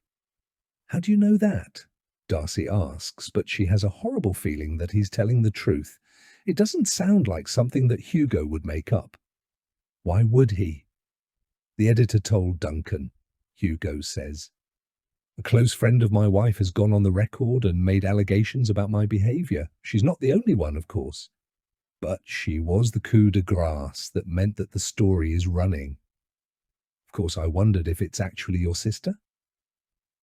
My sister wouldn't throw me under the bus, Hugo, Darcy snaps.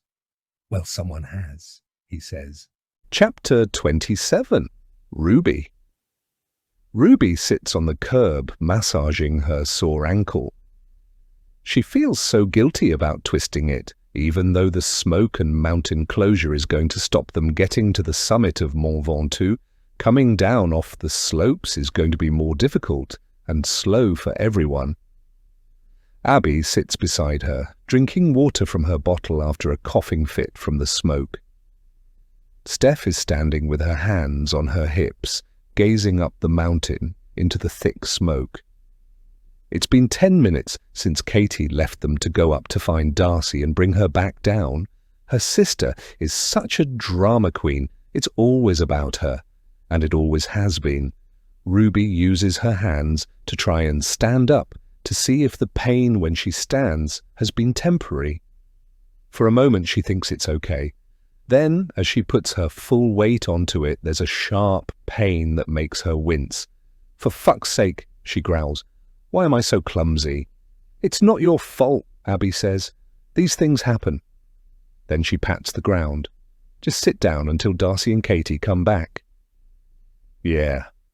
Ruby is resigned to hobbling for the rest of the day. The whole thing has made her feel stupid. Ruby has always lacked coordination. She was terrible at PE and was always the last one to be picked when they played netball or hockey. She can remember the groans of whichever team ended up with her on their side.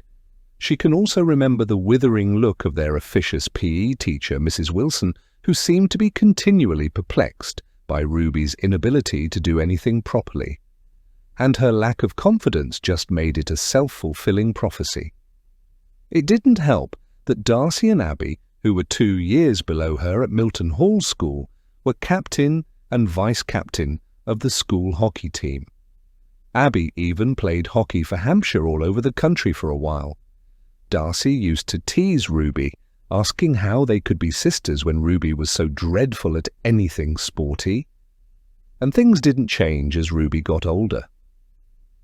3 years ago, after a bad back and neck, Darcy had persuaded Ruby to join her hot yoga class in Notting Hill. Not only was Ruby as supple as a wardrobe, she also had no balance. When it came to standing on one foot with her hands pressed together in a prayer-like pose, Ruby could keep that going for a whole 5 or 6 seconds. The other West London mummies seemed to be able to balance for minutes with utter grace. That was the last time that Ruby did hot-bloody yoga. She would have preferred to spend the night at Guantanamo Bay. Her train of thought is broken by a strange, rumbling sound, a deep and rhythmic noise that sounds like it's coming from above. Glancing up, Ruby sees that there is a white and blue police helicopter hovering high above them. They must be monitoring the fires. "What if we're stuck on this mountain?" Ruby says, thinking out loud. Abby shakes her head. "We're not," she says confidently, as she points to the slopes and ridge behind us. "The fires and smoke are coming from down there. That's the north side of the mountain." Then she points across the road on the opposite direction. "We parked down that way, which is the south side of the mountain. There aren't any fires down there." "How do you know that?" Ruby asks. "When Darcy and I got up there, you can see down both sides. We'll be fine." Abby grins. "Once we find you a stretcher." Ruby narrows her eyes with a smirk. "I hope you're joking." "Of course," Abby laughs. "We're not in a war zone. You've just sprained your ankle, that's all." "Darcy wouldn't help carry me down anyway," Ruby snorts. "No, not at the moment." Abby then sings, "She ain't heavy, she's my sister." Ruby laughs and rolls her eyes.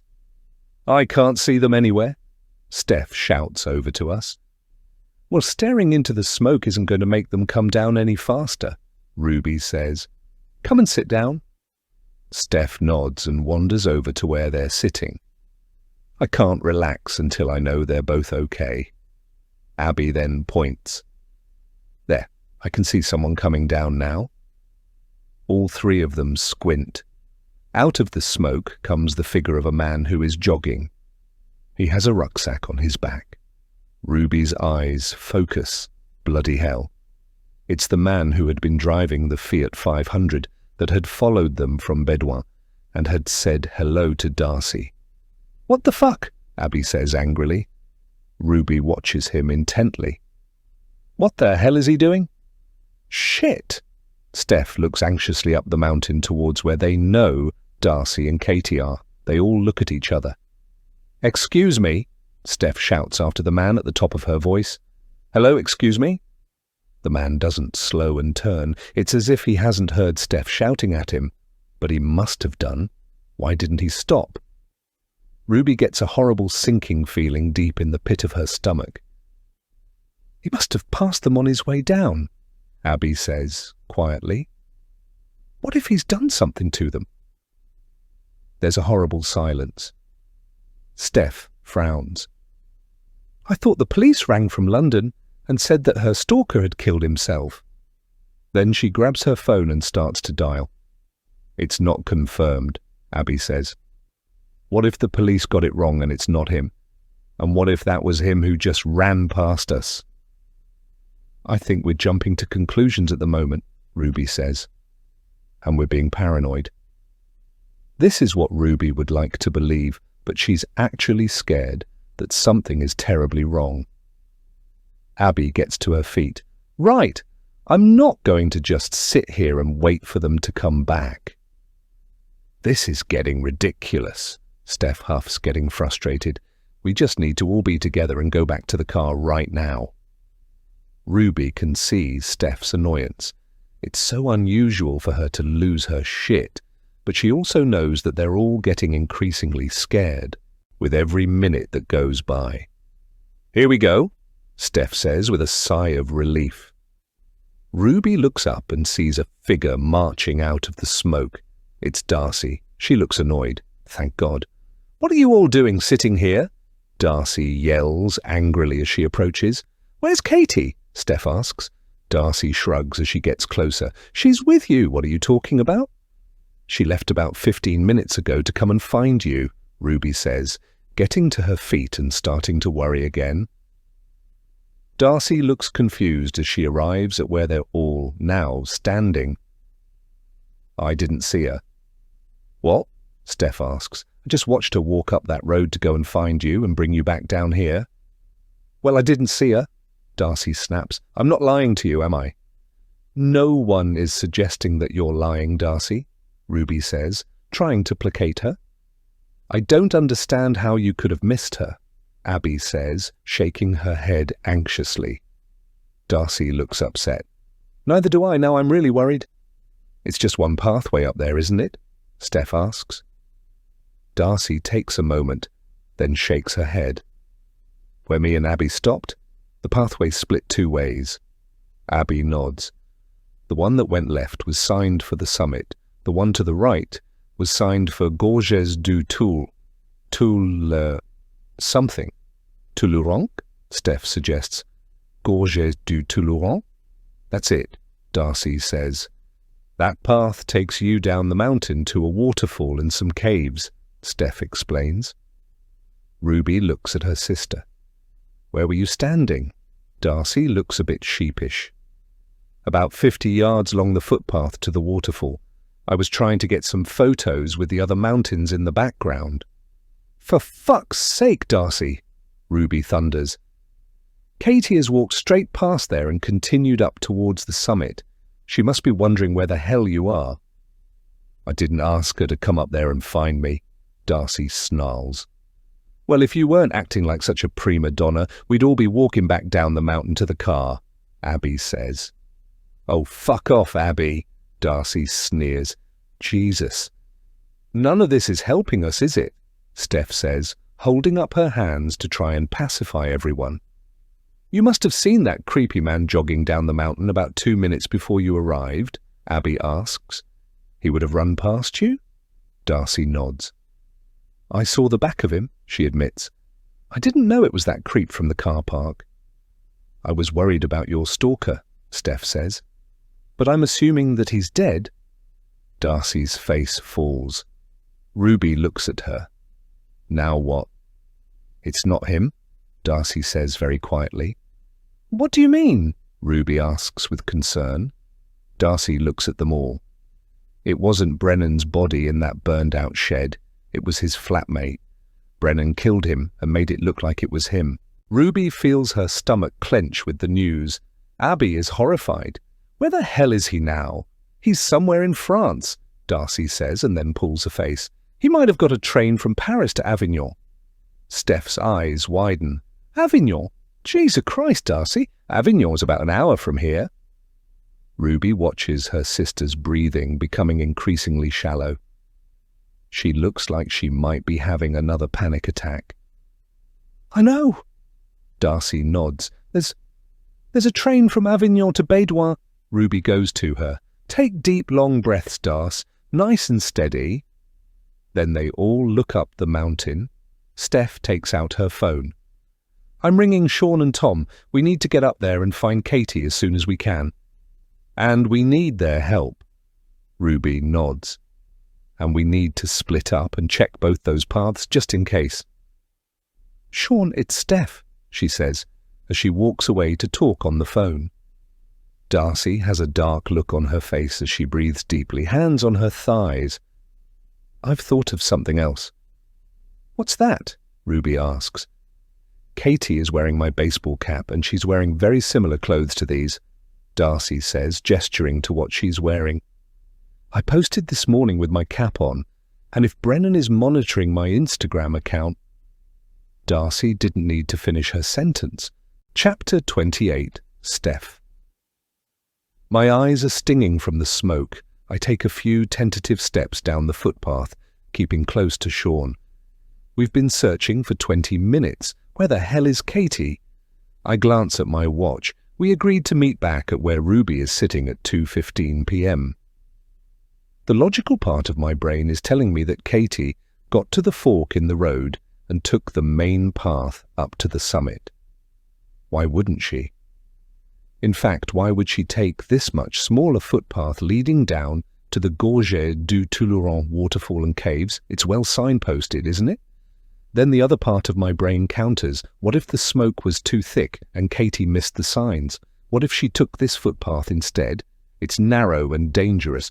What if she lost her footing and fell down a ravine? What if she's just lying there injured and we can't see her because of the smoke? My whole body is riddled with anxiety. I've convinced myself that one false step and I'm going to plummet down a vast canyon to my excruciating death. Visibility is probably down to 10 yards now. I've heard helicopters circling overhead. Where the hell is Tom? I ask. No idea. He's making a habit of disappearing today. Sean groans. I'm not sure what he means by this. As I think about it, I lose my concentration on what I'm actually meant to be doing. As a result, I suddenly lose my footing on some loose rocks. My balance goes and I'm about to tumble. Sean reaches out and I grab hold of his hand. Thanks, I say with relief. Tom, Sean shouts.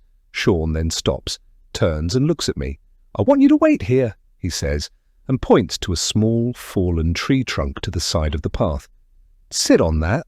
I'm going to find that bloody idiot. Don't worry, I won't be long. I wait for nearly 10 minutes on the fallen tree.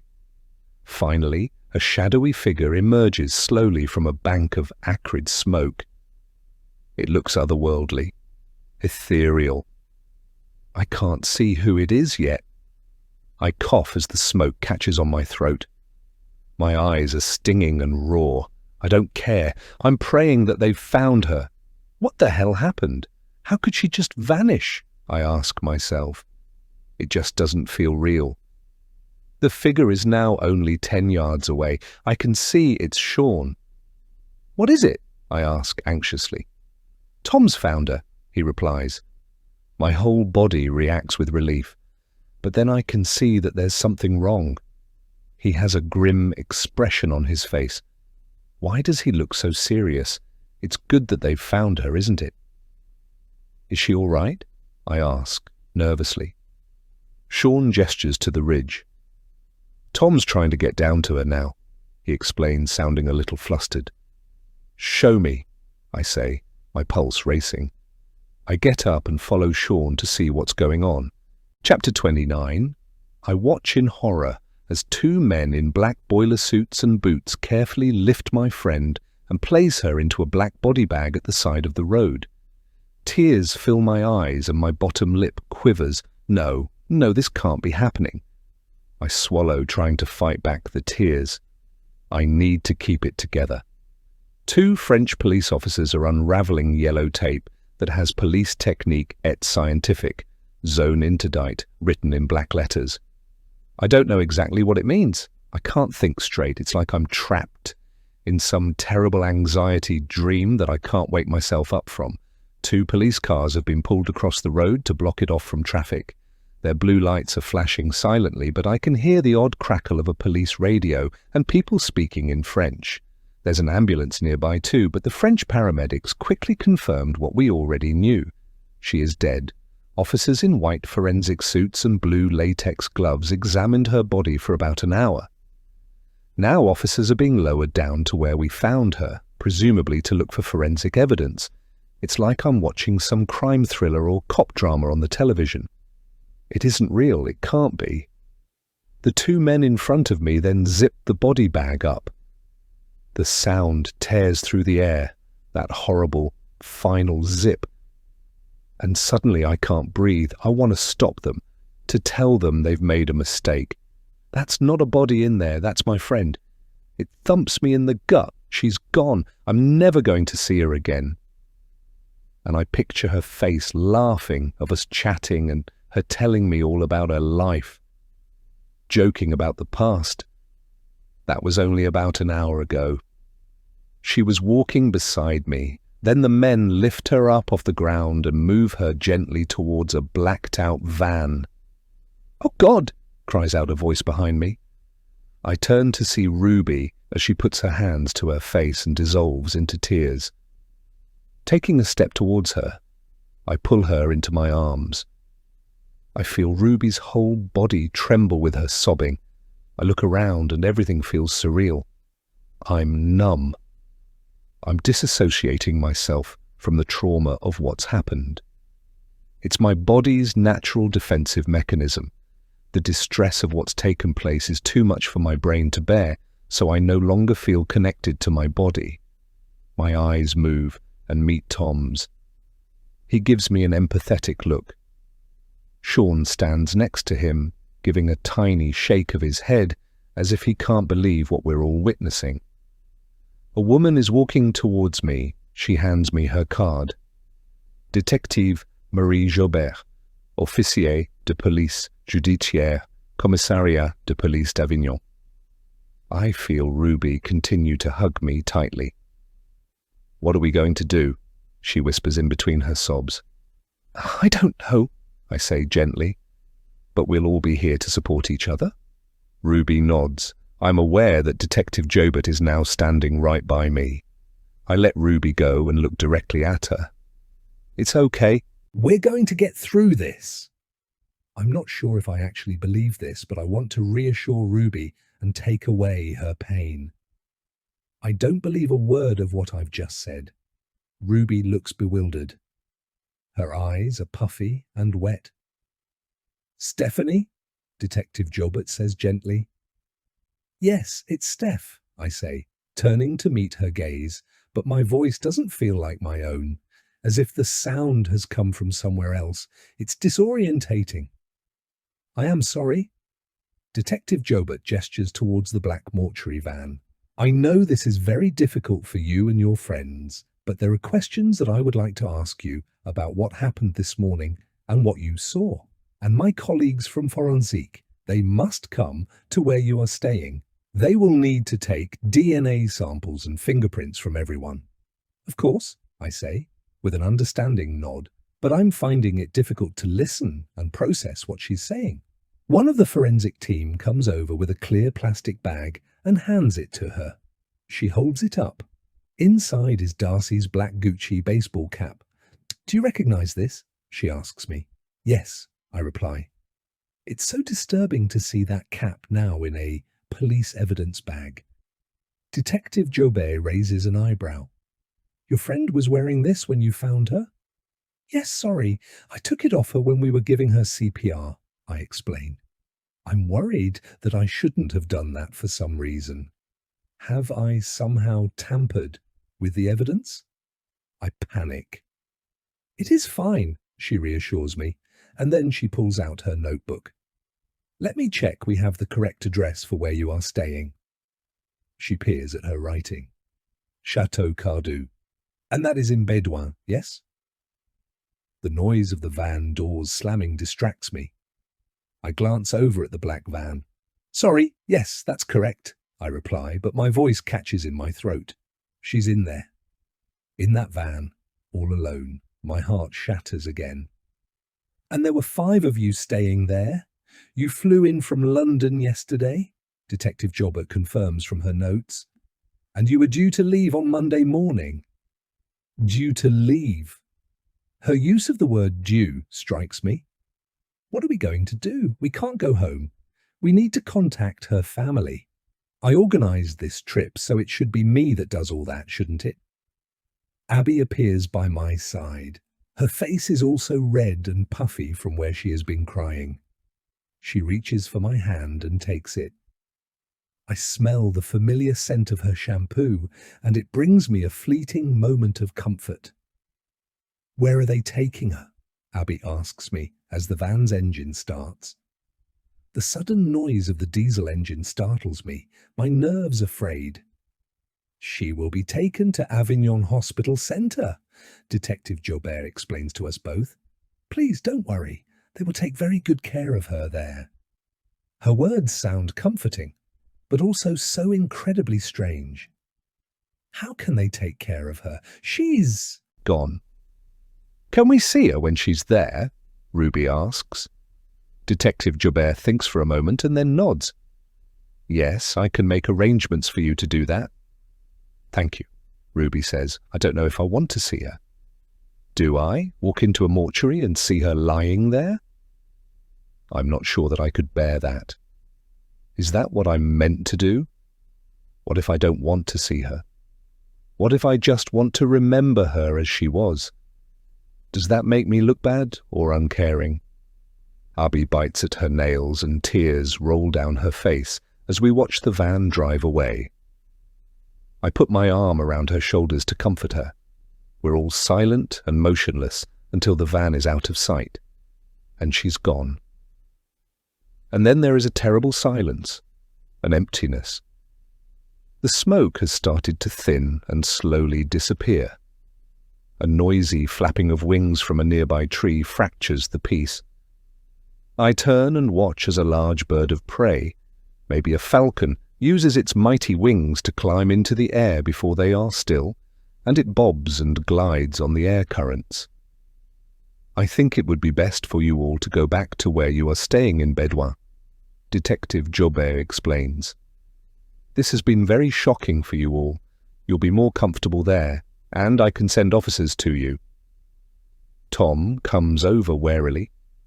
Anything I can do? He asks, but he looks jittery. I meet his eyes, but I'm not sure what to say. Detective Jobbert looks to me as if expecting an explanation for who Tom is. Tom and Sean. I gesture to where Sean is standing. They're staying across the road in a cottage. We met them yesterday. Detective Jobbert raises her eyebrow as if this is of some interest to her. And you are English? Yeah, Tom replies, looking uncomfortable. Detective Joubert looks Tom up and down. And you were walking with this party from the farmhouse? No. Tom shakes his head. He's clearly in shock too. Sean and I were out cycling. Sean joins at the sound of his name. I called them to help us with the search, I explained to Detective Jobbert. Her pen hovers over her notepad. Together the whole time? Sort of, Sean says, just as Tom adds. He's fitter than me. I had trouble keeping up. And you knew the deceased? Her pen scratches against paper. The deceased. My hands curl into fists. Not really, Sean says. A little bit, Tom murmurs under his breath. I stopped a man in a pickup truck by the access road. He had a rope. We attached it to the back. Then he helped us pull her out, Sean says. I can hear the thunderous bark of a couple of dogs in the distance. Detective Jobbert's questions sharpen. This pickup truck that helped with the body. Where is the driver now? You didn't get his name, his license plate? We all look around, the absence suddenly glaring. No one remembers seeing him leave. It strikes me that her question is absurd, given everything that was going on.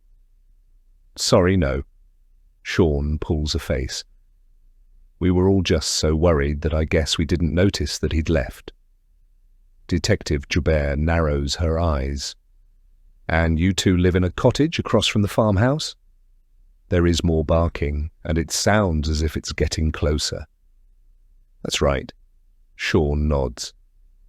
We're renovating the place for the owners who live in London.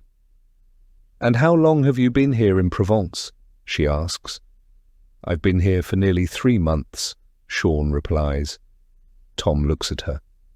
I arrived yesterday? She frowns. Tom's statement seems significant to her. Yesterday? She asks. Yeah, Tom says, sounding a little bit defensive.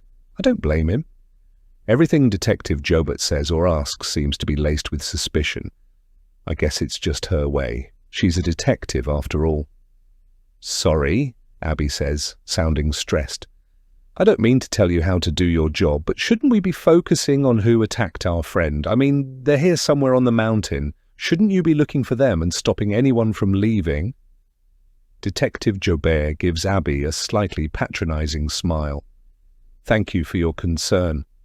She searches for her name. Abi. Abi, Detective Jobert says. But I have officers down at all the access roads to the mountain. They are stopping every vehicle, cyclist, and walker as they leave and interviewing them.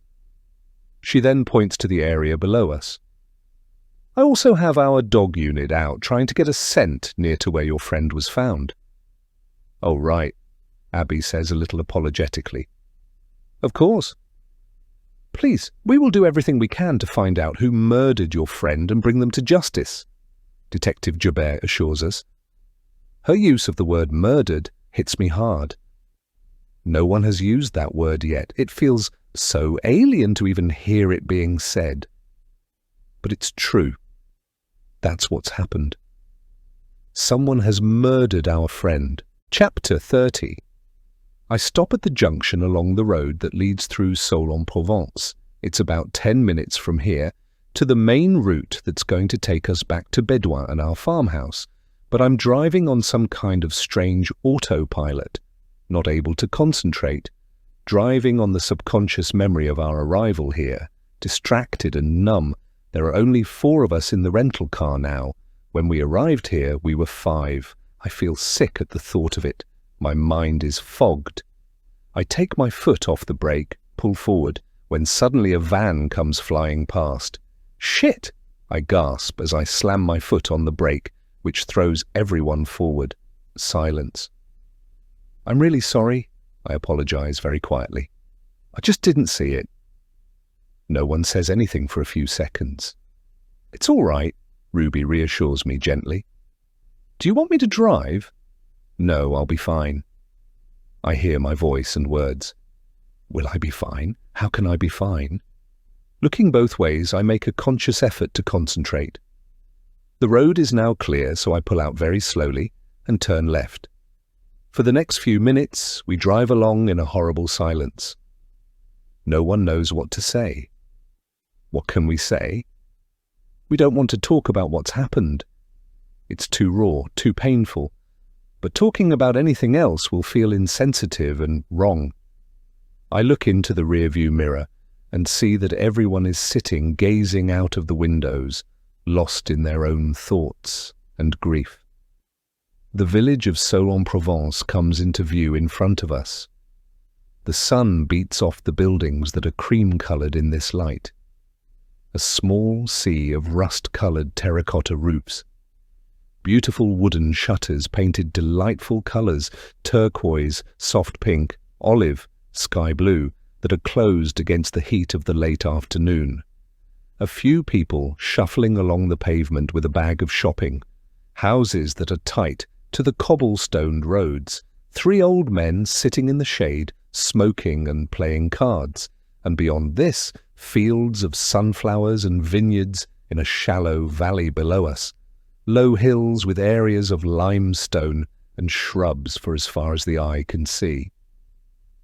Everything looks the same as before, but it also looks different. I see a woman in her 30s walking along. She has 2 children, a boy and girl, in tow. They are both holding their mother's hand with a large ice cream in the other. The boy's ice cream has run down his chin and onto his dark t-shirt. The mother stops, crouches, and then takes a tissue to clean him up. They are all smiling. Of course they are. Not a care in the world. A mother with 2 beautiful children in the glorious sunshine of the late afternoon in a place that looks like this.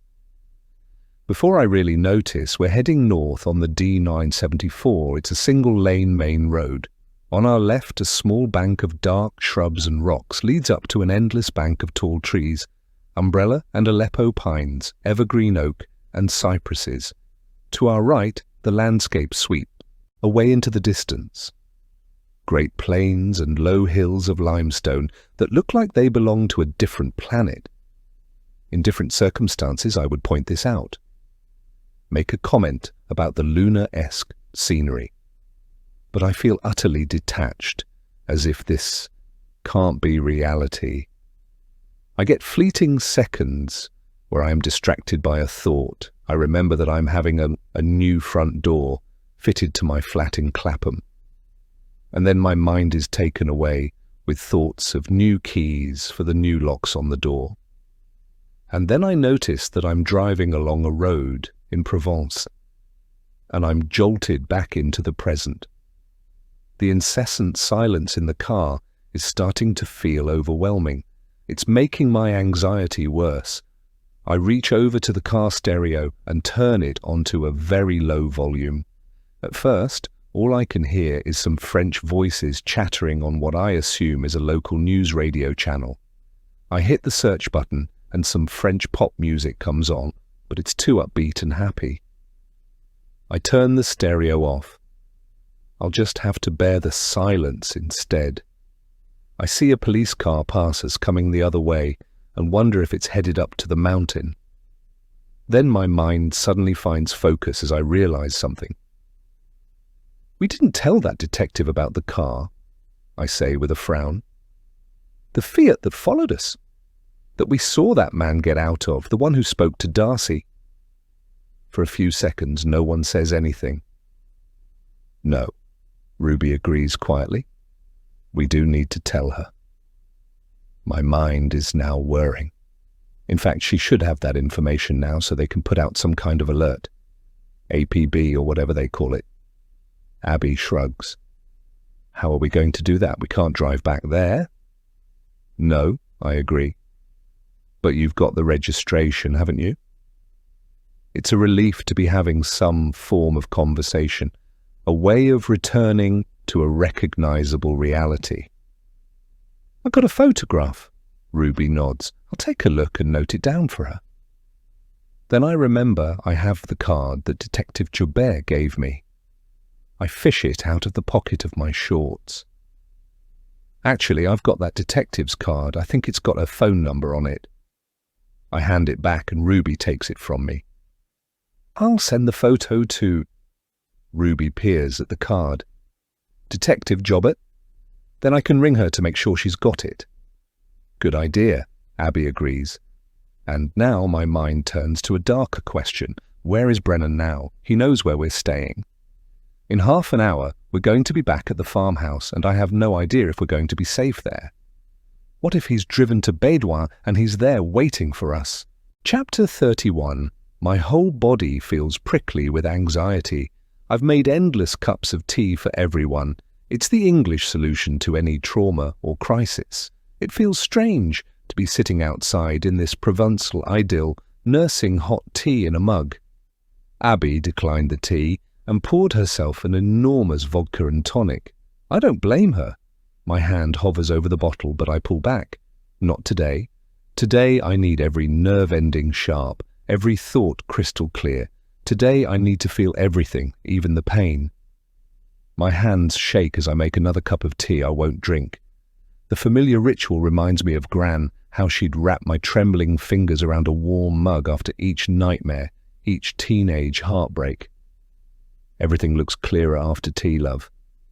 But she was wrong about this one. Nothing's clear. Not why my friend wandered off alone, not why someone would hurt her, not why I'm standing in her bedroom watching strangers bag up pieces of her life. I was 15 when Gran died, my first real loss. I'd spent every weekend in her kitchen, learning her recipes, soaking in her stories, while my parents chased their careers and my older brother Chris chased his dreams to Australia. Now, watching the others break down in waves of grief, I remember how Gran's death felt, like drowning, while everyone else could still breathe. But this is different. At the moment, the farmhouse is crawling with forensic officers. They're going through her bedroom with a fine-tooth comb. They are dressed in white forensic suits, white rubber boots, and blue nitrile gloves. Every so often I see one of them coming down the stairs holding a see-through bag with something inside. Something that I assume is relevant evidence. One of my closest friends on the planet has been attacked and murdered. I'm never going to see her again. How is that possible? This can't be happening. My eyes fill with tears and I bite my lip. I try to hold it back, but it's no use. "Oh God," I whisper as my shoulders shudder and my whole body is crushed by pain, loss and grief. I feel a comforting hand on my shoulder. "Hey," says a voice. It's Abby.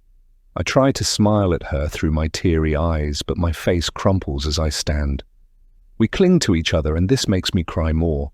We're both experiencing the same thing, and only we know how painful this is. "It's okay," Abby whispers. I nod. But it's not okay. And as the tears subside, I feel a little twinge of anger. "Who the fuck did this to her?" I ask, shaking my head. "I don't know. I just don't understand," Abby admits very quietly.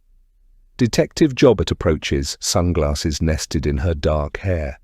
I catch myself studying her features, a habit I'm trying to break, and force my attention to what matters, her expression, the notepad in her hand, whatever news she might be bringing. "Steph," she says, and gestures to where I've been sitting. "I'd like to get a detailed statement from you now, if you're feeling up it." She says, "if you're feeling up to it," in a tone that implies that she's already made the assumption that I am. And, however unnatural and chilling it is to think about, she is now running a murder investigation. I nod. "Of course," I reply, as I go back to where I was sitting at a long, wrought-iron table. There are 6 iron chairs with patterned turquoise cushions that have been tied on. There's an exquisite wooden gazebo. The wooden beams have small white flowers hanging from them. I don't know what they are. "I'll go," Abby says to me, touching me on the arm. "I will need to speak to everyone," Detective Jobbert says to her in a serious tone that reminds me once again of the enormity of what's actually happened.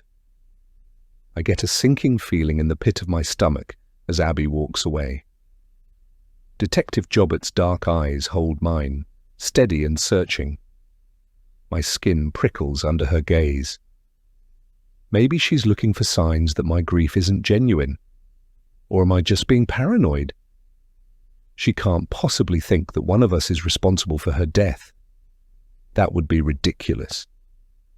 We were best friends. I can't even entertain the thought that one of us would hurt her. In fact, I don't know why that is whirling around my head. Maybe it's just human nature in a situation like this to feel guilty. It's certainly my default setting. If I see a police car behind me in the traffic in London, I immediately feel a pang of guilt, as if I've done something wrong. Is that normal? Doesn't everyone think like that? "So, Steph," Detective Jobbert says as she takes out her black notebook and clicks the end of her pen. "I have your full name and address in London. I have the flight number that all of you were on, but I will need your passport number before I leave today. I've already anticipated this, and I have put my passport into the side pocket of my cream shorts." I take it out and hand it to her. "Here you go." "Ah, thank you." She takes it and notes down the passport number and other details. Then she hands it back to me. I spot an engagement and wedding ring on her left hand. She also has a tiny tattoo of some musical notes on the underside of her left wrist. She sits forward and fixes me with a stare. "I'm going to need you to walk me through what happened this morning, step by step. What time did you leave here?" "It was just after 10, I reply. "I wanted to go earlier, but, you know." She gives me a look as if she doesn't really know what I'm talking about. "And everyone was okay? No arguments between anyone?" she asks, searching my face as if looking for my reaction. "Not really," I say. "I mean, no." But she seizes on my hesitation. "Not really or no, they are 2 different things. I'd had a little tiff with Darcy before we left," I explain. But I can feel my pulse quicken a little, as if this is somehow significant. Detective Jobbert gives me a quizzical look. "A little tiff?" She clearly doesn't understand this. "Sorry, I mean argument or quarrel," I clarify. But both of those words sound far worse than tiff. It makes it sound more serious than it actually was. "You had an argument," Detective Jobbert says, as she writes it down. "Yes," I reply, but I'm puzzled. Sorry, but can I ask you why you need all these details? We are a group of friends on holiday. What happened this morning has nothing to do with any of us. Now, this man, Patrick Brennan, who stalked Darcy in London, the police in London think he's in France. Yes, I know that, she replies. I have spoken to the police in London and Paris. The only thing that I know is that Patrick Brennan was at a train station in Paris, and that is 700 kilometers away from here. And then she says something that sends a chill up my spine. So, we don't know who is responsible, do we? She says, with a nonchalant shrug. What? Oh God, how can she think that any of us had something to do with her death? That's insane. Sorry, but that's ridiculous, I say hesitantly. I don't want to get her back up, but what she's suggesting is absurd. She narrows her eyes. Is it? Most homicides are committed by people known to the victim. In fact, it's very rare for a homicide to be committed by a total stranger. My breathing is getting shallow. I take a nervous swallow and rub my nose. But that's what happened, I protest. I know my friends. I know what they're like. Yes. She nods. That is true, but your friend was strangled, and we've had no reports of any attacks like that. She holds my gaze. In my experience, it usually means the victim knew their killer, or the killer knew them. Chapter 32. Sean. Sean comes out of the back of the cottage and over to where Detective Marie Jobert is sitting. He hands her his Irish passport. Here you go. Thank you, she says quietly as she takes it, flicks through it, and begins to note down his passport number and other details in her notebook. Sean sits forward nervously. Then he looks over at the young uniformed police officer who is taking a look around the garden. He's so young that he doesn't look like he even shaves yet. He's dressed in a black uniform with a baseball cap and Police Municipale printed on the back of his jacket. The young police officer gives him a look. Police officers make Sean feel nervous. They always have done. Where he grew up in Dublin, the Garda were the enemy. His Da was always in trouble with the peelers. Petty theft, drunken fighting, but nothing major. Sure you don't want a drink? Sean asks. There's cold water in the fridge. She shakes her head. I am fine, really, she says, as she hands his passport back. Until we find a suspect, I am going to have to ask you and Tom not to leave Bedouin. Of course, Sean says with an understanding look. You and Tom were cycling on the mountain when Steph called you for help. Is that right? Detective Jobert asks. Aye, that's right, Sean says. We were cycling the route from Bedouin, the Tour de France route. Yes, and how far had you got when you received the call? I'd stopped up by the Tom Simpson Memorial, Sean explains. It's only just over 1 kilometre from there to the summit. She nods. Yes, I know. My husband is a keen cyclist. Then she taps her pen against the page of the notebook with a quizzical look. You said that you had stopped at the memorial? Was Tom not cycling with you? Sean pauses for a moment. If he tells her that Tom wasn't there, does that put Tom in an awkward position? Sean can't see how it would. It's not as if Tom is a murderer. And Detective Jobert has insisted that she interviews them both separately. Sean can see the logic in that. He's seen enough television cop shows to know that detectives interview people individually to see if their version of events are the same.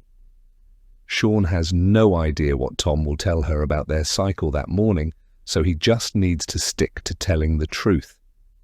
No, Sean replies, shaking his head. We were having a wee bit of a competition to see who would get to the summit first. I've been riding the mountain nearly every day for the past 3 months, so I left him behind. The young police officer answers his mobile phone and walks away down the garden. Detective Jobert looks up from her notebook. Tom wasn't with you? No, Sean says. He caught me up eventually. How long were you and Tom not cycling together? Roughly? She asks. Sean thinks for a second. 45 minutes. It might have been... Longer? Was it longer? I guess so. An hour? But then he caught you up at the memorial, she clarified. Yeah. Sean nods. That's right. I noticed that Tom had scratches on his neck and his hands, Detective Jobbert says, using her pen to point to her own neck and hands. Sean nods but wonders why she is asking about them. He told me he'd fallen off his bike and into the undergrowth. Clumsy Egypt. She fixes Sean with a stare, which makes him feel uncomfortable. Did you believe him? Yeah. He shrugs. He's not sure he likes the way that her questions are developing. I don't know why he'd lie about it. No, she says unconvincingly. Then she frowns. I'm a little confused. You don't know Steph or any of the others staying in the farmhouse? Sean raised an eyebrow. How do you mean? You don't know them from the UK, do you? No. But the owners pay me to look after the farmhouse and the guests. I do shopping, test the pool, stuff like that, Sean explains, but he doesn't quite know what she's getting at. Why did Steph call you? She's not a friend. You don't know her? She asks, suspiciously. Before Sean can explain, the young police officer who has now finished his call comes over to Detective Joubert. He leans close and starts to speak to her in a low tone. He is speaking fast, and Sean can't make out what they are talking about. But at one point, they both look over at him. Oh, shit. This is not good. Sean fears that his past is about to catch up with him, and there is no way that he's going back to Dublin. Luckily, she gave me my passport back, he thinks. Detective Jobbert fixes him with a quizzical stare. There is a warrant out for your arrest in Ireland. It was issued after you arrived in France. No? Sean shakes his head. That must be a mistake. She shakes her head. I've just seen your passport. It is not a mistake. What is the arrest warrant for? Sean asks, but he knows full well what it's for. His heart is now beating hard in his chest, and his mouth is dry. Detective Joubert looks at the young police officer. We don't know. We don't have those details yet, but you might be required to come to Avignon at some point for further questioning. Until then, I'd like you to stay in Bédouin. Chapter 33. Darcy. Darcy throws her wash bag and toiletries into her Louis Vuitton bag, shuts and zips it up. She quickly checks around the room to ensure she hasn't left anything behind. Her stomach is knotted with an overwhelming anxiety. All she knows is that she has to leave the farmhouse and fly home right now. As she wheels her bag along the polished wooden landing, she spots an open door to her right. There is yellow police tape in a crisscross over the opening.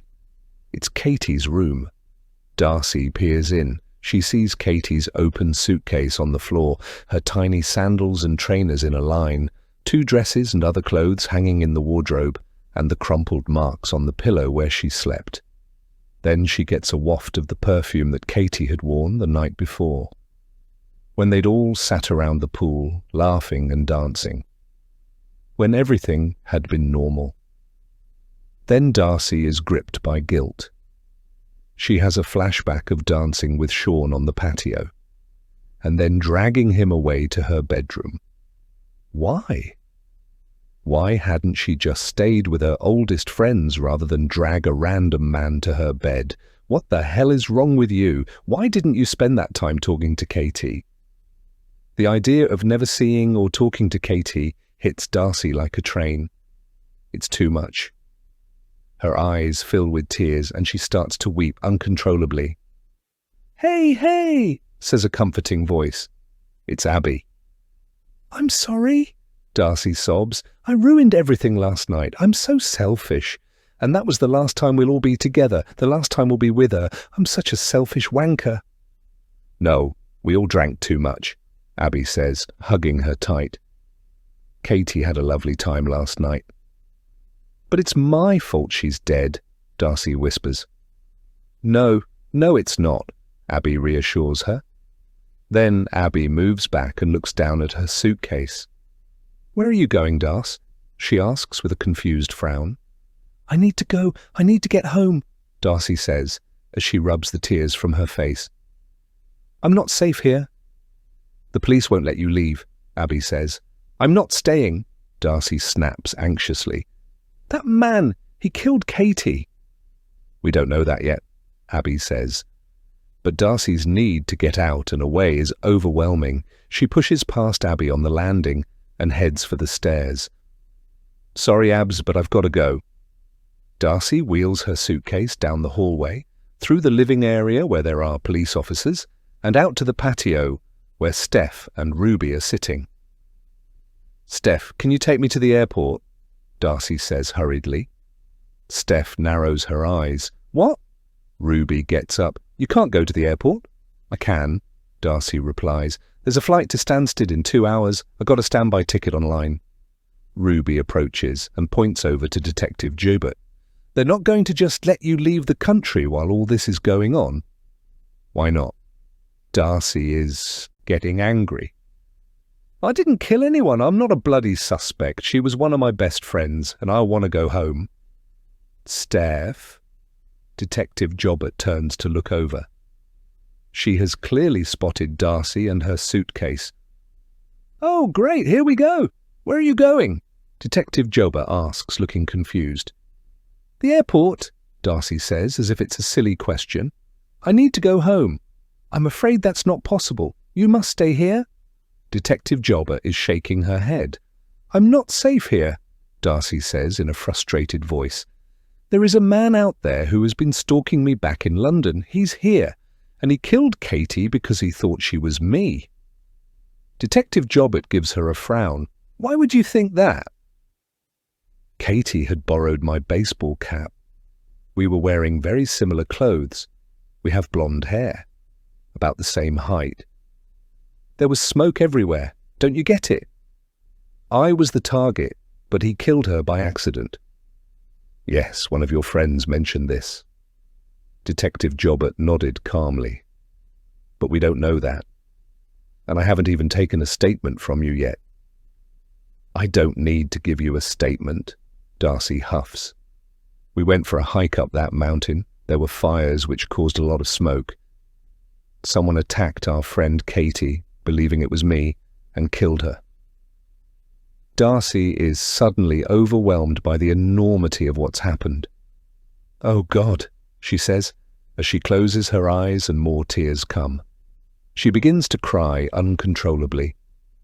Steph comes over and puts a reassuring hand on her arm. Come on, why don't you come and sit down inside and I'll make you a cup of tea? Darcy glares at Steph angrily. I don't want a fucking cup of tea, Steph. That's not going to fix this. It's your bloody fault we were up that mountain in the first place. Why didn't we just stay here by the pool for the day? Then Katie would be alive, wouldn't she? Darcy, Ruby barks. That's not fair, and you know it. Darcy looks at Detective Joubert with pleading eyes. Please, I just need to go. I can write a statement on the plane and email it to you. I'm very sorry, Darcy, Detective Joubert says gently, but I'm going to need you all to stay for at least a couple of days. I'm going to take your passports just in case anyone has any silly ideas. She looks at Darcy. And if anyone does try to leave, I'll have to arrest you. You can't do that, Darcy hisses. I'm a police officer running a murder enquiry, Detective Joubert says sternly. I can do whatever I feel is right. Abby goes over to her. Come on, Darcy. Let's just go inside. I really do need to take your statement, Darcy, Detective Joubert says, gesturing to the inside of the farmhouse. Are you up to talking to me now? Darcy gives her a withering look. Well, as I'm now under fucking house arrest, I might as well. She waltzes into the living area and slumps down onto the sofa. Detective Joubert follows her. She sits down on a stylish leather armchair opposite the sofa. Then she takes out her black notebook and pen. Can I just check a few things? You were with the others on the plane that flew into Marseille yesterday morning. Is that correct? Yes, Darcy sighs. She doesn't want to have to go through all the details. Every ounce of her being wants to be somewhere else, at home. And then you all got into a rental car and Steph drove you here? Yes. How did Katie seem on the flight and on the journey here? She asks. Fine, she was fine, Darcy says dismissively. And you all came here, and can you tell me what happened then? Detective Jober asks. I don't understand why you're asking me all this. Darcy frowns at her. The man who killed her is called Patrick Brennan. He's been stalking me in London for over 2 years. He came into my house and held a knife to my throat. He's threatened to kill me, and now he's travelled to France. He's here in Bedouin. I know he is. And he followed me up the mountain and then killed Katie by mistake. Darcy gives a sigh of frustration. So what bloody difference does it make what we did at this farmhouse yesterday afternoon? Why aren't you out there looking for this psycho? I do have officers out on the mountain and the surrounding areas searching for whoever attacked your friend, she explains very calmly. Why aren't you with them? What are you doing here? Darcy asks rather pointedly. Because I have no proof that this man you're talking about is the person who murdered Katie, she explains. There is no evidence of that, only what you've told me. Well, what other explanation is there? Darcy says, shaking her head. I would like to continue to question you, Darcy, and then I'd like you to write a statement too, Detective Jober says in a quiet voice. We can do that here, or we can go to the police station in Avignon if you'd prefer that. Are you threatening me? Darcy snaps indignantly. No, I'm not. As I said, I'm trying to run a murder investigation, she says. So, shall we start again? Chapter 34, Steph. It's now early evening and most of the police and forensic officers have left the farmhouse. It seems as if they have photographed every inch of the interior. It felt surreal watching as they dusted for prints on the doors, windows and door handles. It's now eerily quiet after all the chaos and upheaval. Detective Joubert has arranged for 2 uniformed officers to park up outside our farmhouse for our protection. It doesn't bear thinking about. The pit of my stomach is tight and uncomfortable. We've been instructed to keep the doors and windows locked, as well as try to limit our time outside. I'm scared. I wish we could just go somewhere else, but Detective Jober told us to stay put, as she would be back early in the morning. She also promised to keep us up to date with any developments, as well as letting us know when we could visit Katie at the morgue in Avignon. But it feels that we're sitting ducks in the villa. Ruby has taken charge of phoning and liaising with the British consulate. We've been told that the nearest one is in Marseille. We have to inform them of Katie's death and that there is a murder investigation going on. The consulate will liaise with the French police on our behalf as UK citizens. And eventually, they will arrange for the repatriation of Katie's body. Abby has the unenviable task of phoning Katie's elderly parents in Liverpool to tell them what's happened. Abby has already phoned and spoken to Justin, and he's going to tell their children, Max and Sophie. My heart breaks when I think of what they're going to go through. In the next few days, weeks and months, they're going to be devastated. It's hard enough that Katie has died, but the way in which she has died makes the whole thing so much worse. It's going to be on the news and in the papers. It's going to be hard for any of us to get away from it. As I sit in the living area, I realize that some of us have left our rucksacks in the boot of the hire car. I get up and head for the front door. Where are you going? Ruby asks anxiously. I gesture, just to get some stuff out of the car. Be careful, she says quietly. I glance up the stairs to Darcy's closed door. Ruby has been checking in on her to fetch water or tea that returns untouched. The last time she came down for tea, her eyes were red-rimmed. She keeps saying it should have been her, Ruby whispered, hands shaking as she filled the kettle. Darcy is a shell of her former self. Nothing like the polished influencer who arrived yesterday with her matching luggage and camera-ready smile. Each time someone mentions Katie's name, a muffled sob echoes down the stairs. The solid oak door is incredibly heavy as I unlock it and pull it towards me. The handle and door furniture are all made from ornate wrought iron. I take a step outside into the warmth of the evening. It's lovely after the chill of the AC in the farmhouse, like getting slowly into a warm bath. If only I didn't have a terrible, taut feeling continually in my gut. I tried to do some deep breathing exercises earlier, but nothing seems to be working. The air is filled with the sound of cicadas and the smell of lavender, honeysuckle and baked earth. Someone is having a barbecue nearby and there is that lovely waft of char-grilled food. A dog barks in the distance and another returns the bark. I pull the front door behind me so that it's nearly closed and pad down the stone pathway that snakes through the neat front garden and to the shaded car parking space.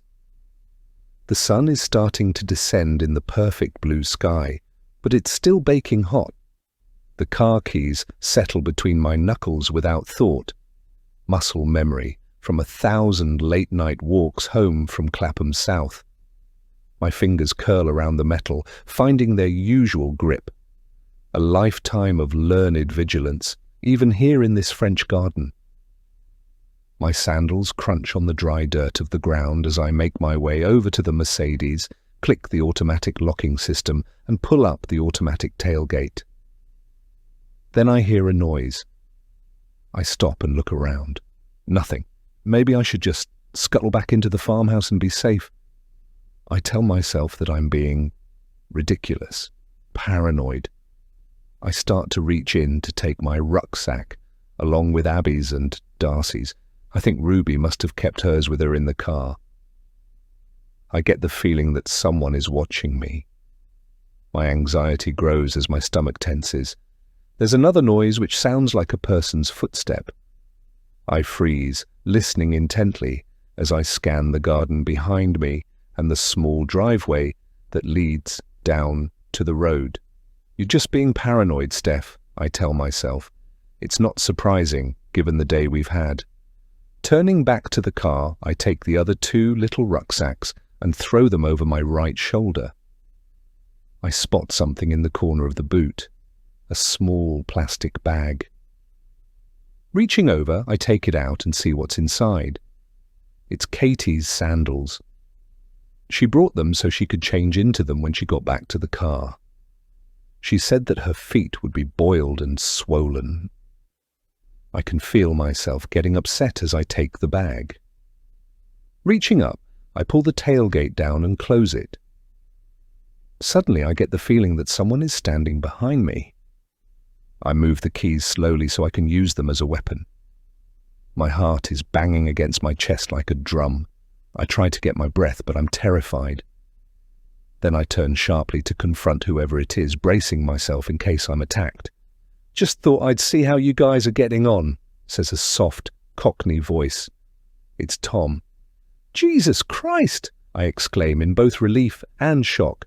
"You scared the life out of me, you silly bugger." "Sorry," he says apologetically, as he takes a couple of steps towards me. Then he reaches out and puts a comforting hand on my arm. "I can't imagine what you're all going through." I nod. "Thank you. If there's anything that Sean or I can do," Tom says, "just let us know." "That's very kind," I say. What I want to say is that I want to share my bed with him tonight. I don't want to be alone, and I want to feel protected. "Look, I don't know how you're feeling," he says gently.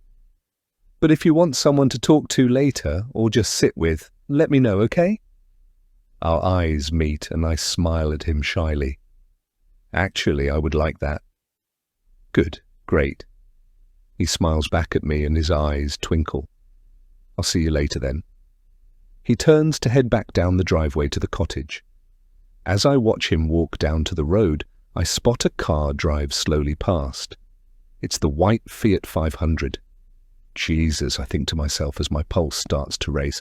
Tom, I call, trying to sound calm. He turns back to look at me with a quizzical expression. My head is already whirring with the implications of seeing that car again. I jog down to where Tom is standing on the edge of the road. Everything all right? He asks with concern. The Fiat is now parked on the right, a little further down the road. I can't believe that he's got the balls to come here and just sit there.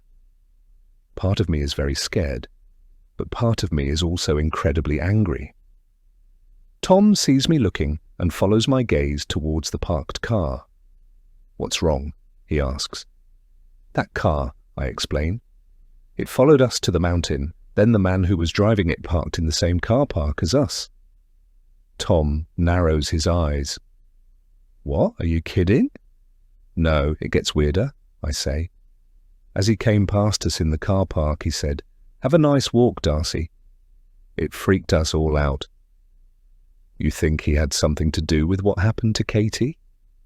Maybe, I reply. Darcy's had a stalker in London for 2 years. He held a knife to her throat one night. There's a possibility he's out here in France. That's terrible, he says, his eyes wide in disbelief. I heard you guys talking to that detective about it. The police in London think that he might have followed her out here, I say, then explain. Katie and Darcy were wearing similar clothes. Katie was wearing Darcy's black baseball cap that she wears on lots of social media posts. They're both blonde.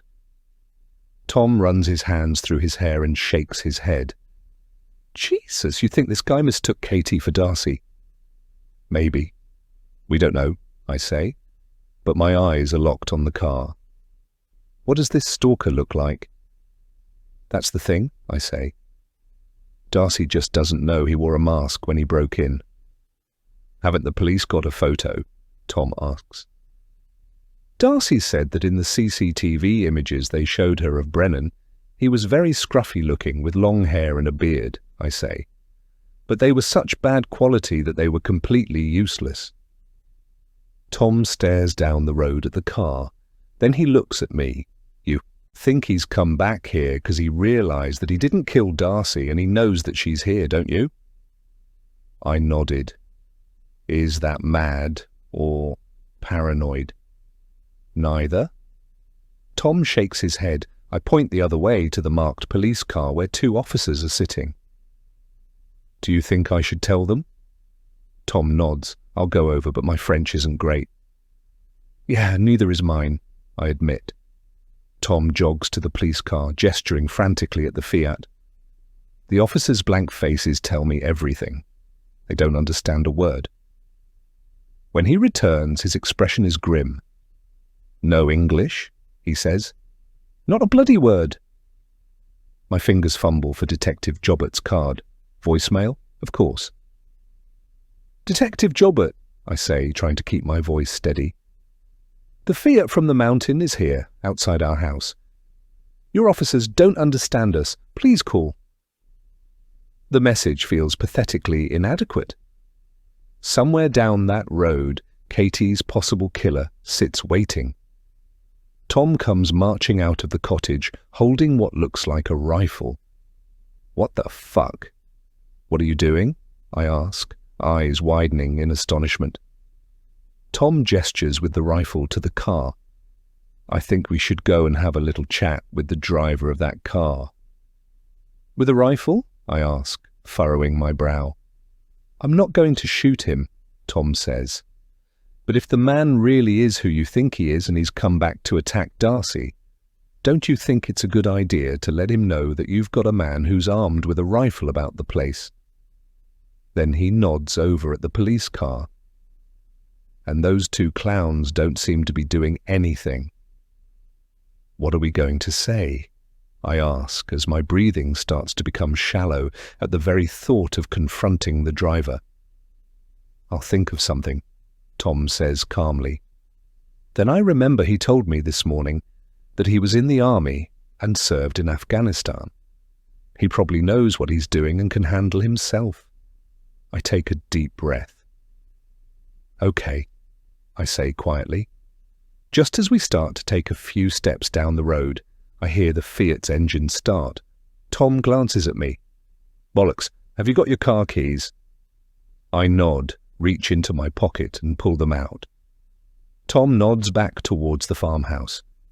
Come on, we're going to follow him. We're going to do what? I ask, incredulously. We can't let him just drive away without confronting him.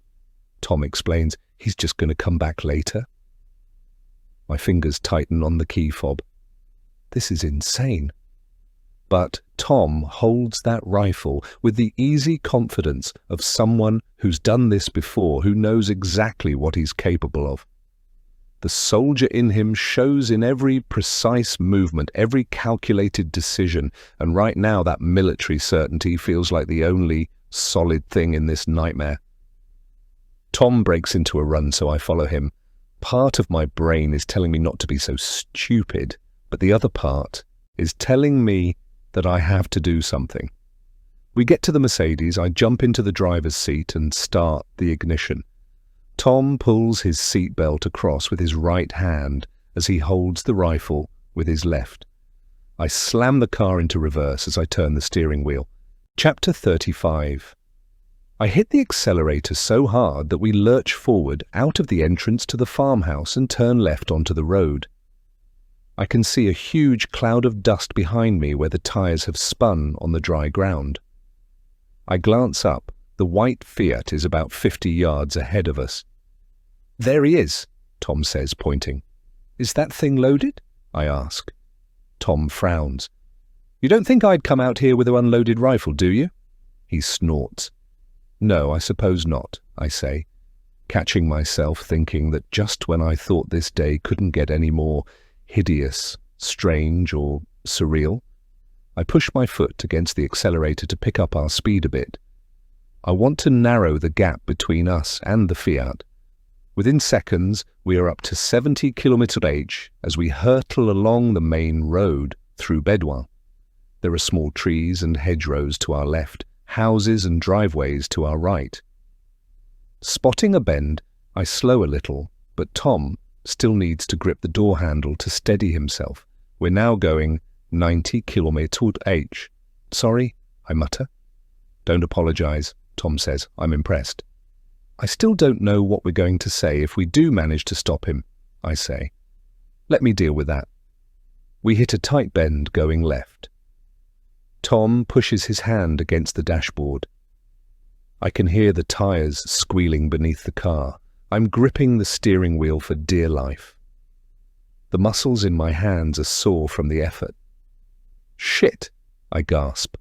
I feel like I nearly lost the back of the car. We hammer up a long hill. The Fiat is now less than 20 yards in front of us and darts out to overtake a dawdling tractor. I have to do the same or I'll smash into the back of it. I see the old farmer glance at us as we speed past. I look at the dashboard. We've hit 100 km/h. I try to regulate my breathing. Fuck this, I say out loud. We haven't come this far to let this fucker get away. I can't quite believe those words came out of my mouth as we hurtle through a tiny village. The houses and the hedgerows blur past us. Up ahead, I spot a silage truck with a silver tank on its back. It's waiting to pull out onto the main road. The driver must have miscalculated how fast we're going because he pulls out. Jesus, I say, putting my foot on the brake hard. The Fiat swerves to avoid the truck. Fuck, Tom growls. I've now stamped on the brakes. I feel like everything inside my body is contracting as we skid along the road towards the tanker. The Fiat clips the side of the lorry and flips onto its roof. It then skids along the road upside down. The steel back of the tanker is coming towards us. I wince and hold my breath. I think I'm going to die. I manage to bring our car to a halt. I unclip my seatbelt, open the door, and get out. The lorry driver is climbing down from his cab, gesticulating and shouting in French. He shakes his fist at me. Oh, fuck off! It was your bloody mistake, I think angrily. Moving around the lorry, I see that the Fiat is about 30 yards down the road on its roof.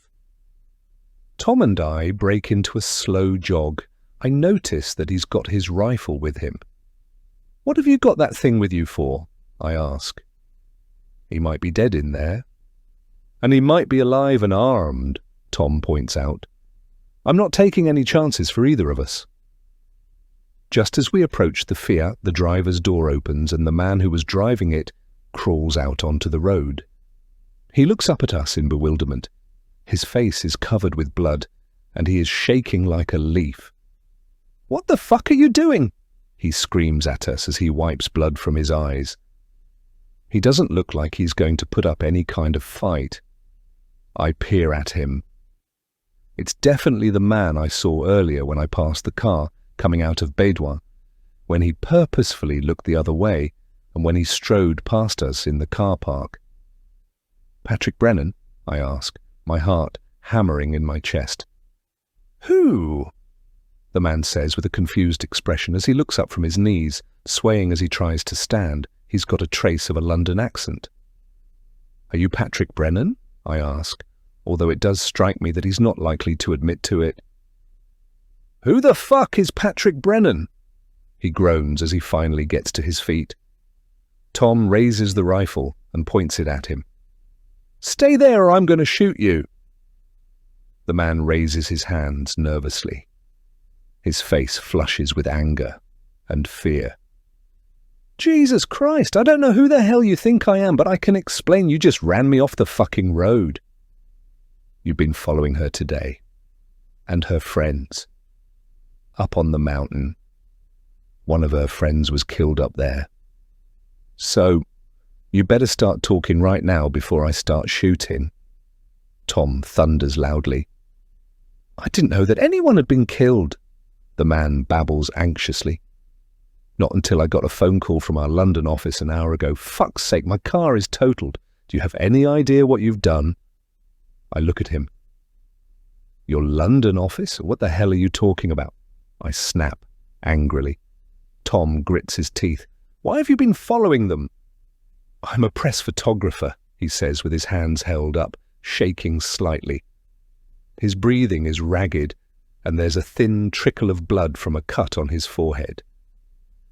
"I'm following Darcy Miller. This is insane. You could have killed me." I'm confused by what he's saying and the way he's saying it. "You're her stalker?" Tom asks. "No, I'm not her stalker."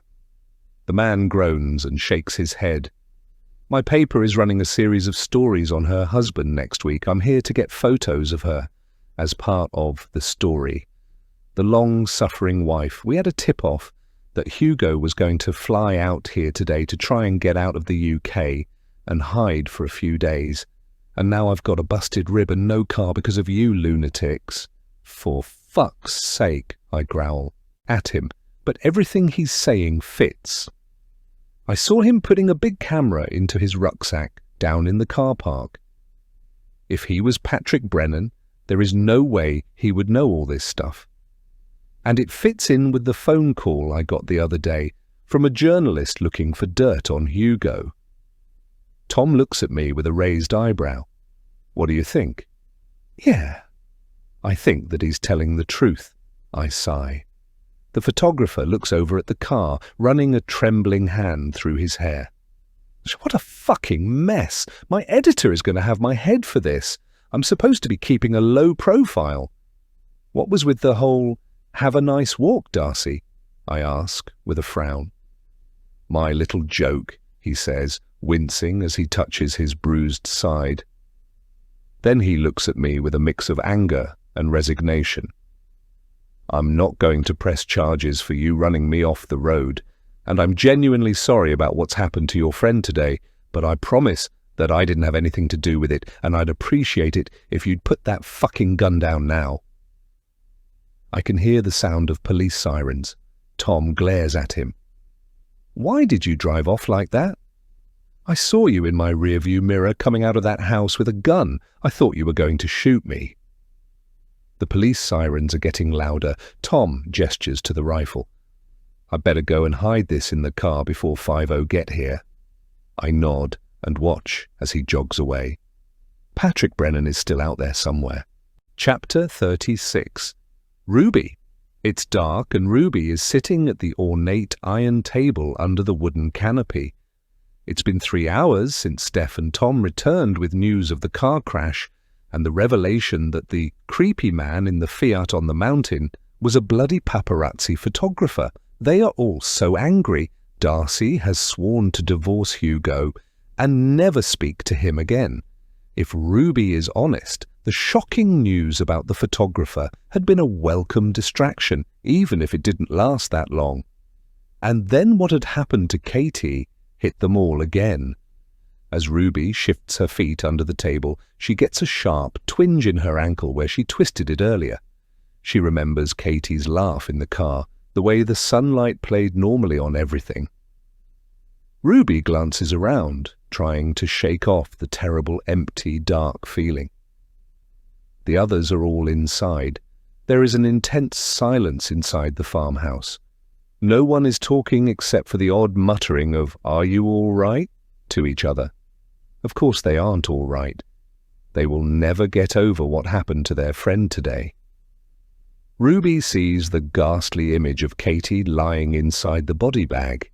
The enormity of it hits. For a few seconds, her chest is so tight it's hard to draw breath. She tries to eject it from her mind's eye, but it won't go. Her lifeless, colourless face. It is going to haunt her forever. It is now dark, so that the familiarity of the outside has become strange or eerie. Maybe that's just her state of mind. White moths shuttle around the neat flower beds. Then, over to her right, something flicks across her vision. It startles her. Was that a bat? It's too late in the day for a bird, isn't it? As her eyes focus, Ruby swears she sees movement in the undergrowth. Or is she just seeing things? Tilting her head back, Ruby stares up to look at the sky. The sad magnificence of the translucent moon that looks paper-thin. It's a moon that Katie will never see again. Everything Ruby looks at seems to be tinged with a melancholic significance. Is she up there now? Ruby wonders. She's not religious, but it would be nice to think that Katie is somewhere peaceful. "Okay if I sit out here?" asks a voice softly. It's Abby. She's holding a goldfish bowl of a glass of white wine. "Of course," Ruby says in a tone that implies that she doesn't have to ask. Abby slides out a chair slowly and then sits down. She lifts up her glass. "I can't seem to get drunk?" "No," Ruby agrees. "What I mean is that I can't seem to drink enough to get drunk and not feel so terribly raw." Abby sighs. Silence. Just the noise of the cicadas, which seems to be unusually quiet, possibly as a sign of reverence. Abby looks up to the sky. "Were you looking for her up there?" "Sort of. It's times like this that I'm jealous that I don't have a strong faith," Ruby admits. "If I believed that she is now being looked after by a merciful God and has gone to a better, more peaceful place that would make everything a tiny bit more bearable." Abby nods and takes a swig of wine. "That's how I felt when my brother died." Ruby remembers that Abby's older brother Peter had died in a car crash when he was only 22. That had to be 30 years ago now. It had happened just before Ruby, Abby and Katie were all due to take their finals at Oxford. The three of them had all travelled back to Hampshire for Peter's funeral. "I remember that," Ruby says gently. "Remember what?" Darcy asks as she comes over with a flute of Prosecco in her hand. She has a haunted look on her face. Ruby feels awkward and then glances over at EB. "Oh, am I interrupting something?" Darcy asks, stopping in her tracks. "Don't be silly," Ruby reassures her as she pulls out a chair. "Just sit down." "We're not meant to be sitting out here, are we?" Darcy says very quietly. Ruby shrugs. "I'm less concerned now we know who that creepy bloody man in the Fiat was." "I'm not," Darcy says with a dark expression. Brennan is here. I know he is. They fall into an uncomfortable silence. It's all my fault, isn't it? Darcy whispers, shaking her head. No, you mustn't say that. Abby leans forward and puts a comforting hand on Darcy's arm. It is, Darcy continues. You heard what that detective told Steph. She takes a deep breath. Katie was strangled. She was either killed by someone she knew or some predatory psychopath. Ruby frowns. She knows what Darcy's hinting at. It could have been anyone who attacked her, some maniac lying in wait somewhere on the mountain. Darcy shakes her head vehemently. No, it was Patrick Brennan, I know it was. And Katie was wearing my stupid bloody cap. He thought she was me. So it's my fault she's dead. She begins to sob. Abby leans over and gives her a hug. Even if that is true, how is that your fault? You didn't ask that monster to start stalking you. You're not responsible for anything that he does. Darcy nods as she wipes her face. She nods as if Abby's words have comforted her a little. Sorry, she says with a sniff. You don't need to apologize, Ruby says in a soothing tone. This day? Well, it's been horrific. Darcy looks at them and lets out a breath. Sorry, you guys were in the middle of talking about something? Abby leans forward and looks at Darcy. It wasn't very cheery, I'm afraid. I was just talking about when Peter died. It was so awful, wasn't it? Darcy says gently, but she's still distracted and detached. Such a shock. He was the closest thing I had to a brother when we grew up. Ruby smiles. You had the hots for him, didn't you, Darcy? Yep. Mad teenage crush, Darcy admits as her face lights up, as if she's now fully entered the conversation. I thought he looked like Jason Donovan with his blonde curtains. They all laugh for a few seconds and it feels like a welcome relief. We were all at that funeral, weren't we? Abby says with a frown. Steph wasn't, Ruby points out. We hadn't even met Steph back then. Oh yes. Darcy nods as if this is such a strange thought. That's actually quite weird now I've thought of that. Talking of which, Abby says, anyone seen Steph? I guess she's recovering from chasing that bloody journalist, Ruby says. Darcy shakes her head and sighs. I can't believe he was from the press. What a way to earn a living. Then she narrows her eyes. It's weird because when I spoke to Hugo earlier, he told me that it was one of my friends that had spoken to a reporter about him. And I know that none of you would do that to me. Neither would Katie. I'm just trying to work out who it is. Silence. Ruby pushes the hair from her face. Where is Steph? Darcy raises her eyebrow. Guess. Still flirting with Tom on the sofa. Abby giggles. Of course, Darcy says judgmentally. I think it's sweet, Ruby says, trying not to get annoyed at her sister. It's not appropriate. And I'm glad that Tom's here with his trusty rifle. Darcy pulls a face. I'm not. He thinks he's bloody Rambo walking around with it. And it's loaded. Ruby frowns. It's not much good unless it's loaded, is it? Any sign of Sean? Abby asks, but Darcy isn't listening. She's looking at something past Ruby and in the garden. Darce, Abby says with a quizzical frown. Ruby can feel her pulse quicken. You okay? You're scaring me, Darcy points. I thought I saw something over there. They all turn to look. Abby shrugs. I can't see anything. It's gone now, Darcy says, sounding irritated.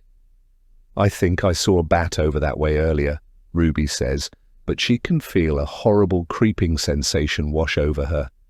It wasn't a fucking bat, Ruby, Darcy snaps loudly. It looked like someone was standing there. Shit. Abby gets up from her chair, which grates noisily on the stone. Okay. Ruby tries to remain calm as she scours the garden for any signs of movement. Maybe it had been someone she'd seen earlier. "Tom! Tom!" Abby yells. As they huddle and start to move back down the patio towards the doors that lead inside, Tom comes jogging out carrying the hunting rifle. "Everything okay?" The sight of the gun doesn't make Ruby feel safer. It makes her feel very uneasy. "Darcy thinks that she saw someone in the garden," Abby explains. "Right, everyone get inside," Tom says in an assured military-style tone as he takes control. Steph appears, looking concerned. "What's going on?" "It's fine. Just get back into the house, everyone," Tom says, using his arms to gesticulate. "Right now." Ruby's breathing is fast and shallow. She hobbles along the patio, her eyes fixed intently on the dusky light of the garden, as if some maniac is going to launch himself from out of the undergrowth at them all. She nearly trips as she's not looking where she's going, but she's too scared to look away. Tom moves quickly and methodically to shut and lock the doors that lead out to the patio. "Keep away from the doors and the windows," he orders them. Then he moves swiftly away down the hallway. Ruby spots him checking and locking the front door. "Shit, there's the side door," Ruby says, pointing to the door that leads from the side of the kitchen to an area where the bins are kept. Steph races over to it and locks it. "Jesus Christ," Ruby sighs and blows out her cheeks. "This is crazy." "Fucking hell," Darcy growls as she goes into the kitchen. "I'm getting another drink. Anyone else?" "I'm fine," Ruby says. She feels that she needs to stay alert and have her wits about her. "No thanks," Steph says with a wave of her hand. Abby looks at them all. "What the actual fuck?" "Shouldn't we go and tell the police?" Steph asks. Tom shakes his head. No one is to leave this house tonight, unless there's some kind of emergency. Chapter 37. Steph. I look out of the bedroom window of the farmhouse. It's been 2 hours since Darcy thought that she saw something or someone in the garden. I'm starting to wonder if it wasn't just a figment of her imagination, or maybe the sight of Tom and his hunting rifle just scared whoever it was away. Tom is sitting at the foot of the bed looking at something on his phone. I'm propped up on pillows at the other end. There seems to be a strange distance that's developed between us since we got back to the farmhouse. I can't put my finger on it. Maybe I'm just being incredibly needy or insecure. I'm also castigating myself for even thinking about me and Tom while one of my best friends is lying in a morgue in some strange French town. "Have a word with yourself, Steph," I say to myself angrily. My phone buzzes with another message from home. Dad, offering to fly out at 78, as if that would help. As if anything could help. Mum could barely speak through her tears when I told her. Of course they're devastated. They've known Katie since that first day they dropped me at Oxford, when she appeared in my doorway with a bottle of wine and 2 mugs, announcing we were going to be friends.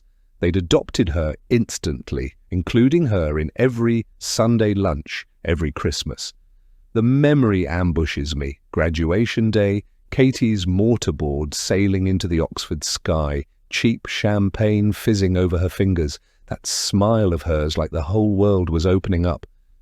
My throat closes. Such a long journey from that bright afternoon to this dark day, and I can't stop seeing her face, can't stop the tears tracking down my cheeks.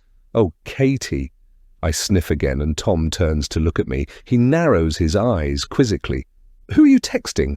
he asks me. He sounds incredibly suspicious. "What the—" I frown. I replay his question back in my head in disbelief. I'm sitting here with tears streaming down my face, and his first thought is to ask me who I'm texting. What the hell is he talking about? "None of your business," I snap at him. It's been a horrendous day. I'm tired and upset. Tom just looks at me angrily. "What?" he asks aggressively. There's something about his sudden shift in manner that suddenly scares me. He's like a wound coil. I decide to try and pacify him. I know that I shouldn't have to, but it's my instinctive reaction to confrontation. It always has been. I gesture to my phone. "I'm just texting friends and family. keeping them updated on everything that's happened today. They're all very worried and upset, that's all. Tom shrugs, but he looks sullen like a little boy. Then why didn't you just tell me that? His face and body are twitchy and tense. I'm sorry, I say, lowering my voice to almost a whisper. I feel like I've annoyed him for some reason. I look down at my phone again. I can see my hand is shaking. Tom is glaring at me and it's making me feel very anxious. I'm not sure what to do. Do I make an excuse, go out into the rest of the house and tell the others about his strange behavior? Then what? I glance across the room and see the hunting rifle resting against the wall where he put it. I'm paranoid. How is this happening? I look up from my phone and force a smile. Is everything all right, Tom? You seem a bit upset, I ask, very gently. There is part of my brain shouting that I shouldn't have to placate him after everything I've been through today. If Tom was a decent human being, he'd be asking if I was okay. He'd be comforting me. But there is something about the way he's acting that is incredibly unnerving. My instinct is for self-preservation over logic or pride. I don't know what the fuck you're on about, Tom snarls. His voice is loud and makes me jump. Oh God, there is a tense silence. I feel like I've done something to upset you, that's all, I say. Of course you have, he hisses. Texting your boyfriend while I'm sitting here in your room. You're taking the piss out of me, aren't you? Boyfriend? What boyfriend? I ask. I haven't got a boyfriend, Tom. I wouldn't have been with you last night if I had a boyfriend. What the hell is he talking about? His behavior is suddenly very strange. Of course you're going to say that, he scoffs with gritted teeth. That's what slags like you always say, lying to our faces. I'm too scared to confront him for calling me a slag. I know it's unforgivable. I can't understand where any of this has come from. I hold out my phone, but my hand is trembling with fear. I promise you. You can check my phone if you want. Tom hits my hand aggressively. My phone flies across the room and smashes against the wall. What are you doing? I ask in disbelief. My eyes are full of tears. It's all too much. Why is he being like this? I stand up. I have to get out of the room and away from him. Sit down. His voice drops to something low and lethal, barely above a whisper, the kind of quiet that screams danger. Please, Tom, I say, trying to get my breath. You're really scaring me. Good, I want you to be scared. It serves you right for leading me on, he jeers furiously. That's what women like you do, isn't it? Little prick tease and then throw it in our faces. Who the hell do you think you are? I really don't know what I've done to deserve this, I sob. Why are you being like this with me? Don't you get it? It's not you. Tom laughs as if I'm an imbecile. What do you mean it's not me? I ask, wiping tears from my eyes. You're not making any sense. I stand up again and look at him with the tears hanging on my eyelashes. Please, I need to get a glass of water. Tom reaches into the pocket of his shorts and pulls out a hunting knife that has a serrated edge. Sit down or I'll gut you like a fucking pig. Chapter 38. Darcy. Darcy opens the fridge and takes out some water. She stopped drinking about an hour ago and now she's got a headache. She reaches into the rucksack that she took on the hike, takes 2 paracetamol in her hand, tosses them into her mouth and swallows them with the water. She then goes over to the wooden table where the welcome brochure sits and puts her rucksack down there. She'll take it back upstairs later. Looking over at the stairs, Darcy wonders what Steph and Tom are doing. They seem to have been in her room for a very long time. They can't be shagging, can they? Not after what's happened today. That would be weird, wouldn't it? Completely inappropriate. Abby and Ruby are in the living area. There are a couple of side lamps on. Ayers Moon Safari is playing very quietly. It's music that reminds Darcy of a moment in time. The point at the end of one millennium when the new one is looming. It was around that time that she and the others went out together. Private members' clubs, bars, club nights in West and South London, back in the day. The memory hits without warning. Katie dancing at Bagley's, face painted with hearts that caught the light, pink feathers from her boa clinging to her sweaty skin.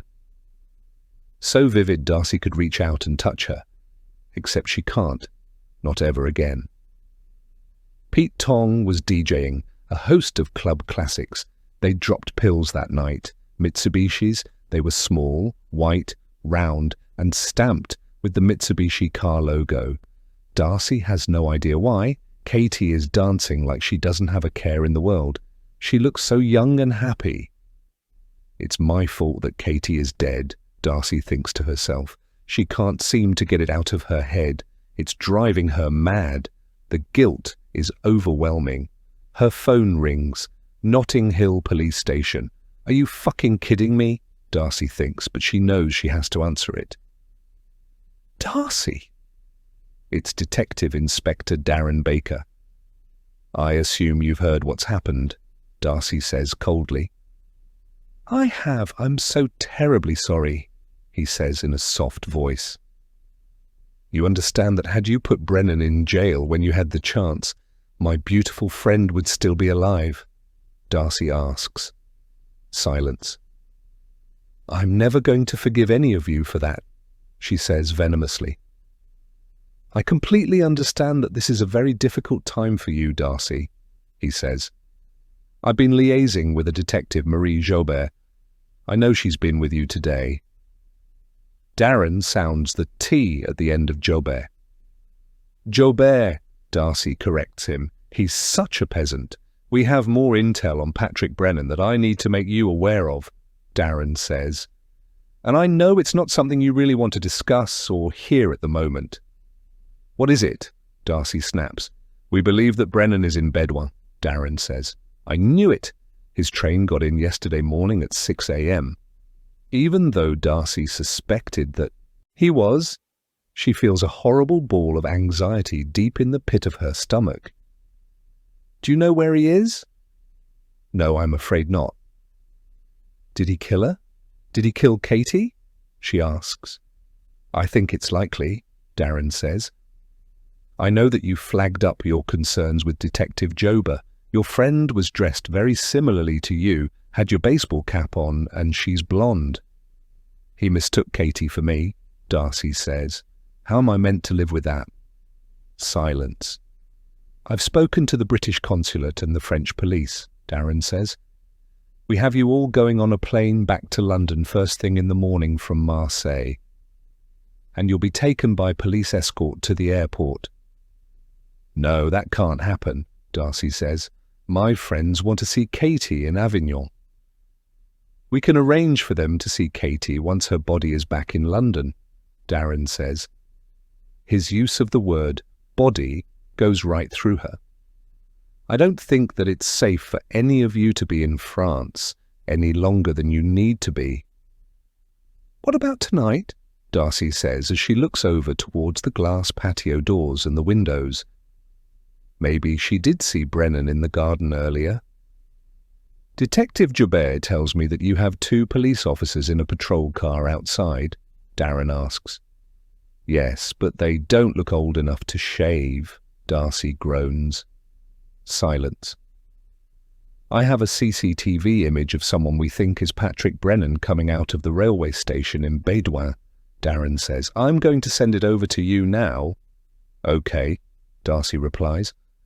Although knowing what he looks like isn't going to help me much when he breaks in here and cuts our throats with a knife. I'm going to send you the photo, Darren says, ignoring her last comment. Then I'm going to send you the details for tomorrow morning. Pickup time is 6 a.m. Darcy hangs up and staggers into the living area, her legs barely holding her up. The phone in her hand might as well be a live grenade. Ruby and Abby look up sharply.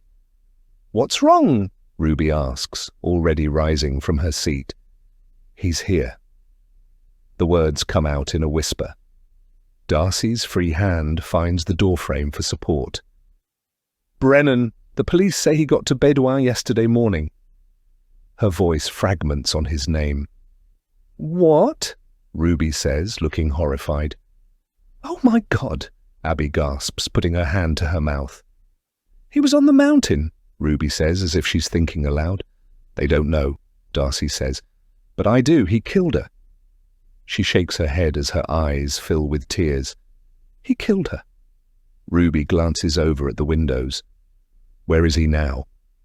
Darcy gives them a dark look. No one knows. Abby sits upright as she looks over at the patio doors. Jesus, she whispers. They can't expect us to stay here all night. They've arranged for us to fly home first thing in the morning, Darcy explains, but she can see the sheer look of panic on their faces. Darcy's phone buzzes in her hand. She looks down. It's a text from Notting Hill Police. There's an attachment which she assumes is the photo of Patrick Brennan. It's not much use to anyone now. Then she opens it. The photo shows a man in his 30s with very short hair and a rucksack over his back arriving at what she assumes is Bedouin railway station. Except she's not looking at anything except for the man's face. A face she knows. Darcy feels physically sick by what she's looking at. Her whole body reacts. She can hardly get her breath. Are you all right, Darcy? Ruby says, standing up and walking towards her. Darcy looks up from the phone. Abby stands up. What is it?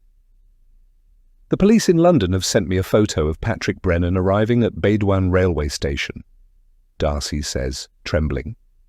Then she turns the phone to show them both. Oh my God!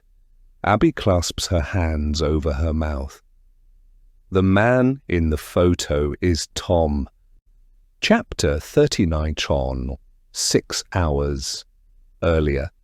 Sean turns off the shower and grabs a towel. Drying himself, he looks at his face in the mirror. He wraps the towel around his waist. He needs to shave. Grabbing a can of shaving foam, he takes off the lid and squeezes it. There's just the noise of the pressurized gas, but no foam. It's run out. Tom shaves. Maybe he's got some in his room. Walking along the landing, he looks down the stairs. Tom has been badly shaken by the events of the day. He's hardly said a word since they left the mountain and cycled home. Tom? Sean calls out. Yeah, he replies from where he's sitting in the kitchen. Do you have any shaving foam? Sean asks. Yes, mate, Tom says. Just on the shelf in my room. Help yourself, bruv. Tar, that's grand. Sean makes his way down to Tom's room. He can't seem to get the image of Katie's body at the bottom of the ridge out of his head. He's seen more than his fair share of dead bodies while he was in the army, especially in Afghanistan. He's seen the body parts of Sergeant Andy Higgins after he went to inspect a suspected roadside IED in the north of Helmand province, and it went off. But they were in a war zone. Seeing Katie was so unexpected that it was shocking. Sean is thankful that he still has the ability to be shaken when seeing death. He knew other soldiers who had become permanently desensitized to it. Going into Tom's room, he notices how neat it is. He wouldn't expect anything less from an ex-soldier. Being neat and tidy becomes part of your DNA when you're in the military. There is a small set of wooden shelves on the far side of the room. Sean spots the black can of shaving foam and walks over to get it. He grabs it and, without thinking, flips it into the air and goes to catch it with the other hand. But his hands are still wet from the shower, and the can slips and falls to the floor. It rolls along the wooden floor and disappears under the bed. Bollocks, he says under his breath. Kneeling down, Sean looks under Tom's bed and reaches to grab the can. To the right of where the can lies is a thick, black folder of some kind. What's that? Even though he knows it's not appropriate for him to take a look, Sean can't help but pull it out. Jesus, in the old days, it would be dirty mags under the bed. As Sean pulls the folder from under the bed, he sees that it's not really a folder. It's more of a scrapbook. Opening it to the first page, he sees a photograph of a woman. It's night time and the woman looks like she's standing at a bedroom window, dressed only in her bra.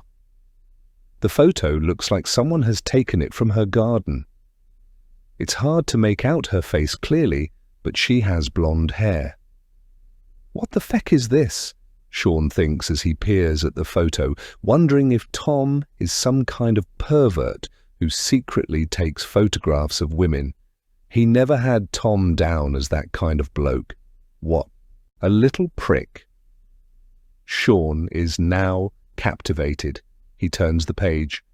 Another photograph from the same back garden, but it's now broad daylight and a sunny day. There's a woman sitting on a reclining garden chair wearing a white bikini and sunglasses. Sean immediately recognizes her. Christ, that's Darcy. What the feck? Turning the pages frantically, Sean sees more photos. He also sees photos of Darcy cut from magazines and newspapers. There are screenshots of Darcy from her Instagram page. Sean is trying to work out why Tom has this under his bed. He can't understand it. To his horror, he remembers Steph telling the female French detective that Darcy had been the victim of a stalker in London for the past 2 years. And they had been told that that man had travelled to France, possibly Bedouin. It's him, and he's the bloody stalker. You shouldn't be looking at that, says a voice in a calm tone.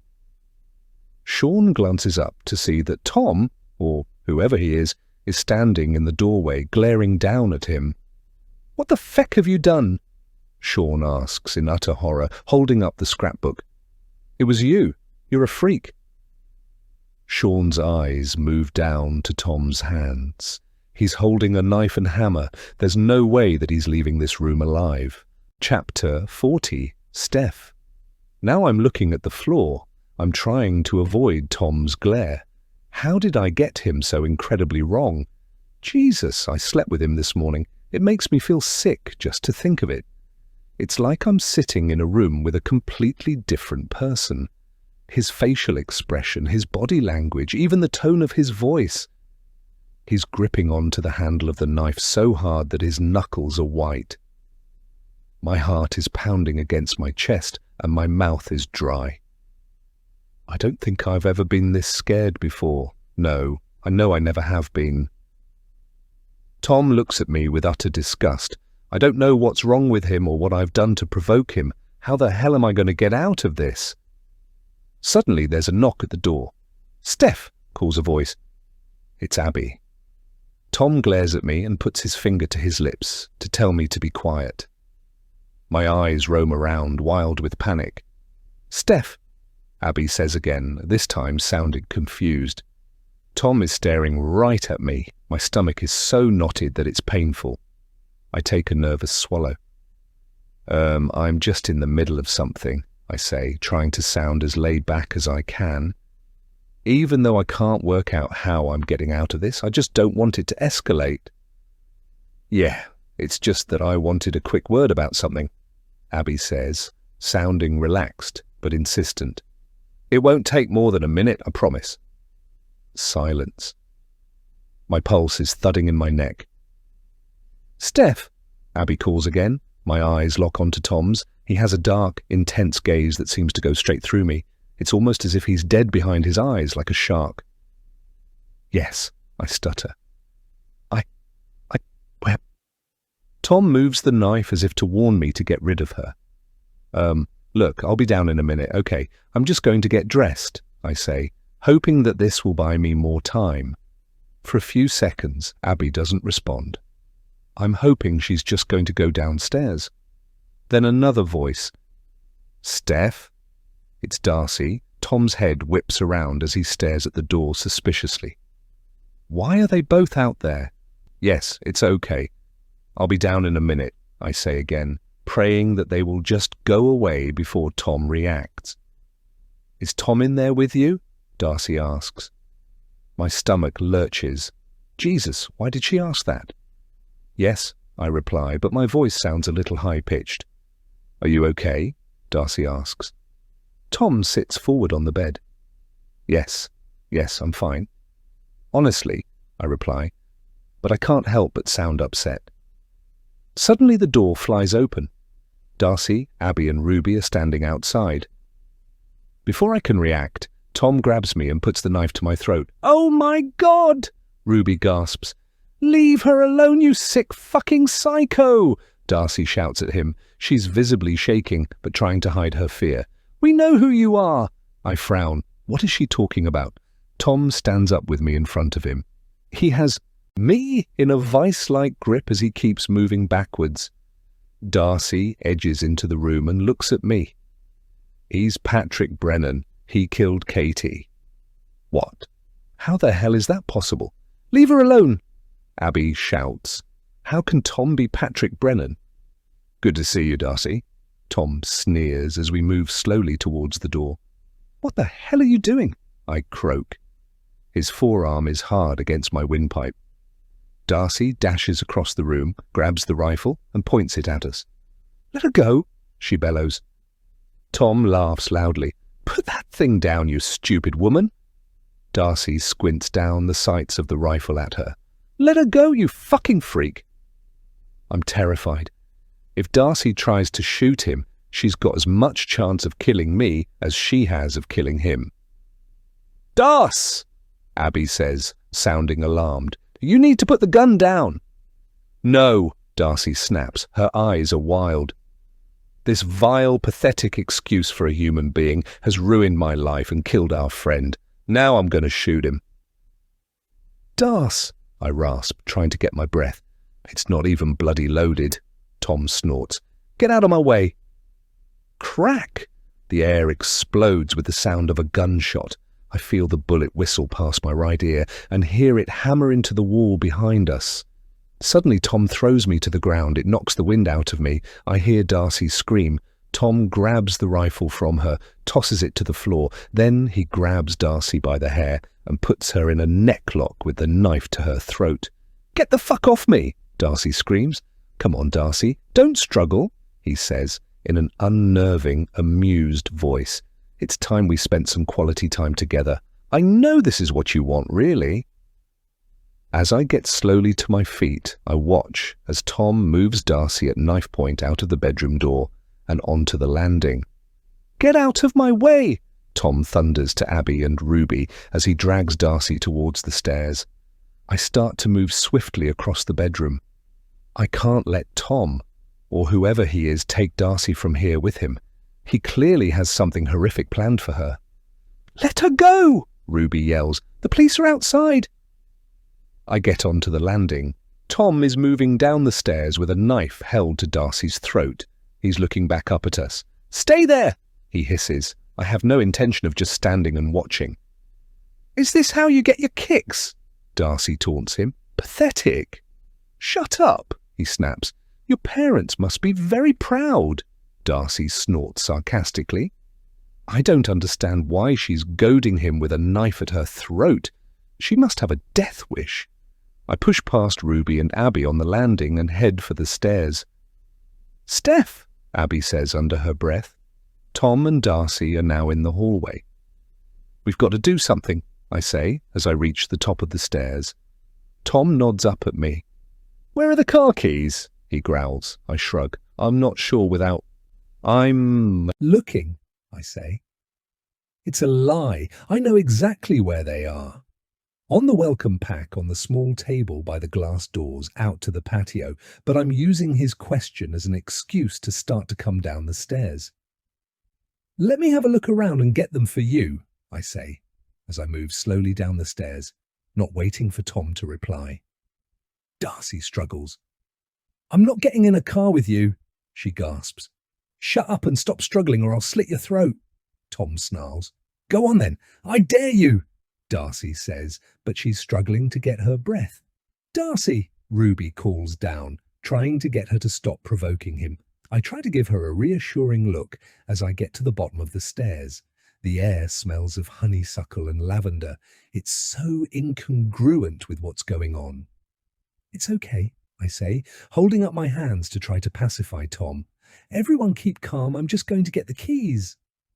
I'm trying to buy us time to think. I can't let that man just walk out of here with Darcy, but I have no idea how to stop him. He has a knife to her throat for starters. Even if he didn't, I wouldn't be able to overpower him. I walk down the short hallway. My feet are cold on the stone floor. "Slowly does it," Tom barks at me as he follows me, pulling Darcy with him. I can sense him behind me as I go into the living area. What am I going to do? I go to a sofa and turn over a couple of cushions, pretending to look. "Sorry," I say very quietly as I go. They have to be here somewhere. I go over to a dark wooden dresser where some of the glasses are stored. I make another play at searching. Out of the corner of my eye, I can see the small table where I put the car keys. On one side is the welcome brochure for the farmhouse, and next to that is Darcy's dark grey rucksack. I have a sudden thought. Isn't there a 6-inch kitchen knife inside Darcy's bag? The one that she was waving around, threatening to shank someone with? I have to somehow get that knife. It's the only thing I can think of. And I have to do something. But how? Ruby and Abby have appeared very tentatively at the doorway to the living area. "You're not going to get away with this," Ruby says. "You do know that." "Really? Why's that?" Tom snorts. I use the distraction of this conversation to move slowly over to the table. "The French police know who you are. They've got a photo of you arriving at Bédouin station," Ruby explains. "They have guns over here. As soon as they see you, they're going to shoot you." I'm standing with my back to the room. The grey rucksack is right in front of me at waist height. "You think I haven't thought of that?" Tom says in a withering tone. I try to remember where Darcy pulled the knife from. The right-hand side pocket, wasn't it? "So how does this all end? What are you hoping to achieve with all this?" Abby asks, trying to Distract him and keep him talking. I reach slowly for the side pocket and touch it. I can feel the knife inside through the material. "It ends with me and this bitch dying somewhere beautiful together," Tom sneers. "Why?" I ask. "Why?" he snaps. Then he glares at Darcy. "Because she makes thousands of people feel inadequate, fat, poor and boring. Her perfect life, body, clothes, family, lifestyle, it's all bullshit, but she makes money out of other people's misery." I pull the zip. I hold my breath. He's going to notice that I've stopped moving around the room any second now. "You know what? I think I'd prefer to die here than go anywhere with you, you little freak." Darcy gasps. I reach inside and grab the cold steel handle of the knife. I pull it out very slowly. "Fine," Tom laughs. "I can slit your throat right now and let your sister and your friends watch you die. That might be better, actually." "No," Abby screams. There is a momentary silence in the room. I can feel that Tom is looking over at me. I have the knife in my hand still. Shit. "Oi, what the fuck are you doing over there?" Tom snaps at me. I freeze, heart pounding. "What now?" "I just found the keys," I say without turning. "Good," he says. With a swift movement, I pull up the front of my t-shirt and push the knife down the front of my jean shorts. I can feel the cold steel against my stomach. I turn around and hold the keys up high, to my right, and dangle them in my right hand, hoping to distract Tom for a second. As his eyes move up to look at the keys, I use my left hand to pull my t-shirt down properly so that the handle of the knife isn't showing. "Right, very slowly. I want you to come here and hand them to Darcy. She's going to be driving us," Tom explains. With a sweep of my hand, I accidentally knock Darcy's rucksack to the floor. "Sorry," I say quietly, looking directly at Darcy, trying to make eye contact. Darcy looks at me as I take a step towards her and Tom. Then her eyes go down to the rucksack, which now lies on the floor. "Don't do anything stupid, Steph," Tom snarls. I'm now looking directly at Darcy. She's giving me a quizzical look. "I won't," I say. Darcy moves her eyes back to the rucksack and then back to me. She knows what I've done. I can tell from her expression. I give her the faintest of nods to signal that I have the knife. Darcy's eyes widen. We both know that if we are going to do something, we are going to have to do it in a split second. I'm now 5 yards from where Tom and Darcy are standing. I can see that the knife has cut into the skin on Darcy's neck and drawn blood. My breathing is fast and shallow. I take a couple of steps forward, so I'm now an arm's length from them. "Don't come any closer," Tom warns me. I nod as I look at him. I make a big gesture of holding out the car keys with my left hand. "Here you go," I say. I'm watching Tom's eyes. Then I drop the keys to the floor. Tom's eyes instinctively move down to watch the keys as they hit the stone flooring. I look at Darcy and give her nod. With my right hand, I'm already pulling the knife from my shorts. "No!" I shout. Darcy stamps down on Tom's foot with everything she's got. In the same moment, she sinks her teeth into his forearm. "Ah!" Tom yells in agony. Darcy elbows him, pushes his arm up and moves away. She's free of him. Everything feels like it's in some strange, slow motion.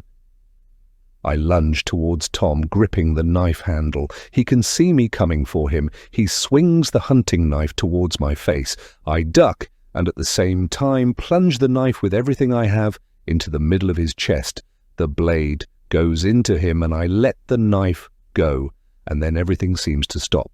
The knife is just protruding from Tom's chest. There's about 4 inches of blade inside him. Tom fixes me with an indignant stare as if he can't believe I've had the audacity to stab him.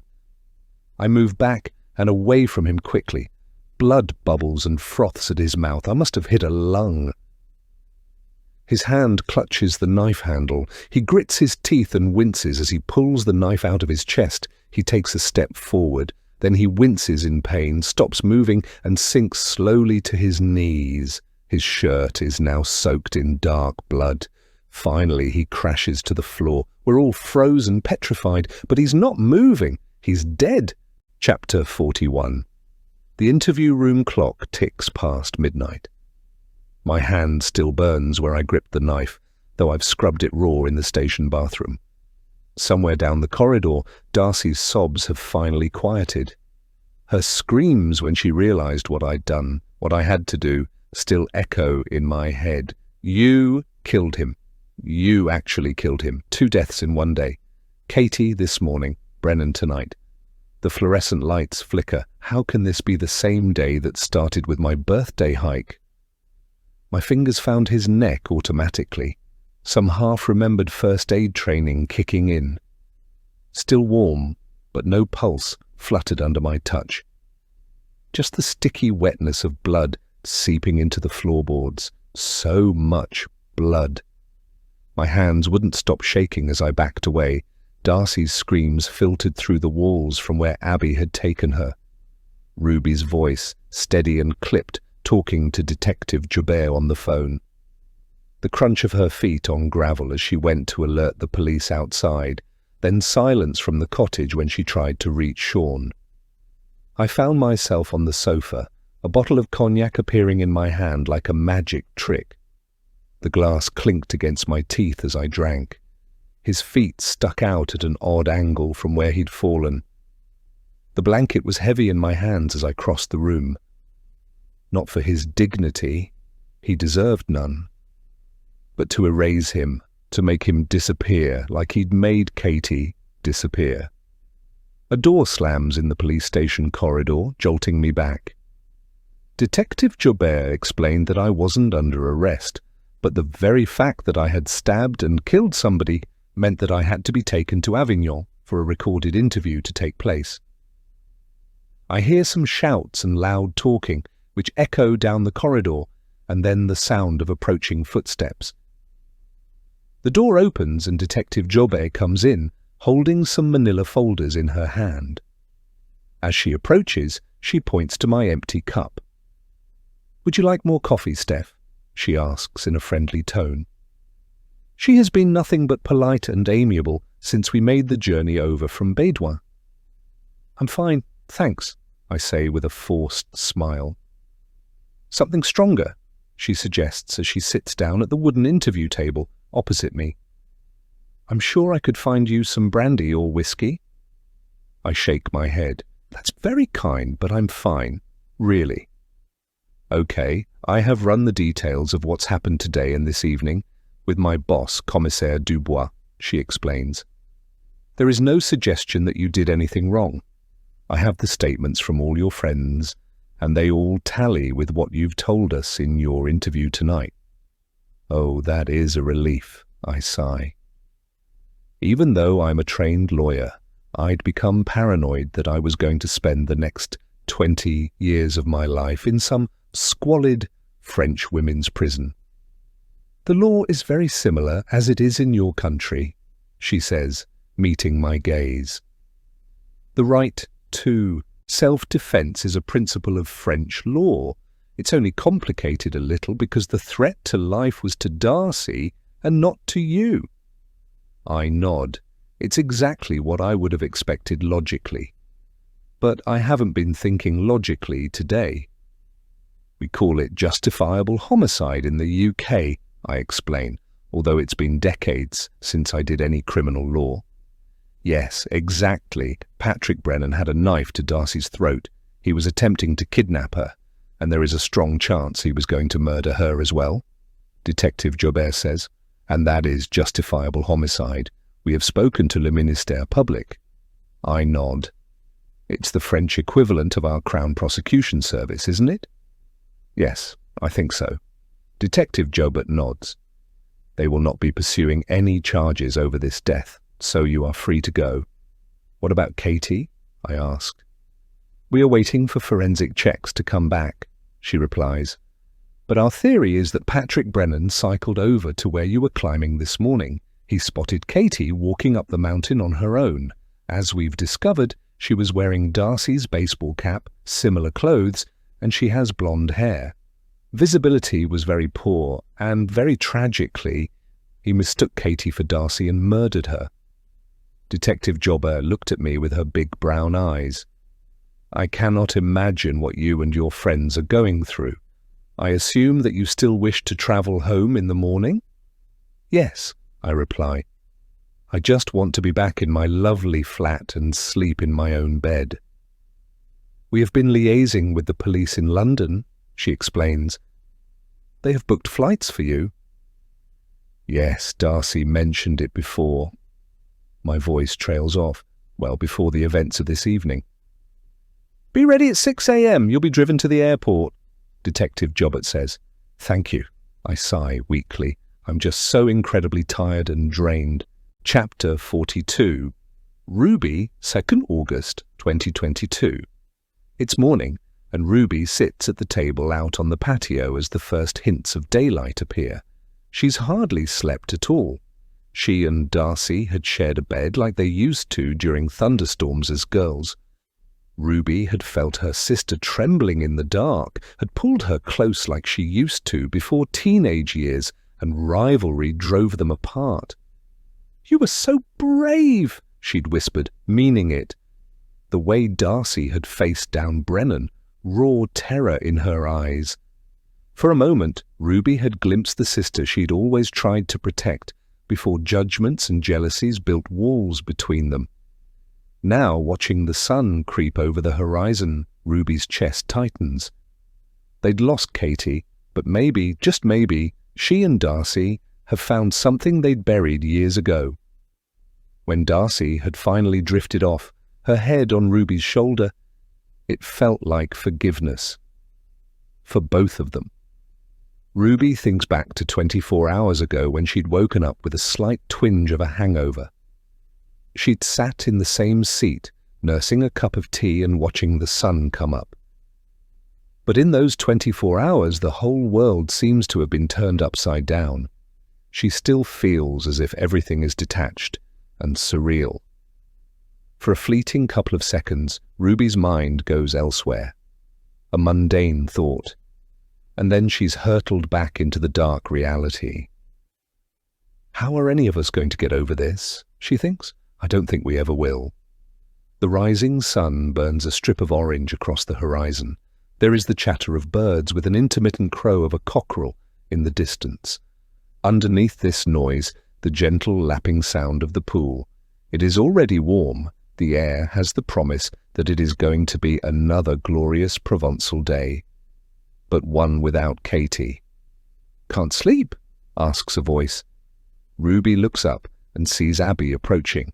Ruby wipes the tears from her face and sniffs. Abby is holding a bottle of Prosecco and a packet of cigarettes. She puts them down on the table and gives Ruby a big hug. "Hey," Abby says, "we're going to get through this, okay?" Ruby nods, but Abby's embrace has made her unravel. "It's so unfair," Ruby sobs as she blows out her cheeks and tries to catch her breath. "I know," Abby whispers, as she sits down, reaches out, and takes Ruby's hand. "Sorry." Ruby wipes her face with the back of her hand. "I don't know where that came from. It just suddenly hit me that Katie isn't coming home with us. And I don't understand how that can be. It's not real, is it?" Abby takes a cigarette from the packet and puts it in her mouth. "No, it's not real. My head feels like it's in some strange bubble." She lights the cigarette, takes a drag, and then blows a plume of smoke up into the air. Ruby gives her a quizzical look. "I thought you quit." "I did," Abby says, shaking her head. "But I thought, fuck it." She offers the packet to Ruby. "Want One? Yes, fuck it," Ruby says, with a half laugh as she reaches and takes one. Abby leans over and lights it for her. "Thanks," Ruby says as she sits back and takes a long drag. "That's good, isn't it?" Abby smiles. "Oh, yeah. Reminds me of that flat in Clapham, nipping off to that corner shop to get more wine, and 20 Marlboro Lights just before it closed at 10. "Those were the days," Ruby says, sadly.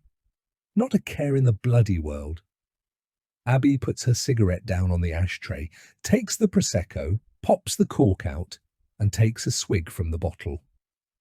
"Want some?" she says, holding up the bottle. Ruby nods and holds out her hand.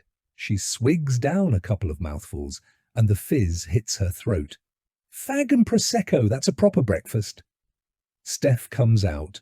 Her eyes are red and puffy from where she's been crying. "What's going on?" she asks, pointing to the cigarettes and Prosecco. Abby shrugs. I'm not sure I can face today sober and without cigarettes." Ruby gets up and goes and hugs Steph. "Stupid question, but how are you doing?" "I don't know." Steph sighs as she hugs Ruby back. "I don't think I've even been to sleep." Abby offers Steph the cigarette packet. "Want one?" "Yes," Steph says immediately, pulling one out and lighting it. She takes a deep drag and then blows out the smoke. I'd forgotten how good a cigarette first thing in the morning is." "We all used to smoke back in the day, didn't we?" Ruby asks. "Katie was the worst," Steph says softly, lighting each cigarette from the last one when she was drunk. The memory hangs in the air between them like smoke, almost solid enough to touch. Darcy appears wheeling her suitcase, despite the fact that the sun hasn't even risen properly yet and the sky is still a pinky-orange colour.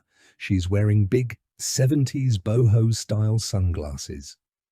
"Anyone know what's going on across the road?" she asks, sounding serious. Ruby shakes her head. "What do you mean?" She wonders if she's talking about Sean. They haven't seen him since they returned to the farmhouse yesterday afternoon. Ruby had knocked on the cottage door twice, but there had been no answer. She assumed that the police would have contacted Sean since then. Have you seen Sean? Steph asks. No, Darcy says as she looks over in the direction of the cottage. But the place is swarming with police officers. I guess that they're going through Brennan's stuff over there, Abby suggests.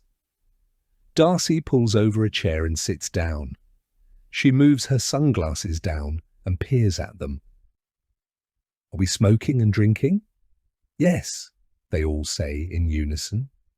Probably the only way to get through today. Darcy shrugs as she reaches for a cigarette. Ruby gets up. I'm just going to see what's going on. I think we owe it to see Sean before we go. I'm not, Darcy snorts as she lights her cigarette. I'll come with you, Steph says, getting up.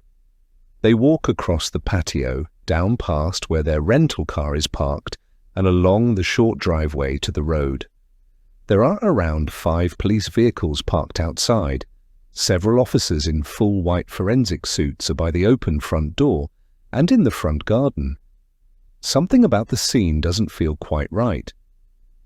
It might be me, Ruby says quietly, but it all looks very heavy-handed if they're just going through Brennan's possessions in there. I don't know. Steph shrugs. My brain is too fuzzy to think clearly about anything at the moment. A figure emerges from the cottage, bright white against the morning shadows. Detective Jobber, Ruby realizes, but transformed, in her forensic suit, blue latex gloves stained dark at the fingertips. Something about the way she walks makes Ruby's stomach clench. We're just wondering what's going on.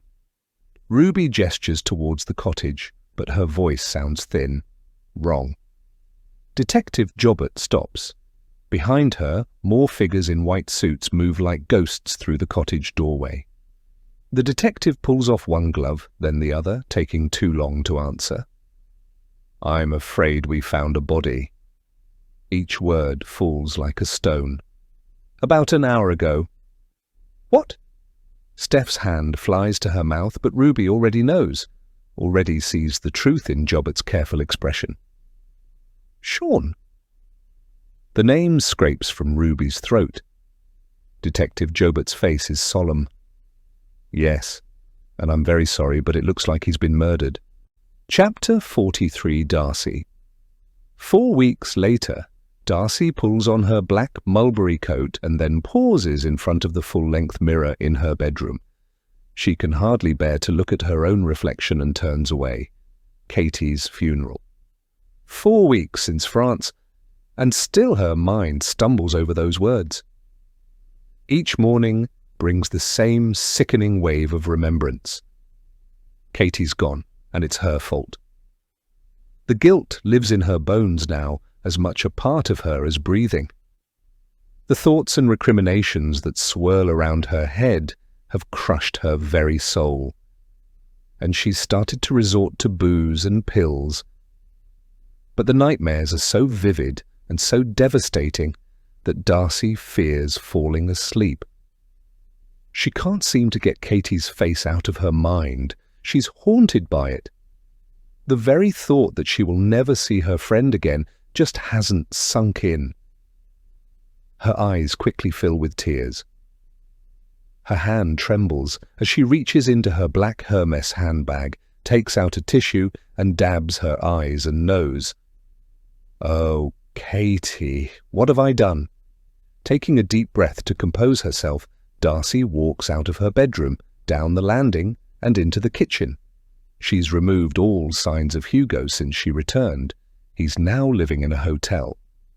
The newspaper article about Hugo's inappropriate behavior caused a media storm. Both the BBC and Channel 4 are now running internal investigations into the shows where Hugo's alleged behavior had been covered up. Hugo has effectively been cancelled, and his career is over. And so is hers. The house feels lighter without Hugo's darkness seeping into every corner, without the constant dread of what mood he'll bring home. Last night, she'd found Bella curled up on the sofa, actually wanting to talk, like when she was little. No more tiptoeing around Hugo's passed-out form, no more making excuses for his behavior. D.I. Darren Baker visited Darcy last week. Employment agency rushed the background check, he'd explained, shifting uncomfortably under her glare. Brennan's forgeries were good, but good enough to get Sean killed. The words had come out like ice. She can still see the cottage across the road, still hear Brennan's voice. Good enough to let a murderer live opposite us? She fastens the buttons on her coat, remembering the way Baker had stared at his shoes. Pathetic. There was nothing he could do or say to make it right. Darcy glances down at her watch.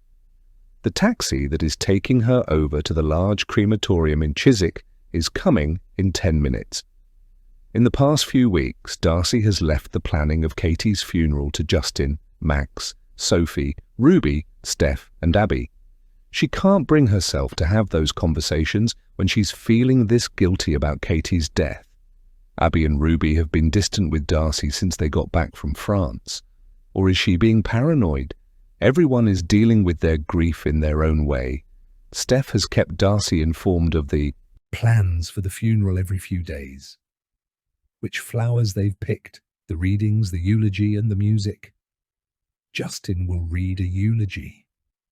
She feels a wave of nausea hit her. Lovely Justin, who remained friends with Katie after they split.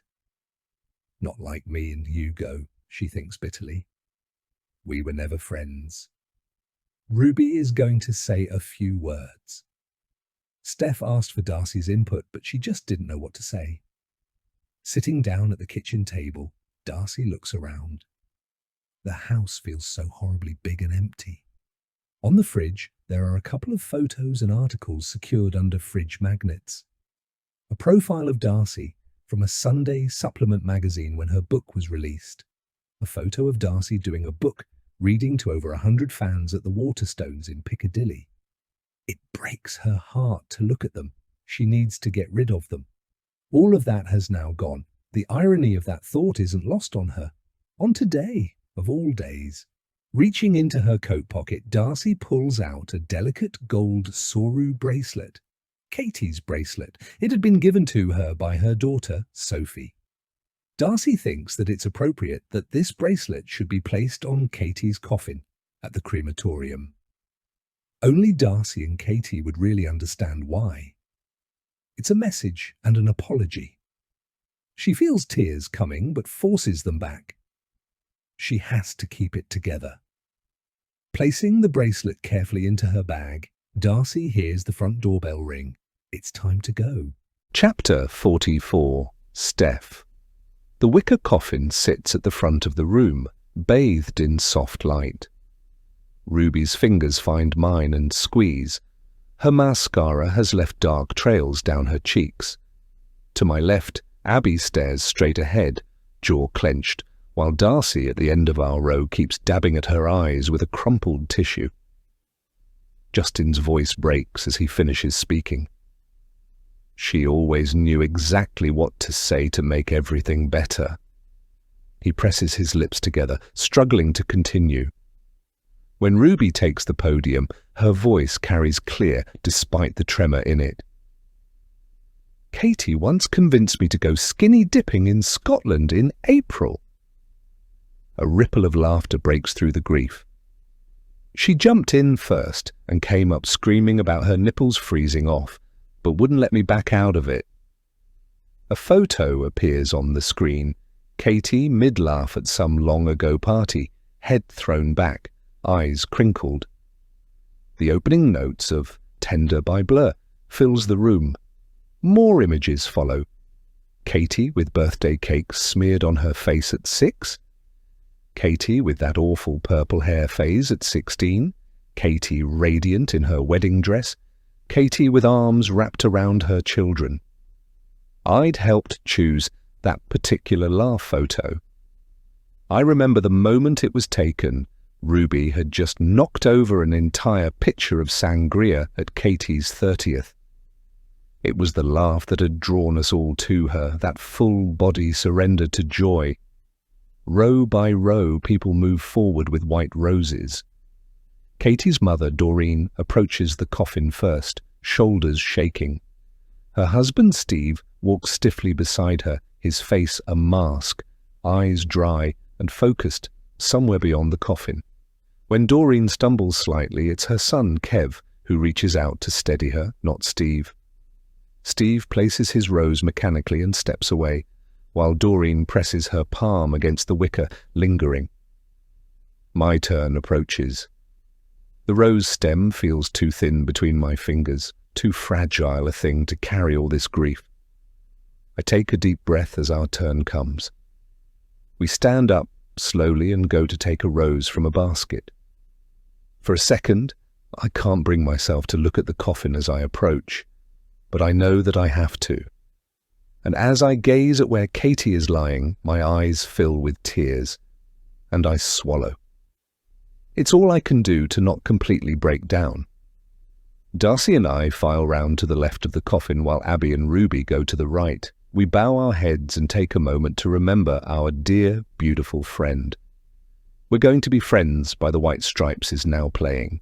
I'm looking at the coffin, and I know that Katie is lying there inside. And I know that I'll never see her again.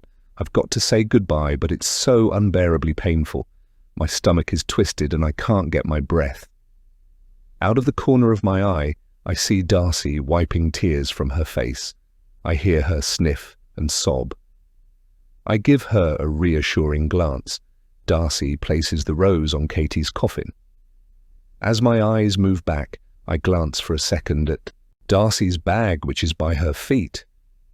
It's open by a few inches. Something glints in the light, which is what drew my eyes there. It's gold. I focus on it. Then my stomach lurches. It's a delicate gold bracelet. I've seen it before. It's Katie's. The bracelet that Katie was wearing only 10 minutes before she walked off into smoke and we never saw her alive again. What the? My brain is trying to make sense of it. How has Darcy got that bracelet? Katie was wearing that bracelet the last time I saw her alive. Darcy appeared 15 minutes later and told us she hadn't seen Katie. I get a horrible, dark, sinking feeling as I start to put the pieces together. Chapter 45. I sip my champagne and glance around the function room at the Barnes Cricket Club. Justin is a member and has hired it for Katie's wake. We've been here for about an hour and I cannot get what I saw Darcy do in the crematorium out of my head. I've racked my brains, but there is no logical explanation. There's a voice that keeps telling me that there must be a simple reason why Darcy has Katie's bracelet, but there just isn't. Since we left the crematorium and arrived at the wake, Darcy has been deep in conversation with people. I need to talk to her on her own and ask her. I can't flag it up with Ruby or Abby until I've heard what Darcy has to say, but it's making me feel sick with fear. Over on a huge screen on the wall is Justin's video showing all the photos. A photo of the 5 of us comes up. We're all at Glastonbury with pints of cider in hand and mud-caked wellies. What year was that when it rained and became a mud bath? I wonder. 2016. I can still remember some of the bands we saw. Adele headlined on the Saturday night. Katie and I insisted that we go off and see Two Door Cinema Club, whose album we both loved. Ruby insisted that we all go to see Gregory Porter, which was far better than I feared it would be. The photos change again, and I see Katie with her arms around Sophie and Max as teenagers. I glance around the room, searching for Darcy again. My need to speak and confront her is overwhelming. Then I see her. She's sitting outside, vaping on her own at a wooden table, lost in her own thoughts. Breaking into a march, I head for the double glass doors and step outside. I have to confront her with my suspicions. It's September, but it's still balmy. The trees have changed, and the leaves are now a beautiful array of orange, mustard, and chocolate brown. Thought I'd get some fresh air, I say to Darcy as I approach. My heart is banging and my breathing is shallow. I'm so frightened about asking her how and why she had that bracelet. Me too, Darcy says, sardonically holding up her black vape. It still doesn't feel real, does it? I sigh, looking in at all the people drinking and talking in the wake through the giant windows. No, I'm not sure it ever will, Darcy says. Silence. Come on, Steph, you have to do this now. I feel sick to my stomach as I look at Darcy's handbag that's sitting on the table. It's closed. Have you got any tissues? I ask, stalling for time. I have somewhere, Darcy mutters, patting her pockets. I did have some, but I've used them all, I say, but my eyes are still locked on the bag. I can't find any, Darcy replies. Her voice is tight. I reach across the table. Mind if I look in your handbag? Darcy yanks it back so forcefully, her glass nearly topples over. There aren't any in there. Her knuckles whiten around the strap. Okay, I say, holding her gaze until she looks away first. The silence between us pulses. Darcy's face flushes. She knows. My heart is pounding. I can taste metal in my mouth. I lean forward, dropping my voice. I want to look in your handbag, Darcy. What are you talking about, Steph? Darcy snorts, the fake laugh scraping at the air between us. Are you drunk? I know what's in there, I say, my eyes trying to catch hers. I saw it earlier. The tremor in her hand betrays her as she reaches for her wine glass. I reach out to grab her handbag, but she snatches it away from me. Why have you got Katie's bracelet? I ask, fixing her with a stare. Silence. I can see Darcy's expression. Her mind is racing. What are you talking about? Darcy laughs again, but she can't hide the fact that she's completely rattled. It's my bracelet. Your bracelet? I ask. Show me then. Darcy fixes me with a cold stare. Why are you asking me this? You actually think that I... Show me then, I snap as I interrupt her. I meet her eyes. Her face is static, but I can see from her chest that her breathing is quick and shallow. She's full of anxiety. Is it your bracelet, Darcy? I ask firmly. What? It's a simple question. No, Darcy stumbles. It was a present from Katie. She's lying. It wasn't though, was it? I say, shaking my head. Darcy scratches her nose and shakes her head. What are you going on about, Steph? I know what I saw. Sophie gave Katie that bracelet at the beginning of the year. She never takes it off. She wouldn't. So what? Darcy shrugs and moves as if she's going to get up. I just don't know what your problem is, Steph, she snaps angrily. I'm going to get myself another drink. Sit down right now, Darcy, I snarl through gritted teeth. I don't have to listen to this, Darcy huffs. You say you didn't see Katie after she left us, so how the hell did you get it? Darcy turns her face away. And if you lied about the fact that you saw her, I say, you have to tell me what happened, however awful it is. Darcy lets out a long, ragged breath, her head dropping into her hands. There is a long, terrible silence. I know that Darcy is building up to telling me the truth. Her whole body is collapsing in on itself. Darcy, you've got to tell me, I say, trying to keep my voice calm, but I feel sick with fear, with what she is going to tell me. Darcy's eyes are full of tears, but she just won't look at me. She's shaking her head very slowly. I can't, she stutters, trying to get her breath. You have to. You know you have to. Then she turns her head to look at me. Her face is twisted with pain. I killed her, she gasps. I didn't mean to, but I killed her. Chapter 46. Darcy, 1st August 2022. 4 weeks earlier. Katie emerges from the smoke like an avenging angel, her face hardened into lines Darcy has never seen before. The sight hits Darcy like a physical blow, Katie's anger piercing straight through her carefully constructed walls. Her stomach twists with a sickening lurch of shame and longing. What the hell are you playing at, Darcy? Katie demands, her voice low and dangerous as she approaches. Darcy's mouth goes dry. She wants to look away but can't. Katie's disappointment is worse than any fury. It confirms every doubt Darcy has about herself. A desperate urge to reach for Katie, to pull her close and confess everything, surges through her body with such force that Darcy has to clench her fists to stop herself. The truth hovers on her lips, but fear clamps down like a vice. She's spent too long hiding, too long protecting herself from rejection. Even now, with Katie standing before her, the one person she can't bear to lose, Darcy remains frozen, a prisoner of her own cowardice. "I've no idea what you're talking about," she says coldly. It's her defensive mechanism. "What?" Katie snaps. "Abby found us and said you were being a complete prima donna." Darcy rolls her eyes. Yeah, that's not actually what happened. Katie fixes her with a dismissive stare. "Really? It's not unknown for you to lie, is it?" Darcy spots another two cyclists whizzing past downhill through the smoke.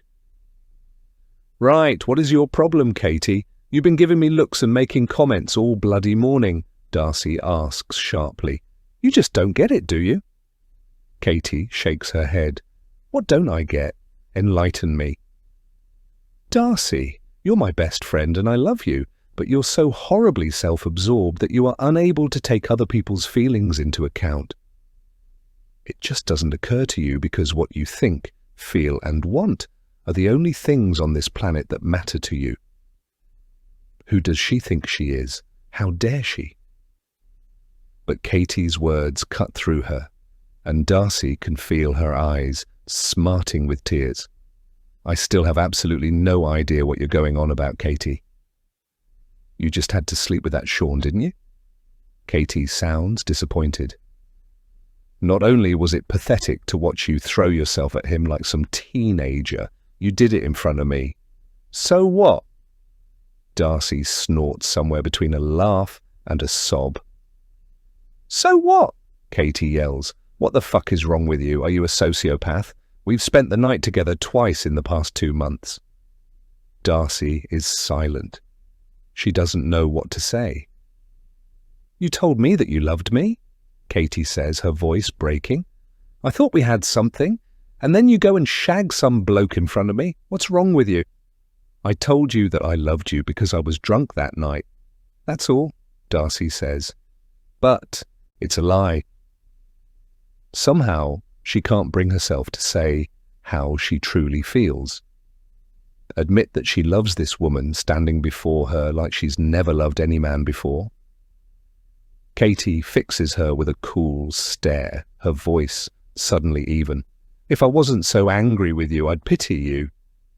You're toxic and damaged, and you'll never be happy." Silence. "Have you been speaking to a journalist?" Darcy asks angrily. "What? You heard?" Darcy snaps. "The journalist that is running a story about Hugo. What did you tell him?" Katie raises her eyebrow. "I told him the truth about your vile, predatory husband." Darcy locks eyes with Katie, the woman who has held her tenderly. The person she has shown her true self to, been vulnerable with. "How could you do that to me?" Darcy chokes. Katie laughs sadly and shakes her head in disbelief. "You're doing it again. I pour my heart out, telling you how much you've hurt me, and all you can think about is your precious reputation. But you're going to destroy everything I've worked for all these years." Darcy feels the anger rising inside. "Good," Katie snorts. "Good," Darcy explodes. "You've ruined my life." Katie smirks. "Your fake, vacuous little life." "Ah, poor you." Darcy is overwhelmed by a fury that just seems to completely possess her. It feels almost childlike in its intensity, like the time she was taunted by 3 girls at school and she attacked them with a pair of scissors and got suspended. Suddenly Darcy takes a step forward and grabs Katie. She wants to teach her a lesson. How dare she smirk at what she's done? How dare she pity her? "I loved you. I loved you," Darcy whispers repeatedly. Her eyes are hot with tears. How could you do this to me? Suddenly, she's stepping towards Katie. Her hands are on Katie, but this time she wants to hurt her, to punish her. Katie backs away, fear in her eyes. What the hell are you doing? I want you to shut up. Get off me. You're pathetic. The person I feel most sorry for is Bella. Jesus, having you two as parents, she must be seriously damaged. Don't you dare talk about Bella, Darcy says, putting both her hands around Katie's neck. Get off me. Katie struggles. Shut up. Good luck with paying for all her therapy. Katie snarls. Shut the fuck up. Darcy screams in rage. She's shaking Katie while her hands are around her neck. It feels like someone else is doing it, as if the rage has possessed her and is now in control. Katie makes a gurgling sound and Darcy can feel Katie's skin under her fingers. She must stop, but she can't. Katie's arms are flailing, hitting her. Her wrist hits Darcy in the jaw and the gold bracelet that she's wearing falls to the ground. Darcy squeezes her throat hard. Katie's eyes are wide with terror. Then Katie isn't making any noise at all. She isn't moving. Katie slumps forward, heavy and limp, all her weight on her. Darcy pushes her away and allows Katie to drop to the ground. She falls like a lifeless doll. No, Katie, Darcy whispers. Katie, oh my God, no, no, no. She kneels down on the ground and puts her arms around Katie's head. Darcy's body starts to tremble with fear. She's going to open her eyes in a second, isn't she? Darcy tries to convince herself, but she knows she's not. Touching Katie's face gently, she can smell her perfume. The one she bought her last Christmas. Hey, it's okay, Katie, it's okay, she whispers in a reassuring tone as her eyes fill with tears. It's going to be all right. What have I done? What the hell have I done? Oh, God. Darcy sobs loudly as she holds her tightly. Her skin is warm and a little damp with sweat. I'm sorry, she gasps. I'm so sorry. What am I going to do? She can't just leave Katie lying there. Darcy wipes the tears from her face, gets up, and glances around to see if anyone is near.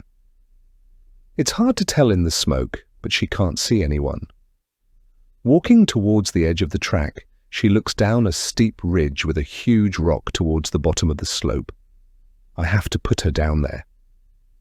Darcy can't believe that this is actually happening. She can hardly get her breath. Taking Katie's feet, Darcy starts to drag her towards the edge. It's slow progress. She seems to weigh a ton. Finally, Darcy manages to get Katie across to the precipice. She puts her hands under Katie's body, rolls her over the side, and watches as her doll-like body tumbles and falls before smashing into the rock below. Chapter 47. Darcy, 1st January, 2023, 4 months later. The prison officer's boots echo against the concrete floor as she approaches. 50s, long black ponytail, cold blue eyes. Darcy Miller? She doesn't wait for confirmation before gesturing sharply. Yes. Darcy's voice emerges as a whisper. After 2 months of being shuttled between holding facilities, HMP Holloway, the largest women's prison in Europe, has become her reality for 3 suffocating and frightening weeks. 10 years stretch before her like an abyss. Her heart hammers against her ribs as the officer leads her across the room. The smell hits her first when they enter the visiting area, a nauseating mix of industrial cleaner, body odor, and cheap perfume. Darcy's hands twist together, the skin around her nails raw from constant picking. Plastic chairs scrape against linoleum. A child's shriek pierces the drone of conversation. Most visiting stations are occupied. Women in identical grey prison shirts leaning across tables, desperate for connection. A prisoner nearby bounces a toddler on her knee while her husband watches, his smile not quite reaching his eyes. Then she sees Ruby. Her sister rises from a chair, uncertainty etched in every line of her body. The hesitant wave Ruby offers makes Darcy's throat constrict. She forces her face into a smile, though her lips tremble with the effort. Each step toward Ruby feels impossibly heavy. "Am I allowed to give you a hug?" Ruby's voice cracks on the question, her eyes darting to the guard stationed at the wall. "Yeah." Darcy nods, blinking rapidly as tears threaten.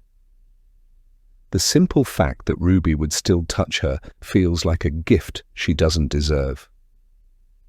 "Just don't kiss me and pass me any drugs," she jokes, the words scraping her throat.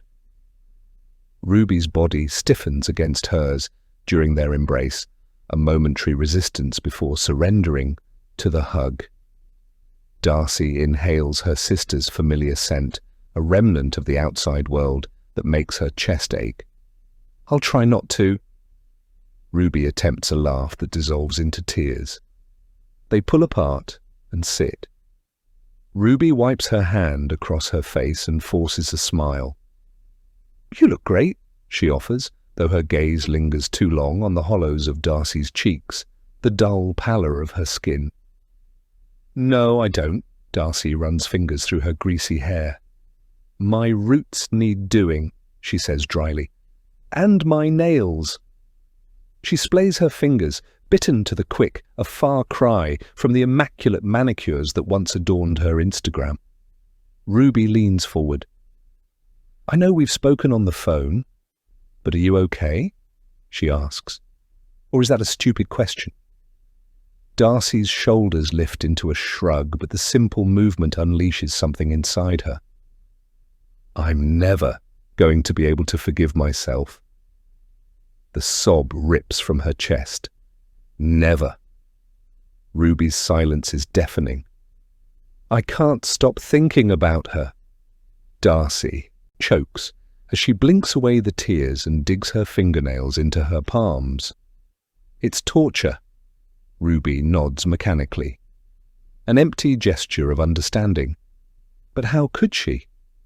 "I get flashes in my head, just lying in bed with Katie watching telly, eating crisps and drinking wine." Darcy can barely get the words out. "How could I have done that? What kind of person does that make me?" Her lungs constrict. Black spots dance at the edges of her vision as sobs rack her body. She can feel other visitors staring, but can't stop the tidal wave of grief. "Hey!" Ruby's hand hovers over Darcy's, not quite touching. "You'll get through this." Darcy wipes her eyes, looks at her, and blows out her cheeks. "The thing is, I don't want to get through it. I don't want to feel okay ever again. I don't deserve any happiness or peace in my life after what I did." "Come on, that's not true," Ruby says. Maybe it's Darcy's imagination, but Ruby's words sound hollow. Darcy shakes her head, strands of hair sticking to her wet cheeks. "I look back at my life and I'm so furious with myself." "What was all that for? Taking photos of me wearing some designer clothes and thinking that it somehow mattered? Validation for my ever so fragile ego. For fuck's sake, I'm such a vacuous, selfish, narcissistic bitch." Her voice rises, drawing a warning glance from a guard. Ruby's silence is confirmation. "Tell me the last time I did something for someone else that didn't have something in it for me." Darcy leans forward. One selfless act. The silence stretches painfully. "How's Bella?" Darcy asks. Her daughter has refused to have any contact with her. "She's fine," Ruby reassures her, but her smile is too quick. "Has she asked you about me?"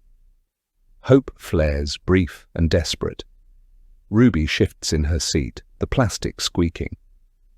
"She'll come round. It's just a matter of time, that's all." "I don't blame her." Darcy sighs, but it's painful. "You can imagine how all this has gone down at university and on social media?" Ruby nods again. "I've been going to the chaplaincy." Darcy gives a snort. "The bloody irony of it." "Have you told Dad?"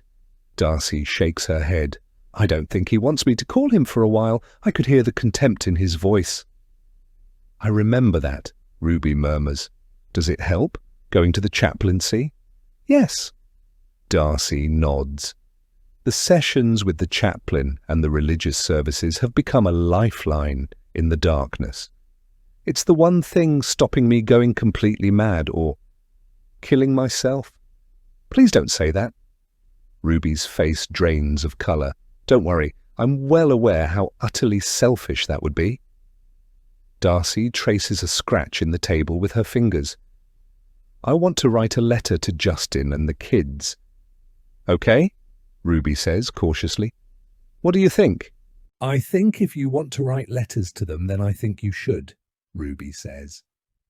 She's choosing her words carefully. Whether they will open and read them is a different matter. Darcy nods, swallowing the lump in her throat.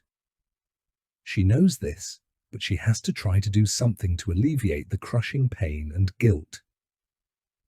Thank you for coming to see me, Darcy whispers. It's fine. Ruby's voice is non-committal. I was scared you'd make some excuse about why you couldn't come. Ruby meets her gaze, unflinching at last. You're still my sister. The words hang between them. Not forgiveness, not absolution, but the barest thread of connection. For now, it's all Darcy has. Chapter 48. Steph 1 August 2023, a year later. I'm standing at the top of Kilimanjaro. The views are staggering, awe-inspiring. I can't believe that we've made it. My lungs are aching from the final ascent. Just short of 20,000 feet. The highest mountain in Africa, and I'm standing on top of it. There's snow and rocks all around me, and my breath is freezing in the icy air. If I look to the west, I can see the vast plains of Tanzania. To the east, the rolling hills of Kenya. It's taken us 7 days to get here. It's stunning, says a voice. It's Abby. Then Ruby appears. The smile across her face is priceless. She's trained so hard to get fit enough to do this climb. All three of us have. She would have loved it up here, wouldn't she? I say. It's a year since Katie died, and climbing Kilimanjaro was always her dream. Abby, Ruby and I decided that we'd do it for her. We stand, hug each other, and have tears in our eyes in an outpouring of emotion. I reach into my pocket and pull out a small tube. Inside are some of Katie's ashes. We told Justin, Max, and Sophie what we planned to do on the anniversary, and they were thrilled. I hold up the tube. We got you here, I say as I sob. We bloody well got you here, Katie, our beautiful friend. First, I move the tube over to Abby, who reaches in and takes a little handful. Then she moves a couple of steps towards the mountain edge. She's transformed over the past year. I don't know if it's Katie's death or being away from Darcy's insidious influence, but Abby has taken life by the scruff of the neck, doing some of the things that she'd been promising herself she'd do for years. She ran the Hackney half marathon in a relatively reasonable time. I love you, Katie, Abby says as her voice breaks with emotion, and she throws the ashes which catch on the wind and swirl away. I offer the tube to Ruby. She too takes a handful of ashes and walks forward. Ruby has cut her hair short and it really suits her. She and Nigel finally split up. Ruby didn't want to waste any more time with someone she didn't love. And even though I know Ruby still visits Darcy, I know how much she truly loved Katie. Ruby has managed to make peace with both those things. Love you, my beautiful angel, Ruby calls out as she tosses the ashes into the air. Then it's my turn. As I take the ashes, I spot the lovely Kirsty Lamarck gold bracelet that my boyfriend Mark bought me. I'm looking forward to seeing him. My mind turns to memories of Katie, her beautiful smiling face. Drunken nights singing Take That songs while we sat on swings in the local playground on Clapham Common in the early hours of the morning. I toss the ashes up and watch as they fall. Then suddenly they are snatched away by the wind, as if to signal that she will be protected from here on. Goodbye, my beautiful friend. The end